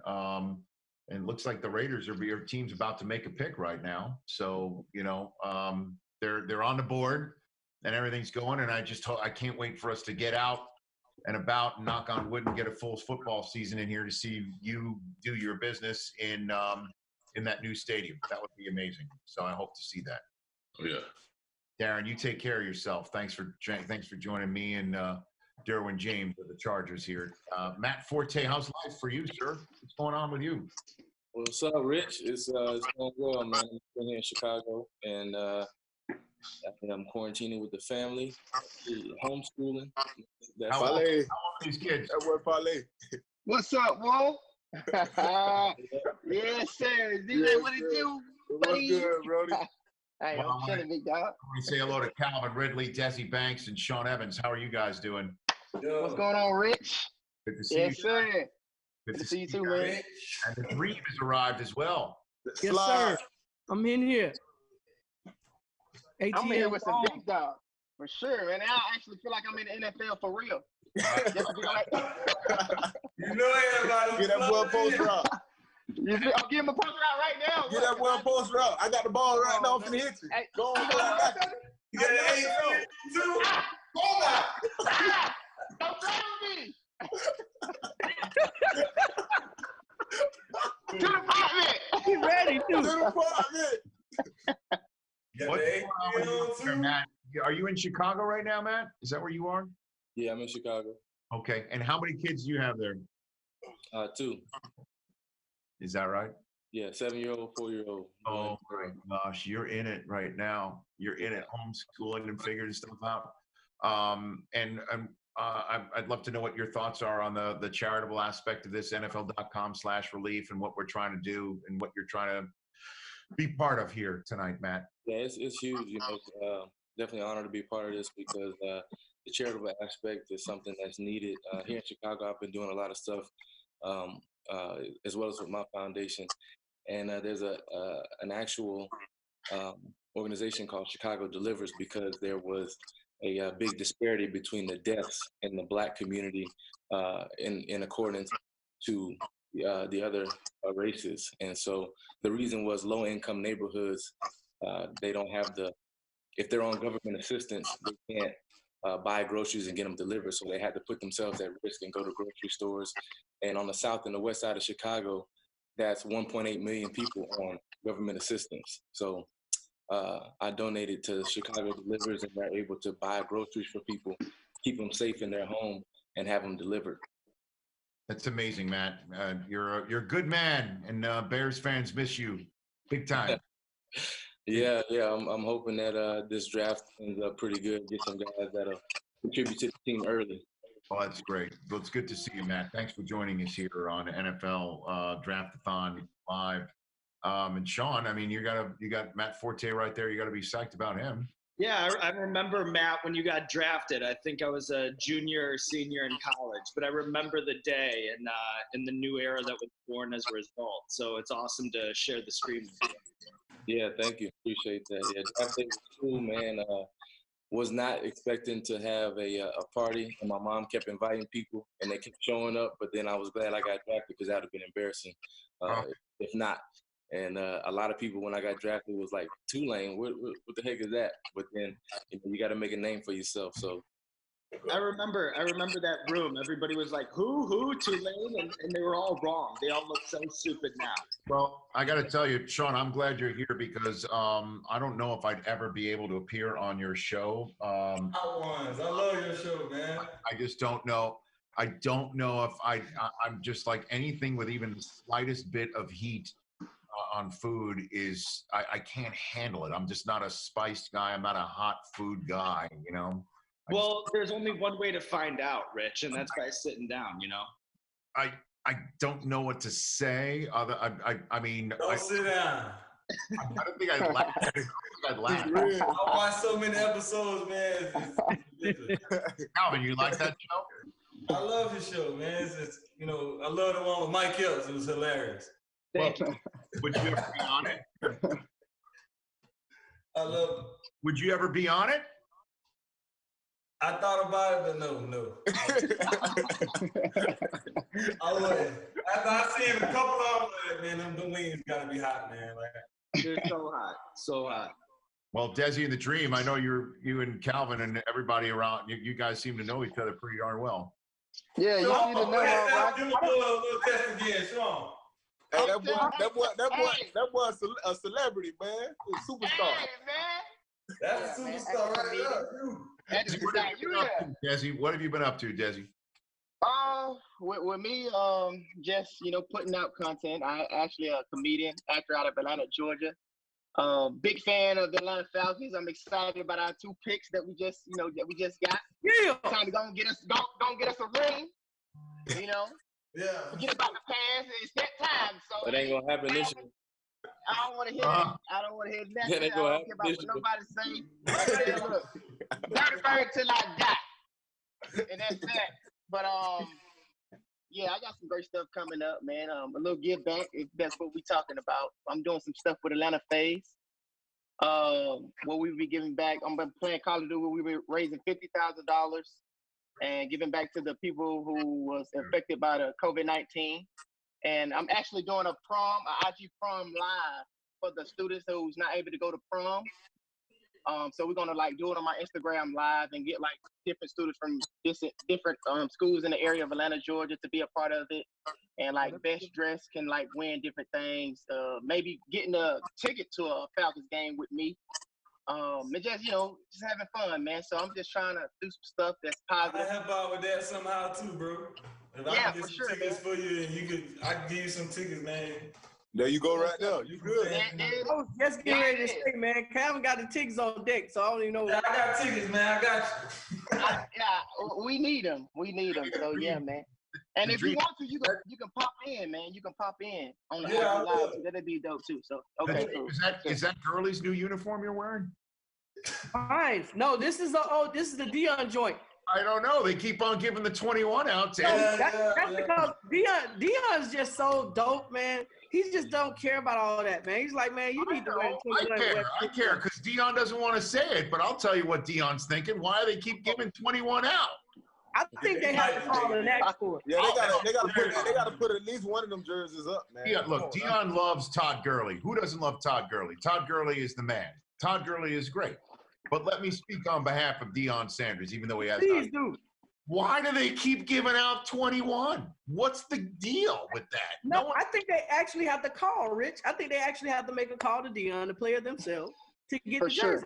Right. For sure. You got to do that. Deion just got to say no.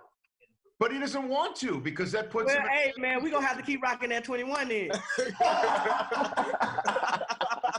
Hey, you gonna wear it up? I'm gonna get a 21 and put my name on it. Now, I'm gonna do the same. I'm a bit piling on the back. Deion's never gonna say don't wear 21, but he doesn't want anybody to wear 21, right? Well, I'm gonna put the call in to Jay because I'm the one that wanted him here. So I'm kind of feeling like it's my fault now. Okay. We got a couple new guys here. Sean, appreciate that. Keep crushing it on your YouTube show, Hot Ones. I probably would last 3 seconds on it. Matt Forte, thank you. Desi Banks, Sean Evans, Calvin Ridley. Really appreciate you guys all joining us here on NFL Draft-A-Thon Live. Yeah. Thanks for having me. Appreciate you, man. Thank you. Thank you. James is sticking around. The LA Chargers. Gotham Chopra. How are you, Gotham? Good to see you. Good. How are you? Nice to see you. And, Pat McAfee, America's sweetheart. How are you, Pat? Rich, absolutely fantastic. Thanks for having me. There's no way Deion could tell people not to wear 21. He'd look like an ass. It would never, Pat, back me up on this, right? Yeah, he looks like a bad guy if he comes out and says nobody can wear my number. But if Atlanta says nobody can wear 21, he looks like the legend that he is. He's stuck in a bad spot. He can't be the bad guy.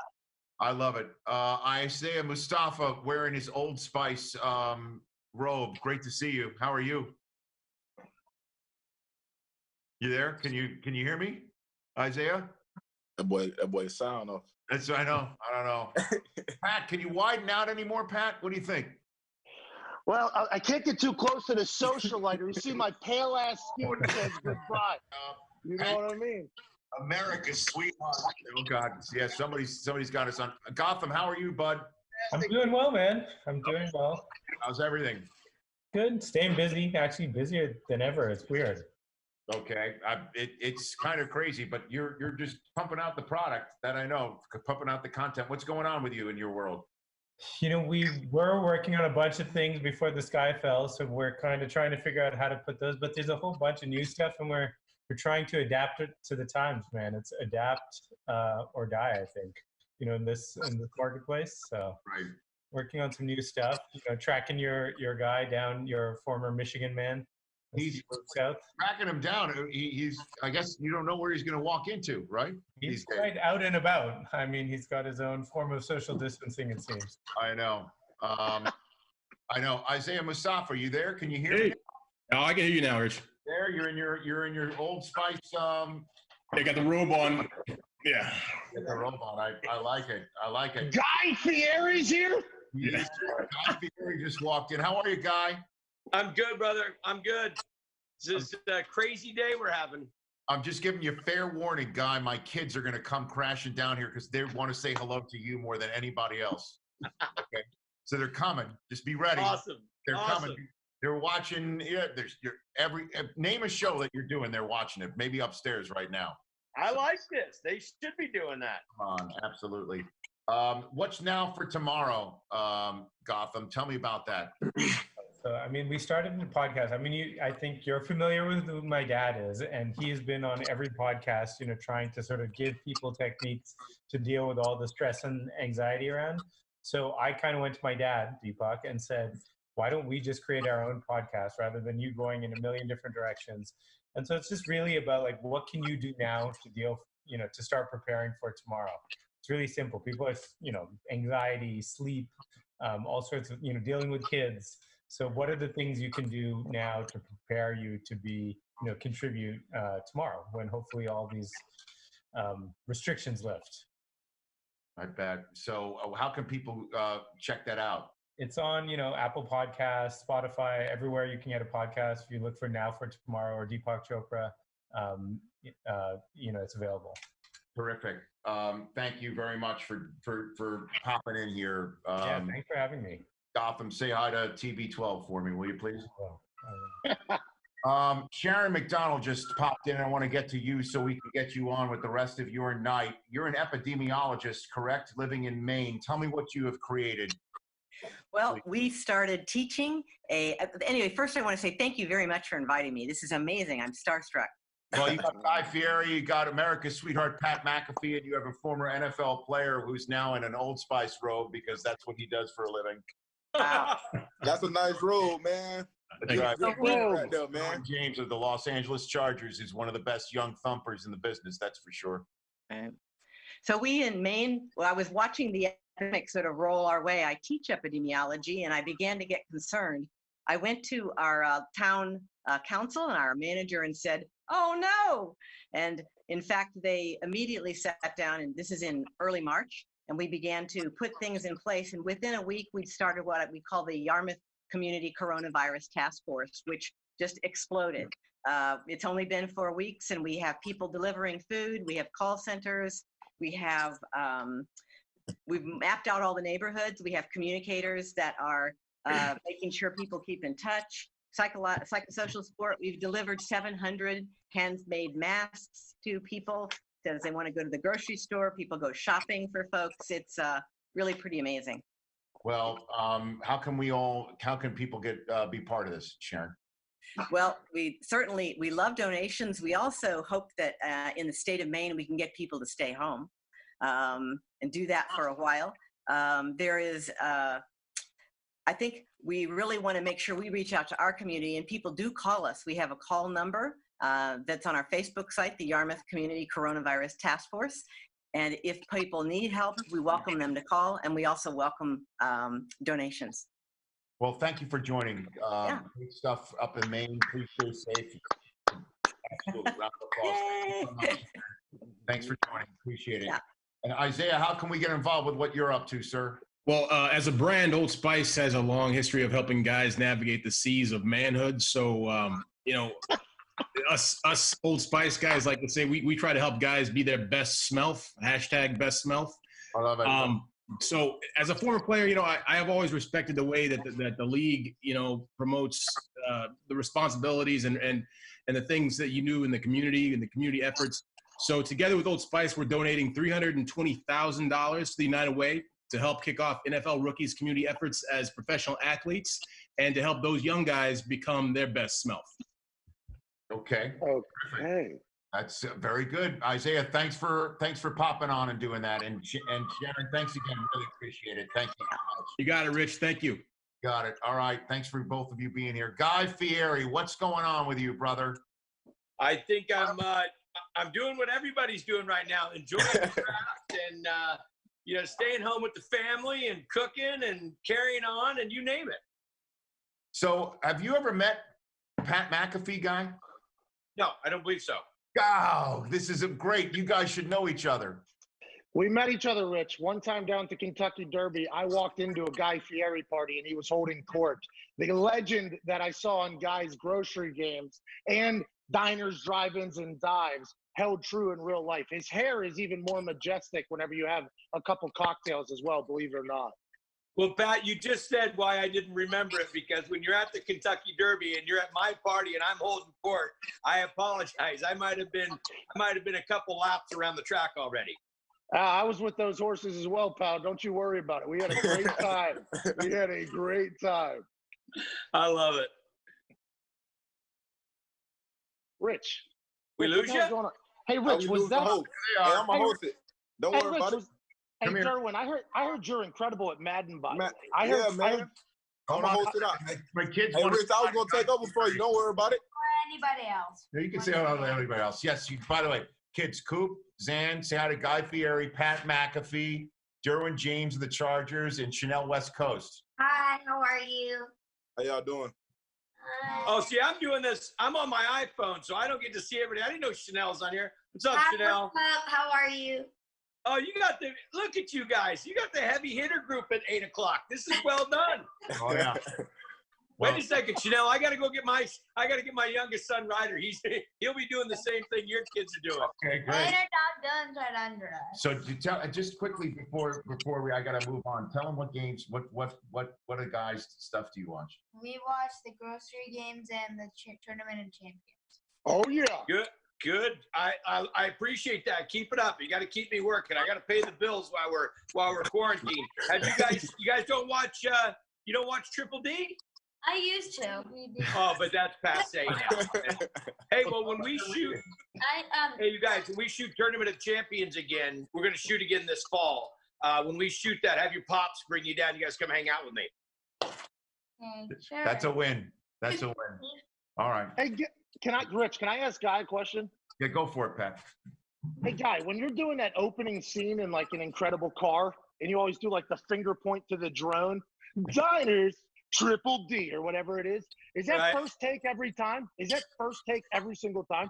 Well, it used to be. It's not a drone, actually. That's actually done with the old school camera trucks. So where they got the big boom on the back. And it's the first time until I rear end somebody, me talking to the camera, not paying attention where we're going. That was in a little town up here in Northern California that has one-way streets, but has 2 lanes, a little town called Sebastopol. There was a couple of close calls, and that's my car. So trust me, there was some close misses, but I was able to pull it off. That's why they say they want to redo it. They see more tattoos on my arm, like, hey, we got to redo the opening. I'm like, forget that, man. You guys go get a drone. How's life, Chanel West Coast? What's going on with you? How are you? As good as I can right now, you know? So, Corona Rap on Instagram, huh? You got that one working. Yeah, definitely. I felt it was an important message that needs to be said. It was a good way to get people's attention since everybody's just stuck on Instagram. So, Guy, you see your kids coming in to say hello to Chanel West Coast? Is that what you're saying? I'm trying not to leave this to go get them from the fire pit outside. And actually, it's going to be, huh? I've got Matt Leinert here. I got to talk to her anyway. Go get him. Okay, I'll get him. But listen, I forgot. I got to plug this big charity we're doing for the restaurant employees. So don't let me miss that. No. Go do that, and then go get come back, and we'll do that. Okay. All right, I'll be back. Yeah, just Triple D. Leave it up. That's it. How are you, Matt Leinert? Good to see you. You too. How you doing, Rich? Good to see you, man. I'm better for seeing you. So, Chanel West Coast, you are popular for your laugh. Are you aware of that, right? I'm very aware of that. I mean, where did this start? I mean, is there a question? I don't know. It all happened by accident. Honestly, I've been doing music my whole life, and I really never thought I'd make a career out of anything else but that. And somehow my laugh just kind of stole the show. You're the same way, right, Pat? No, I'm an idiot. So that kind of is what steals the show for me. But I've been watching Chanel since Robin Big back in the day. Ridiculousness is on. Fantasy Factory. I wasn't on Robin Big. I used to watch that though myself. Robin Big was one of the best shows on TV. Yeah. OG Leinert. OG show, Matt Leinert. Guys back. Hey, West Coast, man. Come on. All right. What do we got here, Guy? So this is my son, Ryder. Ryder's he's just losing. He's missing all of his 8th grade. It's over. But I told him who was on here, so he wanted to. I had to get him to the fire pit. He goes, I'm wearing my hoodie. I said, take the hoodie off. Say hi. What's up, Ryder? Hello. Hi. How are you? Good. How are you? I'm good. I'm chilling. I'm chilling. I'll tell you what, this kid, he's been working hard. We're up here at the ranch, and we got to take care of goats, and we got 400 goats that eat all the brush. So these guys they've been working hard. I think all the other kids are like, hey, I like this no school thing. Not this guy. I think he's ready to go back. So you've been keeping them busy. My boy been I love it. Bye. All right, God. What's going on with your charity? All right. So listen, I've been in business. the restaurant business my whole life. That's all I ever did. Way before I got on TV and owned a bunch of restaurants. And when this all hit, I think everybody believed that restaurants are open forever. They're open before we get up in the morning, and they close when before we go to bed or after we go to bed. So when this happened, I mean, we got tens of thousands of restaurants that are closed, and 3 million plus restaurant employees are without jobs. So a group of us got together. We got with the National Restaurant Association Educational Foundation and started raising money for the employees. And so far to today, we're at 17 million. So we've raised $17 million, and we're giving out $500 grants. And the website that people could go to if they're looking for support or if they want to make a donation, because everybody's a fan of restaurants, right? I mean, everybody we have all those milestones in our life at restaurants. So the website is RERF. That's the shirt right there. That's Restaurant Employee Relief Fund.us. But listen, we've got, we're making some great grants, really helping some folks out, but we definitely can use some more support. And if you can't make the support, because I know everybody's out of work, just pass it along to your friends. Just pass along RERF.us. And who knows, it might land on somebody's computer and they say, I want to make a donation, and that would really help. Guy, you're the man. You're doing an all-in challenge, too, on top of all of it, right? Yep, and doing all-in challenge. We're keeping that up. I think we're at 60,000. I want to keep pushing those numbers. And if everybody hasn't checked out All In Challenge, and I don't know how much you're talking about it here on the Thon, but you've got some of the coolest packages and some of the greatest people and some of the best offerings you'll ever find. I mean, if you're looking for some good deals, for some fun stuff and some cool stuff to acquire, everything from Rolls Royces to football games to championship rings and visits on diners, drive-ins, and dives. Go check it in. All In Challenge. Love you, Guy. You're a good man. You're the best, brother. Thanks for having me. Thank you. Nell, thanks for joining us too. Thanks for being part of this. Are you an NFL fan at all? Janelle? Oh, me? Yeah. Of course, I'm an NFL fan. I'm not like a super fan. I will say I do like football though. I used to be a cheerleader in high school. Okay. That's a laugh right there. You're a Rams fan, I imagine? Rams? Yes, definitely. Okay, that's cool. Well, thanks for joining. Really appreciate it. Thank you guys so much for having me. You got it. Thanks. Appreciate it. Round of applause. You're the best, brother. Guy Fieri's kid, Liner, we're all good. And just joining us right now, Joe. How are you, Joe? How you doing, Rich? Thanks for having me. You bet. The SVP of Content Strategy at Complex. Good to have you right here. Creator and host of Sneaker Shopping right here on YouTube, where a lot of people are watching us right now. I appreciate you joining us. No problem. Thank you. You popped in a couple minutes ago. Thanks for being here. What's going on in your life, bud? Matt? Oh, sorry. I know. We just had a baby, my wife and I. So we got a 3-month-old at the house. Got my teenager as well. So he's home from school and just living it up over in the South Bay over here. But all good, man. How you doing? We're doing good. I got my buddy Pat McAfee. I roped him into joining us here tonight. Rich, do you remember? Pat is so far away from the camera. I can't. I know. We don't know what's happening. I mean, Matt. I got this USC socialite thing for this event, and look at my face when I get up here, Matt. I just can't do it. I'm too Caucasian. What do you want from me, pal? There you go. Hey, Rich, do you remember when Matt Leinart was at USC? Those days were next level. Him and Bush, it was primetime television every single damn day. The big, tall, lanky lefty used to sling it all over the yard. It was some good times, man. Some good years. I got the Bush push. Remember that game right there? Oh, yeah. Oh, yeah. There's Reggie. I remember that play. Yeah. Oh, yeah. Who was that, Notre Dame, that got their hearts broken with Reggie shoving you right up in the keister there? Is that what? Yeah, right. I don't remember if that was legal at the time. It wasn't. I think they changed it now. If you ask Brady Quinn, it definitely wasn't legal at the time.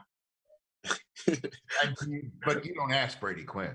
Well, I working with him now. Reggie and I, we're on the same show, so we give him so much crap, man, every week.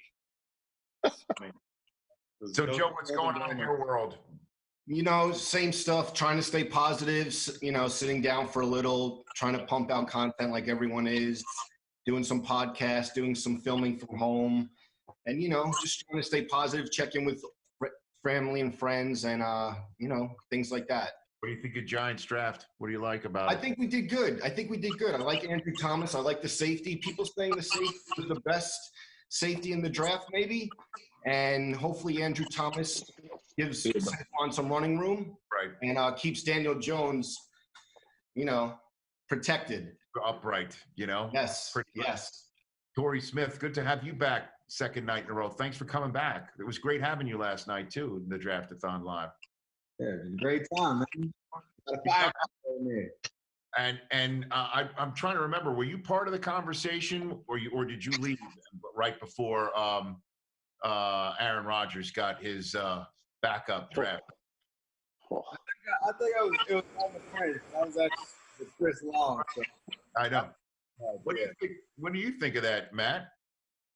I think it's wild. I was watching it, and I think Jordan Love's. I mean, he's talented, and I've got a bright future. But I'm just sitting there, and you know, knowing Aaron and just, you know, his personality, and you know, I think we all kind of know just through media the fact that they drafted his heir apparent when he needs help, and this is a team that, you know, they won 13 games last year. I can't imagine what this summer is going to be like in this season. It's interesting. And then the Jalen Hurts pick today, I thought was pretty interesting too, going to Philly. So, what do you think of that, Pat?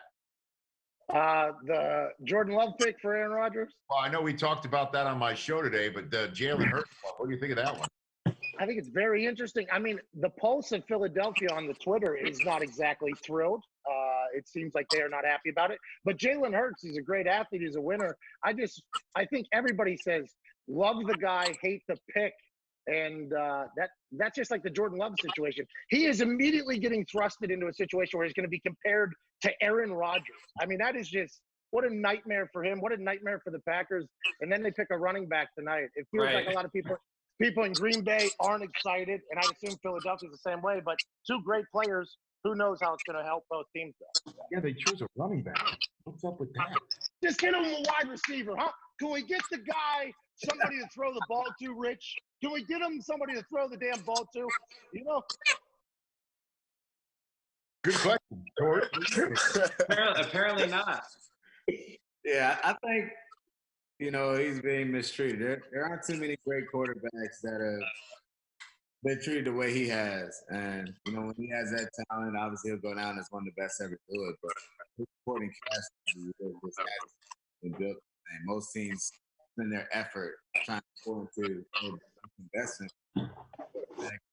He just has and it seems like it's been some type of power struggle forever. And they just wanted to be Superman. At some point, you got to help the guy. Joe, is there anything going on charity-wise you want to bring up, or anything going on with you? Complex is working with kind of like 3 different charities, and then basically a local food bank, prison reform, and also restaurant workers. And then, you know, sneaker shopping is on pause right now, but for season 11, we're definitely going to be doing a charity aspect to it, which I think is really important. So we're figuring all that stuff out now, and definitely focused on that for the forthcoming season. Okay. Joe, thanks for joining. Appreciate it. Thank you for having me, Rich. Appreciate it. You got it. You got it. Same to you, family too. Got a couple of new guests right here on NFL Draft-A-Thon live. Rapper and singer Icy Girl is certified platinum. Saweetie, how are you doing? At my type. I'm good. How are you? Good to see you. How are you doing? I'm good. Good. Thanks and for asking. Brittany, Elena, how are you doing? I'm amazing. You already know, really rock the energy and positive vibes. Ooh. How are you doing? I think we're better for having both of you right here tonight. Say that right now. So what's going on with you, Brittany? I know you're. How does one become a Browns and a Cowboys fan? That's what I have written down here for you. Okay. So growing up, my stepfather at the time was a Cowboys fan. My mother was a Niners fan, but I went with the Cowboys. And then just, family plays for the team, so got to support. But overall, like, I have so many family and friends that are all over the league, so it's kind of hard to really just be with one team, especially since my Cowboys haven't made some good decisions. Right. Okay. And Sweetie, through your grandfather played for the 49ers? You have a legacy in your family? Yeah, he got a Super Bowl ring. So I've been a Niner fan since forever. My uncle currently coaches for the Philadelphia Eagles, and my auntie currently does sales for the Raiders. So I'm just like Brittany. I'm like kind of everywhere as well. Okay, so did you say you have a current uncle currently coaching for the Eagles? Yeah, he's a wide receiver coordinator. His name is Matthew Harper. Art. Oh, you know him. Okay. Art's a good dude. So I come from just a long line of just a whole bunch of athletes. I played powder puff as well. I was quarterback, so I love my Oh yeah. He said, "Oh yeah." So what are you up to in quarantine? What's going on? Quarantine. I've been cooking. A lot, but I also got this new project coming out called Pretty Bitch Music. So just been working on the rollout, been talking to my team, getting those pieces moving anytime in between time. Do you need any other pretty bitches for Pretty Bitch Music? Yeah, I think you fit it. You over there looking all, I like that. You got the little rosy cheeks going on. I think you fit the, Pat, come in the screen, man, please. Blair Witch Project. That's the problem. Are we doing Pretty Bitch Music or what? I mean, what is the deal? Okay, good. I didn't know if we were doing it. I'm ready. Okay, you can be the mascot. Hey, take it easy. I know mascot, okay? Pat, what are we keeping out with that little fencing to your right? What are we keeping out right there? I got a zoo, Rich, okay? I got 2 dogs, 4 cats, a mouse, 2 tadpoles, and the family of deer that live on the property. I mean, this could be a real pain in the ass if these cats sense that we are currently live. They will come in here like Tiger King and assault all of our conversation. Like Tiger King. Real. Brittany, what are you up to?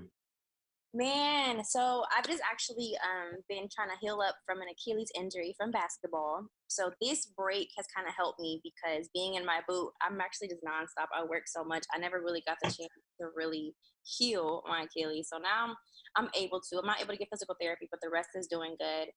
And then I've been trying to figure out ways just to help in any way that I can.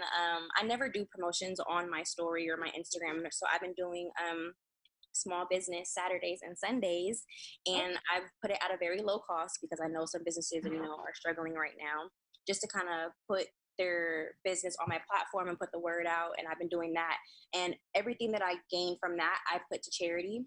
So I did it for a Animal Hopes and Awareness Foundation. It's a dog shelter, and they help a lot of those dogs in need, as well as saving them from meat trading companies, as well as another place called Alcott Center, and they help those with mental health issues that if they just got out of jail or homeless to try to get their lives back on track, and then as well as doing groceries for individuals in need as well. So that's what I've been doing. Wow. Saving the world, Rich. That's what she's been up to. I don't know if you know that. Yeah, so I'm trying to do that as well as work out. I'm still kind of scared a little bit with my Achilles. I don't want to do too much because I don't know how to just gradually work my way up. I'm going hard all the time, so I'm like, let me just try not to. Shooting a couple shots, doing everything on the. I bought a basketball gym outside, a basketball hoop. Damn. So, what else? I'm doing anything and everything that I can to just stay busy. So I want to thank you guys. I want to thank everybody here on the screen. Pat, you're a good man. Thanks for staying up so late. I know you've been doing nonstop radio, TV, podcast, and everything. Pat McAfee show, the whole thing that you're up to, brother. Hey, it was an honor. I got to meet some really incredible people, and that's my first time ever talking to the handsome Matt Leinart and Derwin James. Chanel West Coast, Sweetie, Pretty Bitch Music is my new favorite thing, and Britney saving the world. This has been awesome. Let him know, Pat. Let him know, Pat. You're the man, Pat. I'll see you guys. We're going to be right back on Draft-A-Thon Live in a second. Hi, everyone, and thanks for joining us in this whole new way of experiencing the NFL Draft. Ford has a long association with football and the NFL, but an even longer history with America. And we are so proud and humbled by the brave Americans that are out there on the front line of this crisis. And we're also proud of our Ford team, who is working hard to support their efforts. Our teams have shifted from building vehicles to producing respirators, ventilators, masks, and face shields. Our Ford dealers across the country are going above and beyond to offer mobile remote service to keep our customers safe. And on behalf of those 3,100 Ford dealers, we are donating $250,000 to this great draft-a-thon in support of COVID-19 relief efforts. We're a family company at Ford, and family is so ingrained in our culture that we didn't have to be told what to do when this crisis broke out. But we couldn't do it without the brave people that are out there supporting us. We thank them for the essential work they're doing to keep all of us going. Please, stay safe, and join all of us in Ford in looking forward to a better season ahead. Shelter in place, they say, out of harm's way. Most of us have, but some of us can't. The ones who have been deemed essential, the ones out there delivering, cleaning, cooking, healing, responding, volunteering, adapting, inventing, and saving thousands of lives. Thank you for being so good at being essential. What's up, everybody? It's Saquon Barkley, running back of the New York Giants, former FedEx Crown NFL Player of the Year award winner. Today I'm here on behalf of FedEx, who's playing a major role in the fight against COVID-19. FedEx is delivering critical medical supplies to the healthcare community, while at the same time making sure that people like you and I are receiving basic goods at home. Since the outbreak began, FedEx has delivered over 4 million masks, along with over 1 million gloves, gowns, and caps to frontline workers, not just in the U.S., but all over the world. FedEx also shipped dozens of medical shelters with the International Medical Corps to cities like Chicago, Detroit, LA, and right here in the New York area to support our frontline providers with patient flow and treatment. During this difficult time, my thoughts are with everyone in New York, but also around the country and the world. Again, thank you to all the essential personnel, including the FedEx team members, for working around the clock to keep us all safe.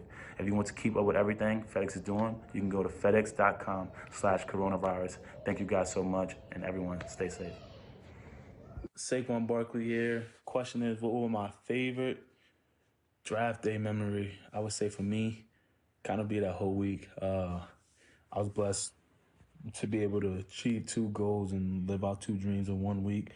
With 2 days before the draft, the birth of my daughter. What are you doing? Be able to see her be born is something that, you never forget, and definitely the biggest accomplishment I've had so far in life. At that moment when she was handed to me, I just fell in love instantly. To be able to have that experience, and then 2 days later, to be able to come and live out my other dream. With the second pick in the 2018 NFL Draft, the New York Giants select Saquon Barkley.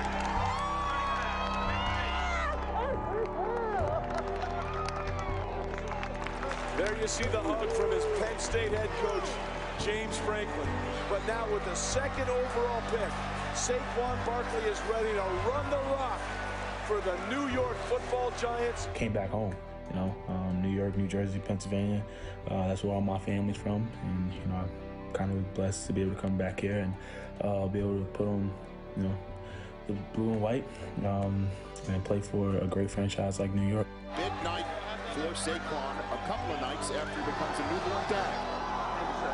Where you go, man? Thank you. We're really proud of you. Yes, sir. Thank you. You were expecting that one? I was excited. There you go. How's that look? Crazy. It's going to be good to have you in New York. To everyone, want to say stay healthy, stay inside, stay strong. We're going to get through this thing soon. I'm going to say thank you to all the doctors and nurses, all the healthcare workers. We know you guys are battling this thing for us, and we really appreciate you guys. So for myself, I want to give love to everyone. Love you guys. Take care. Hey, this is Tyrann Mathieu from the Kansas City Chiefs. Well, it is settling into another long evening for Tyrann Mathieu, the former LSU cornerback, as he waits to hear where his name will be called. Will it be in the second round? Will it be in the third round?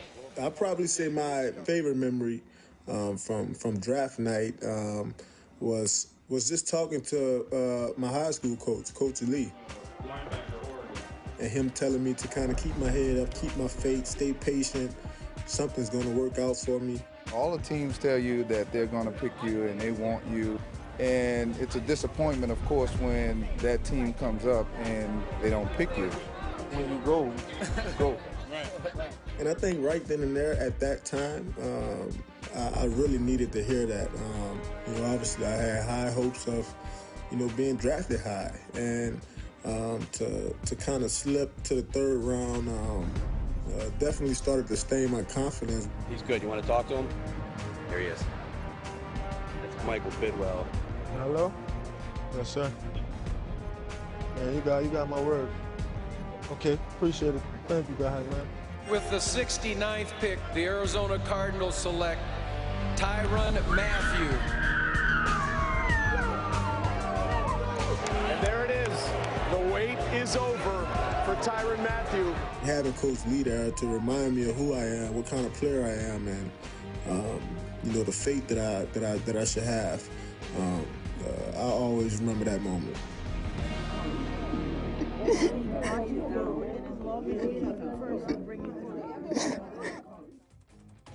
Okay, we're back here on NFL Draft-A-Thon live on night number 2 of the NFL Draft. Pick 93 is on the clock, the Tennessee Titans, and then the Packers after that. We're joined right now by a 49ers contingent. The man on the left is one of the best running backs that we've seen run the football in a playoffs, as Raheem Mostert is still running, I think, against the Green Bay Packers, but he's sitting down right now here on NFL Draft-A-Thon live. Good to see you, Raheem. Hey, good to see you as well, Rich. How you doing? You got it. And one of your biggest fans, one of the biggest 49er fans, country music singer and songwriter, John Party. How are you, John? I'm good. I'm glad you didn't go with Joe. I did. It's been a long night. It's been a long few days. My bad, John. I'm good. I'm real good. Just hanging at the house. I bet you are. And unlike everybody in my industry who's been sitting in front of a bookshelf filled with books they haven't read, I'm one of them. Those are guitars you've used, I imagine, that are on the wall? Yeah, no, this, the red one, would be, you're right, was one of my first Gills I bought back in the day. And then I got the Waylon guitar and all these are kind of my retired guys off the road.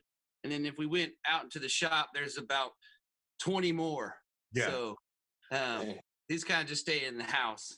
It's crazy what you kind of get over time.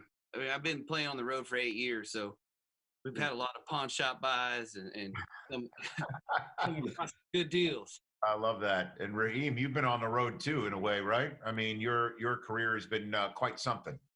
Yeah. I mean, yeah, it has, man. And this whole NFL draft right now is just really bringing back memories of when I was just sitting on that couch waiting on that phone call. But everything happens for a reason, and I can't be any more happier where I'm at in life right now.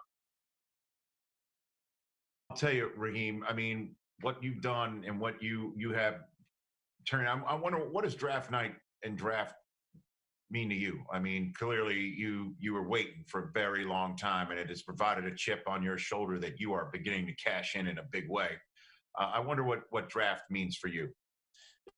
I mean, it's one of those things where it's a lifelong dream to get drafted. And at the time when I was coming out, I didn't really have that many stats under my name, and I was really struggling to even cope with the fact that I've seen all these rounds go by and my name wasn't getting called. But I knew at the end of the day, if I could just get one team to believe in me, that'll just give me the confidence I needed in order to go into the organization and just try to prove myself and, prove all the doubters wrong and go on from there.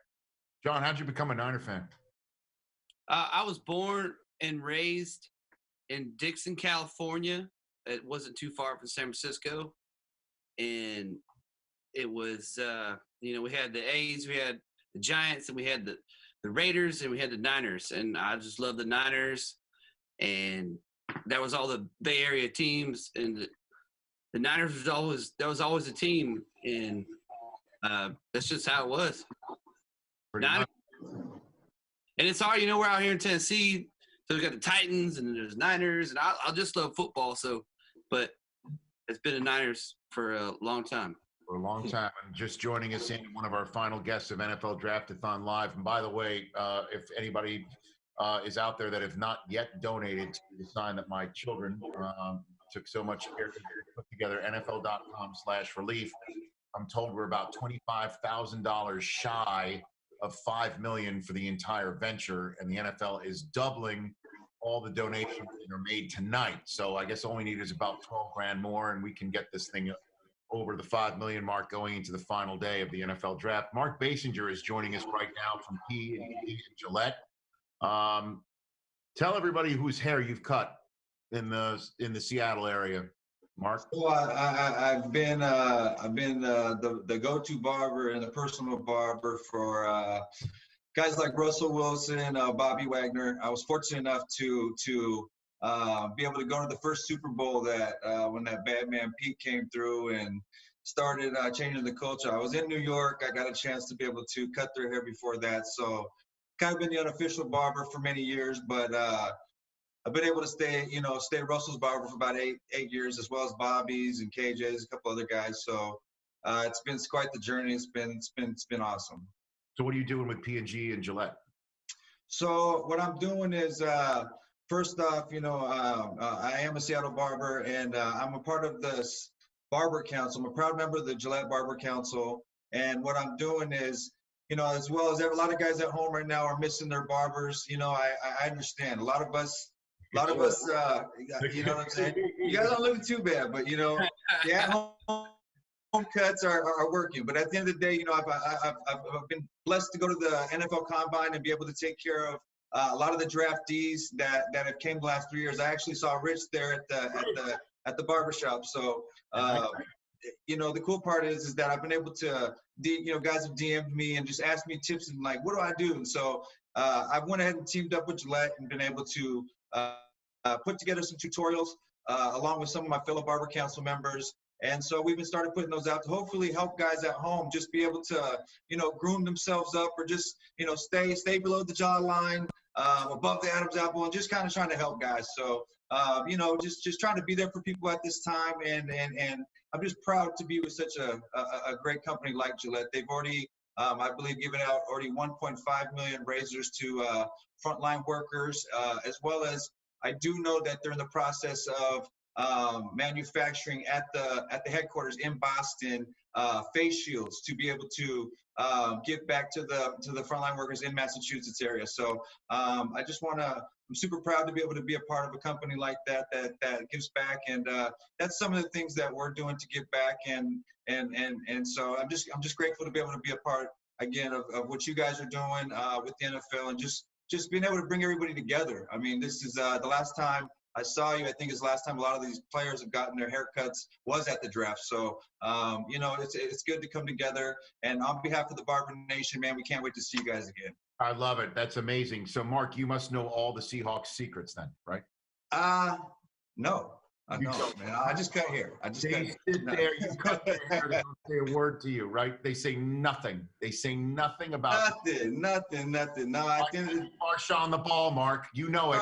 Right. Well, on the ball. Right. Well, I used to live with Earl, when I first came into the league, and so I was blessed to be able to be around. Those guys are the best of the best, man. The way they go about their business is Wagner, all of them. They're great. Bobby, all of them. They're Hall of Famers, and they're just the way they go about their business, the rhythm and routine, and just I've tried to take that and adapt that to in any way I can what I do for a living. So it's been inspiring and just it's cool to see. John, is there any official country music barber that you guys see all at once? And anybody? I'm blessed. My fiance cuts my hair. Hey. I'm always the last haircut. Like I still haven't had my hair cut. I guess that'll probably be the next 10-part documentary on ESPN, The Last Haircut. We'll see all that. That'll be That's a great title. It's not bad. The last haircut. So, John, anything you want to let anybody know about what's going on with you, your music, your charity, anything before we let you go? I say we get this thing to 5 million. I agree. I'm out here. Hopefully, we get to play concerts in 2020. But we got to do our part and just listen to the radio and just have a good time for what it is and make the best of what we're doing like we are right now. I got some new music coming out soon, but I don't even know how to even tell you about that because I haven't sung the songs yet. So. Oh, cool. I look forward to that. Thanks for coming, John. Really appreciate that. Hey, thank you for having me. And Mark, thank you too. And Raheem Mostert, you keep running. You keep running and keep hitting your head on goalposts, okay? Oh, yeah, I'll try. I'll try. Okay, thanks for having me. Thank you for everybody for being part of NFL Draft-A-Thon Live. And look, we've had an amazing 2 nights here on NFL Network and the NFL Network, and NFL Media Group and the NFL social media feeds and digital feeds. I want to thank everybody who's put this thing together, and I want to thank everybody that keeps raising money as we possibly can for NFL.com/relief. NFL Draft-A-Thon Live returns at noon Eastern time on Saturday, and we're going to keep raising as much money as we possibly can. So Mark and John and Raheem, thank you for wrapping this thing up for all of us. Thank you for having us. We'll wrap things up for NFL Draft-A-Thon Live. Enjoy the rest of the 3rd round, and we'll see you for the 4th round.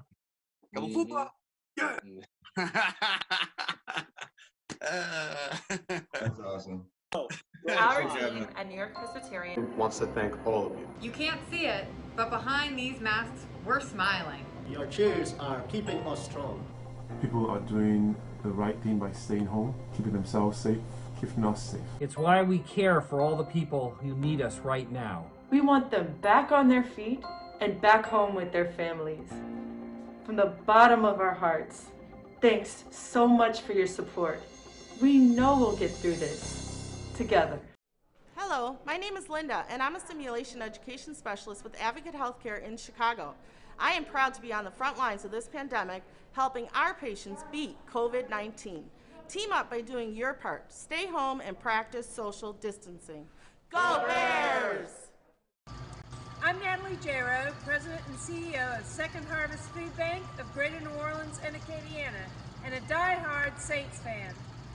For more than a month, our team has provided more than 3 million meals while we respond to the COVID-19 emergency across South Louisiana from New Orleans to Lake Charles. And on behalf of Saints fans all over the world, go Saints! Hi, I'm Sean Payton, head coach of the New Orleans Saints. As many of you know, I was diagnosed with COVID-19 a month and a half ago and have been fortunate enough to have fully recovered. Many people across our country and across the world have not been as fortunate. My thoughts and prayers go out to all of those who have lost loved ones during this extremely difficult time. To all of our first responders, healthcare providers, and essential workers, from the bottom of our hearts, thank you. I can't stress enough how important the stay home, stay strong message is to our NFL fans. Please stay home.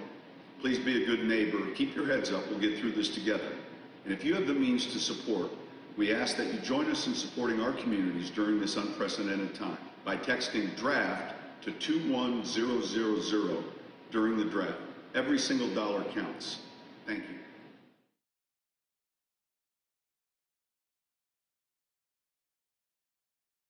While families go hungry, as they do now, I'll fight. While workers see their jobs disappear, as they do now, I'll fight. As the lonely sleep on beds of concrete night after night, as they do now, I will fight. While sickness spreads fear. While caregivers grow weary. While love is kept distant. While parents fear for children and children fear for parents as they do now, I'll fight. I'll fight for families. I'll fight for the vulnerable. I'll fight for heroes. For joy. For hope. For good. While light can vanquish darkness. While love can change lives. While I can make a difference as I can now, I'll fight. I'll fight.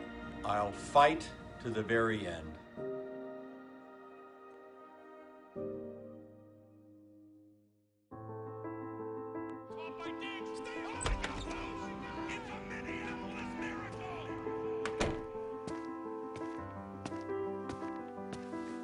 This is weird, sitting here thinking of all our memories together. I literally watched you grow up. I think I changed your diaper, actually, like once or twice. I remember us walking to school together every day. I remember us playing video games. I remember when you first learned how to make pancakes and you brought me something to try. I told you they were straight.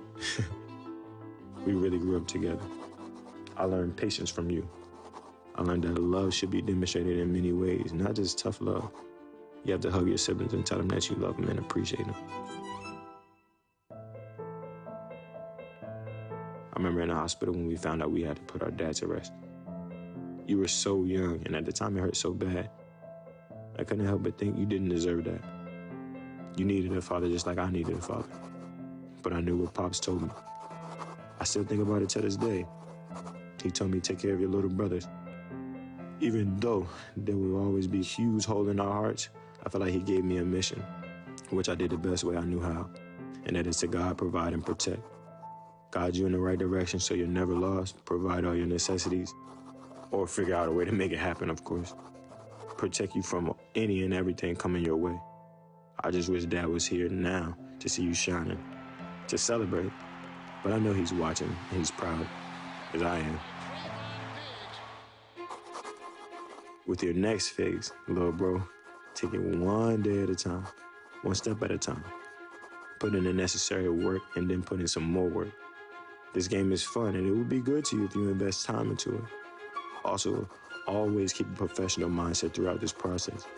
As a man, continue to grow, continue to learn, continue to find ways to better you. Not just for you, but for your son and for your family. You are special, Trayvon. I want you to know and believe that. You changed my life. You made me a better man, a better brother, and ultimately a better father. I know y'all are going to do great things in this league. I'm excited for your journey, and you deserve it. You really do. And right now, all the hard work you put in, all the hours working out, all the training is about to pay off. You're grinding for this. Despite all the shortcomings and all the obstacles and all the doubters, all those obstacles set you up for this right now. I'm going to be the happiest watching you on draft day because I get to witness my little brother live out his dream. Shine, little bro. I'm here every step of the way. I just want you to know I love you, and I got your back forever. Back on NFL Draft-A-Thon Live for a nice chat with my buddy Ian Rappaport, Rap Sheet, joining us right now from his sheltering in place. Let's start with the Green Bay Packers. Ian, are they purposely trying to troll on Aaron Rodgers now? I mean, deepest wide receiver draft. That's all we hear at the combine. That's all we hear in the lead up to the draft. That's all we hear on draft day. We're now sitting here right now. They've closed up shop for the night with another 2 picks, a running back and a tight end. And you could also say that they could have used defensive players because Raheem Mostert is still kind of running against him right now. What's going on? What are they saying in Green Bay? What's happening in your estimation? Well, the answer to the receiver question is one of the great things about having the deepest wide receiver draft we've seen in, I don't know, maybe forever, is that you can get really good players in the 4th and 5th round. So maybe that's something that the Packers are going to address on Saturday. Okay, so we'll kind of keep our eye on that one. But to me, everything starts and ends with the Green Bay Packers draft at the quarterback position. They took Jordan Love. I mean, this is something, they did talk today. I think that was a good thing, the two connected. So Rodgers is not outwardly going to be sort of a jerk about this. But, we all kind of wonder, like, all right, how are they going to help the team this year? But what you're also seeing is it's Brian Gutekunst's job, the general manager, to build for the future and make sure they all have jobs in 10 years. So you spend a late one on a quarterback, that's a worthwhile investment. I guess. And then honestly, though, going into the draft for the Packers, you wouldn't say, here's what they need to hit: quarterback, running back, and tight end. That's what they have to hit. And that's what they've hit in the first 3 rounds of this draft. Yeah. I think, tight end was obviously interesting. You had Jimmy Graham, which didn't work out. Drafted a tight end last year in the 4th round, I believe. It wasn't a great tight end class either. I mean, this was, we didn't see a tight end go in the first round. I think, Cole Kmet was the guy a lot of people thought would have a chance. Didn't end up happening in the first round. But, I think one thing we're seeing, Rich, is a stark contrast between the teams that go, all right, this is what we need. Like, let's say the Minnesota Vikings. What do they need? They need a left tackle, got that done. They need a receiver, got that done. Need a corner, got that done. And then there's the other teams that just take the best available player. Like the Saints did not plan to come into this and get a really, really good guard or center, but he was there in the first round. They stuck to their board and they had to take him based on their philosophy. So what are you hearing about the Eagles' choice of Jalen Hurts? What's that about? Yeah, this has a chance to be maybe the most polarizing selection in, I don't know, maybe since the Eagles passed on Ricky Williams and ended up with a quarterback who led them to a Super Bowl. I mean, this was one where I think everything around the Eagles, they wanted to revolve around the quarterback position. Obviously, they traded up for Carson. They took all that capital. They got him. They paid him a ton of money, $100 million, huge contract, all of that. But he's been injured. And, Nick Foles is not always going to be there to rescue. My understanding is this was an easy pick for the team. They talked about it. They gave Carson Wentz a little heads up that this could be coming today. When it got to them on the board, he was by far the highest rated player on their board. And they took him, and they're going to, they'll use him a little bit like Taysom Hill. They'll have him run the ball. They'll potentially take Carson Wentz off the field, which I'm not sure he's going to like. But I know. This is. And it's interesting, though, Ian, is that this comes off a season where Wentz actually answered the bell, right? I mean, like he actually answered the bell. They made the playoffs with hardly a single wide receiver that anybody could name in Philadelphia or around the NFL. And Wentz got them there. I know that the Cowboys, with guys we've never heard of. I know. So it's interesting. Like, I would understand if they made that pick in even the last 2 years when Wentz couldn't finish it. But Wentz did actually play every opportunity this year. Yeah, and this kind of reminds me a little bit like the Jimmy Garoppolo pick for the Patriots. I mean, obviously they thought he was going to be the successor. He wasn't. I get it. Right. But in the end, he played a little bit, and they invested 3 years in someone who was 3.5 years, someone who was a backup, but on their game day roster every week, and they trade him for a second rounder for someone who's going to make your team be on the active roster, and then you're going to get a second rounder. That's a good investment. If that's the worst that happens here, the worst, I think it will be okay. The only small thing I would say is when they talked about not trading up yesterday, Howie Roseman said he didn't want to give up something as valuable as a second round pick. And then today he says, well, it's a late 2. So I'm like, well, they're the same pick. Right. I mean, it's interesting, man. The whole thing for these two situations, because we're obviously quarterback centric. I'll just give you the floor. Anything you want to point out in your reporter's notebook, something that you want to point out, something you heard, I'll give you the floor on that, Ian. Yeah, I would say a couple things kind of caught my eye. One, the Raiders took a lot of receivers. They did. I mean, they took Bryan Edwards. They took obviously Henry Ruggs. They took the kind of do everything from University of Kentucky, right before. I mean, I think how many playmakers the Raiders took is obviously fascinating to me. That's one. The Tampa Bay Buccaneers, 3 picks. They went tackle for Brady, running back from Vanderbilt for Brady, and they had kind of been in the market a little bit for running backs. I think some of us thought maybe Devontae Freeman would go there, but they took a running back with the third round. In the third rounds, to me, I think that's something that would make Tom Brady happy. And then, a couple. Winfield Jr. is terrific. He had a great combine, combine.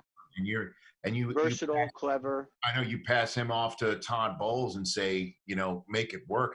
I really like their draft, and I really like the Niners. I think what the Niners did on the first night of the draft, which is trade down, one spot, get a 4th round pick that then you flip for Brandon Ayuk, which is another thing that just, I guess, to put this thing full circle. So you trade Buckner for a first rounder that you then move down one spot to get a fourth. You take Buckner's replacement in Javon Kinlaw, who's terrific, and then you use that fourth to flip up a few spots to get the receiver that you want for Garoppolo. And, you know, I guess as an added cherry on top is the team that they saw in the NFC Championship game trades up to get Aaron Rodgers' replacement, you know, and I'm sure that's something that Rodgers is sitting there and saying, all right.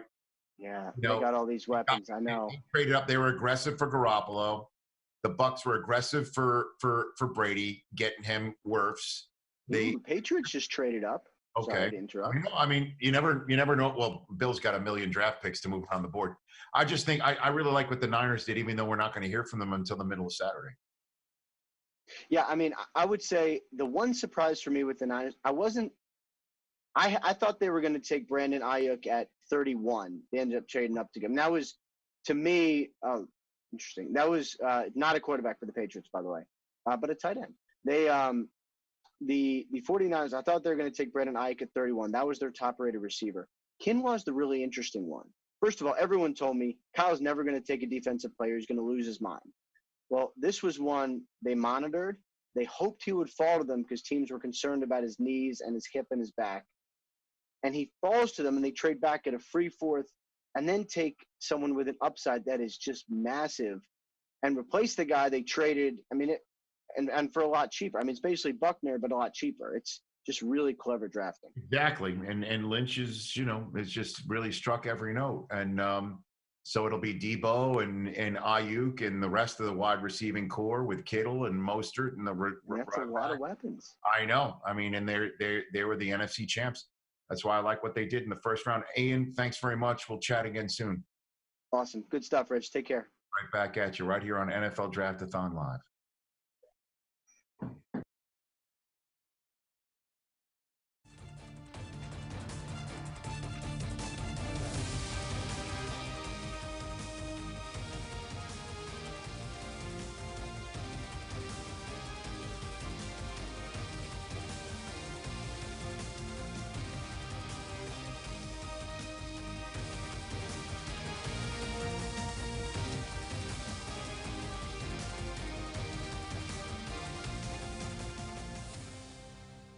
Hi guys, I'm Rex Chapman. I was once the 8th overall pick in the NBA draft many, many years ago. You guys make my Twitter experience so much fun. I normally show block or charge videos, people getting hurt, things like that, but it's been so much fun here recently, just showing the good in people, the good all over the country, the good all over the world. And here are a few of my favorite sports-related tweets from the past few weeks.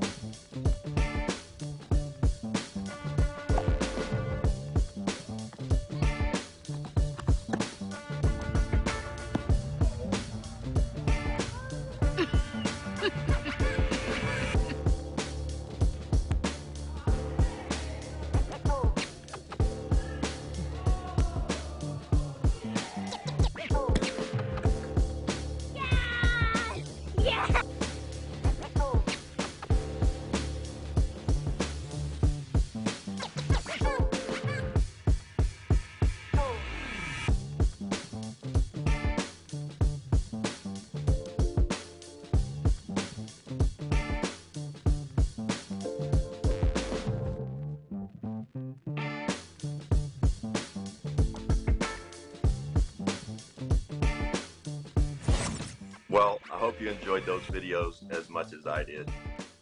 Thank you for making my Twitter experience what it is.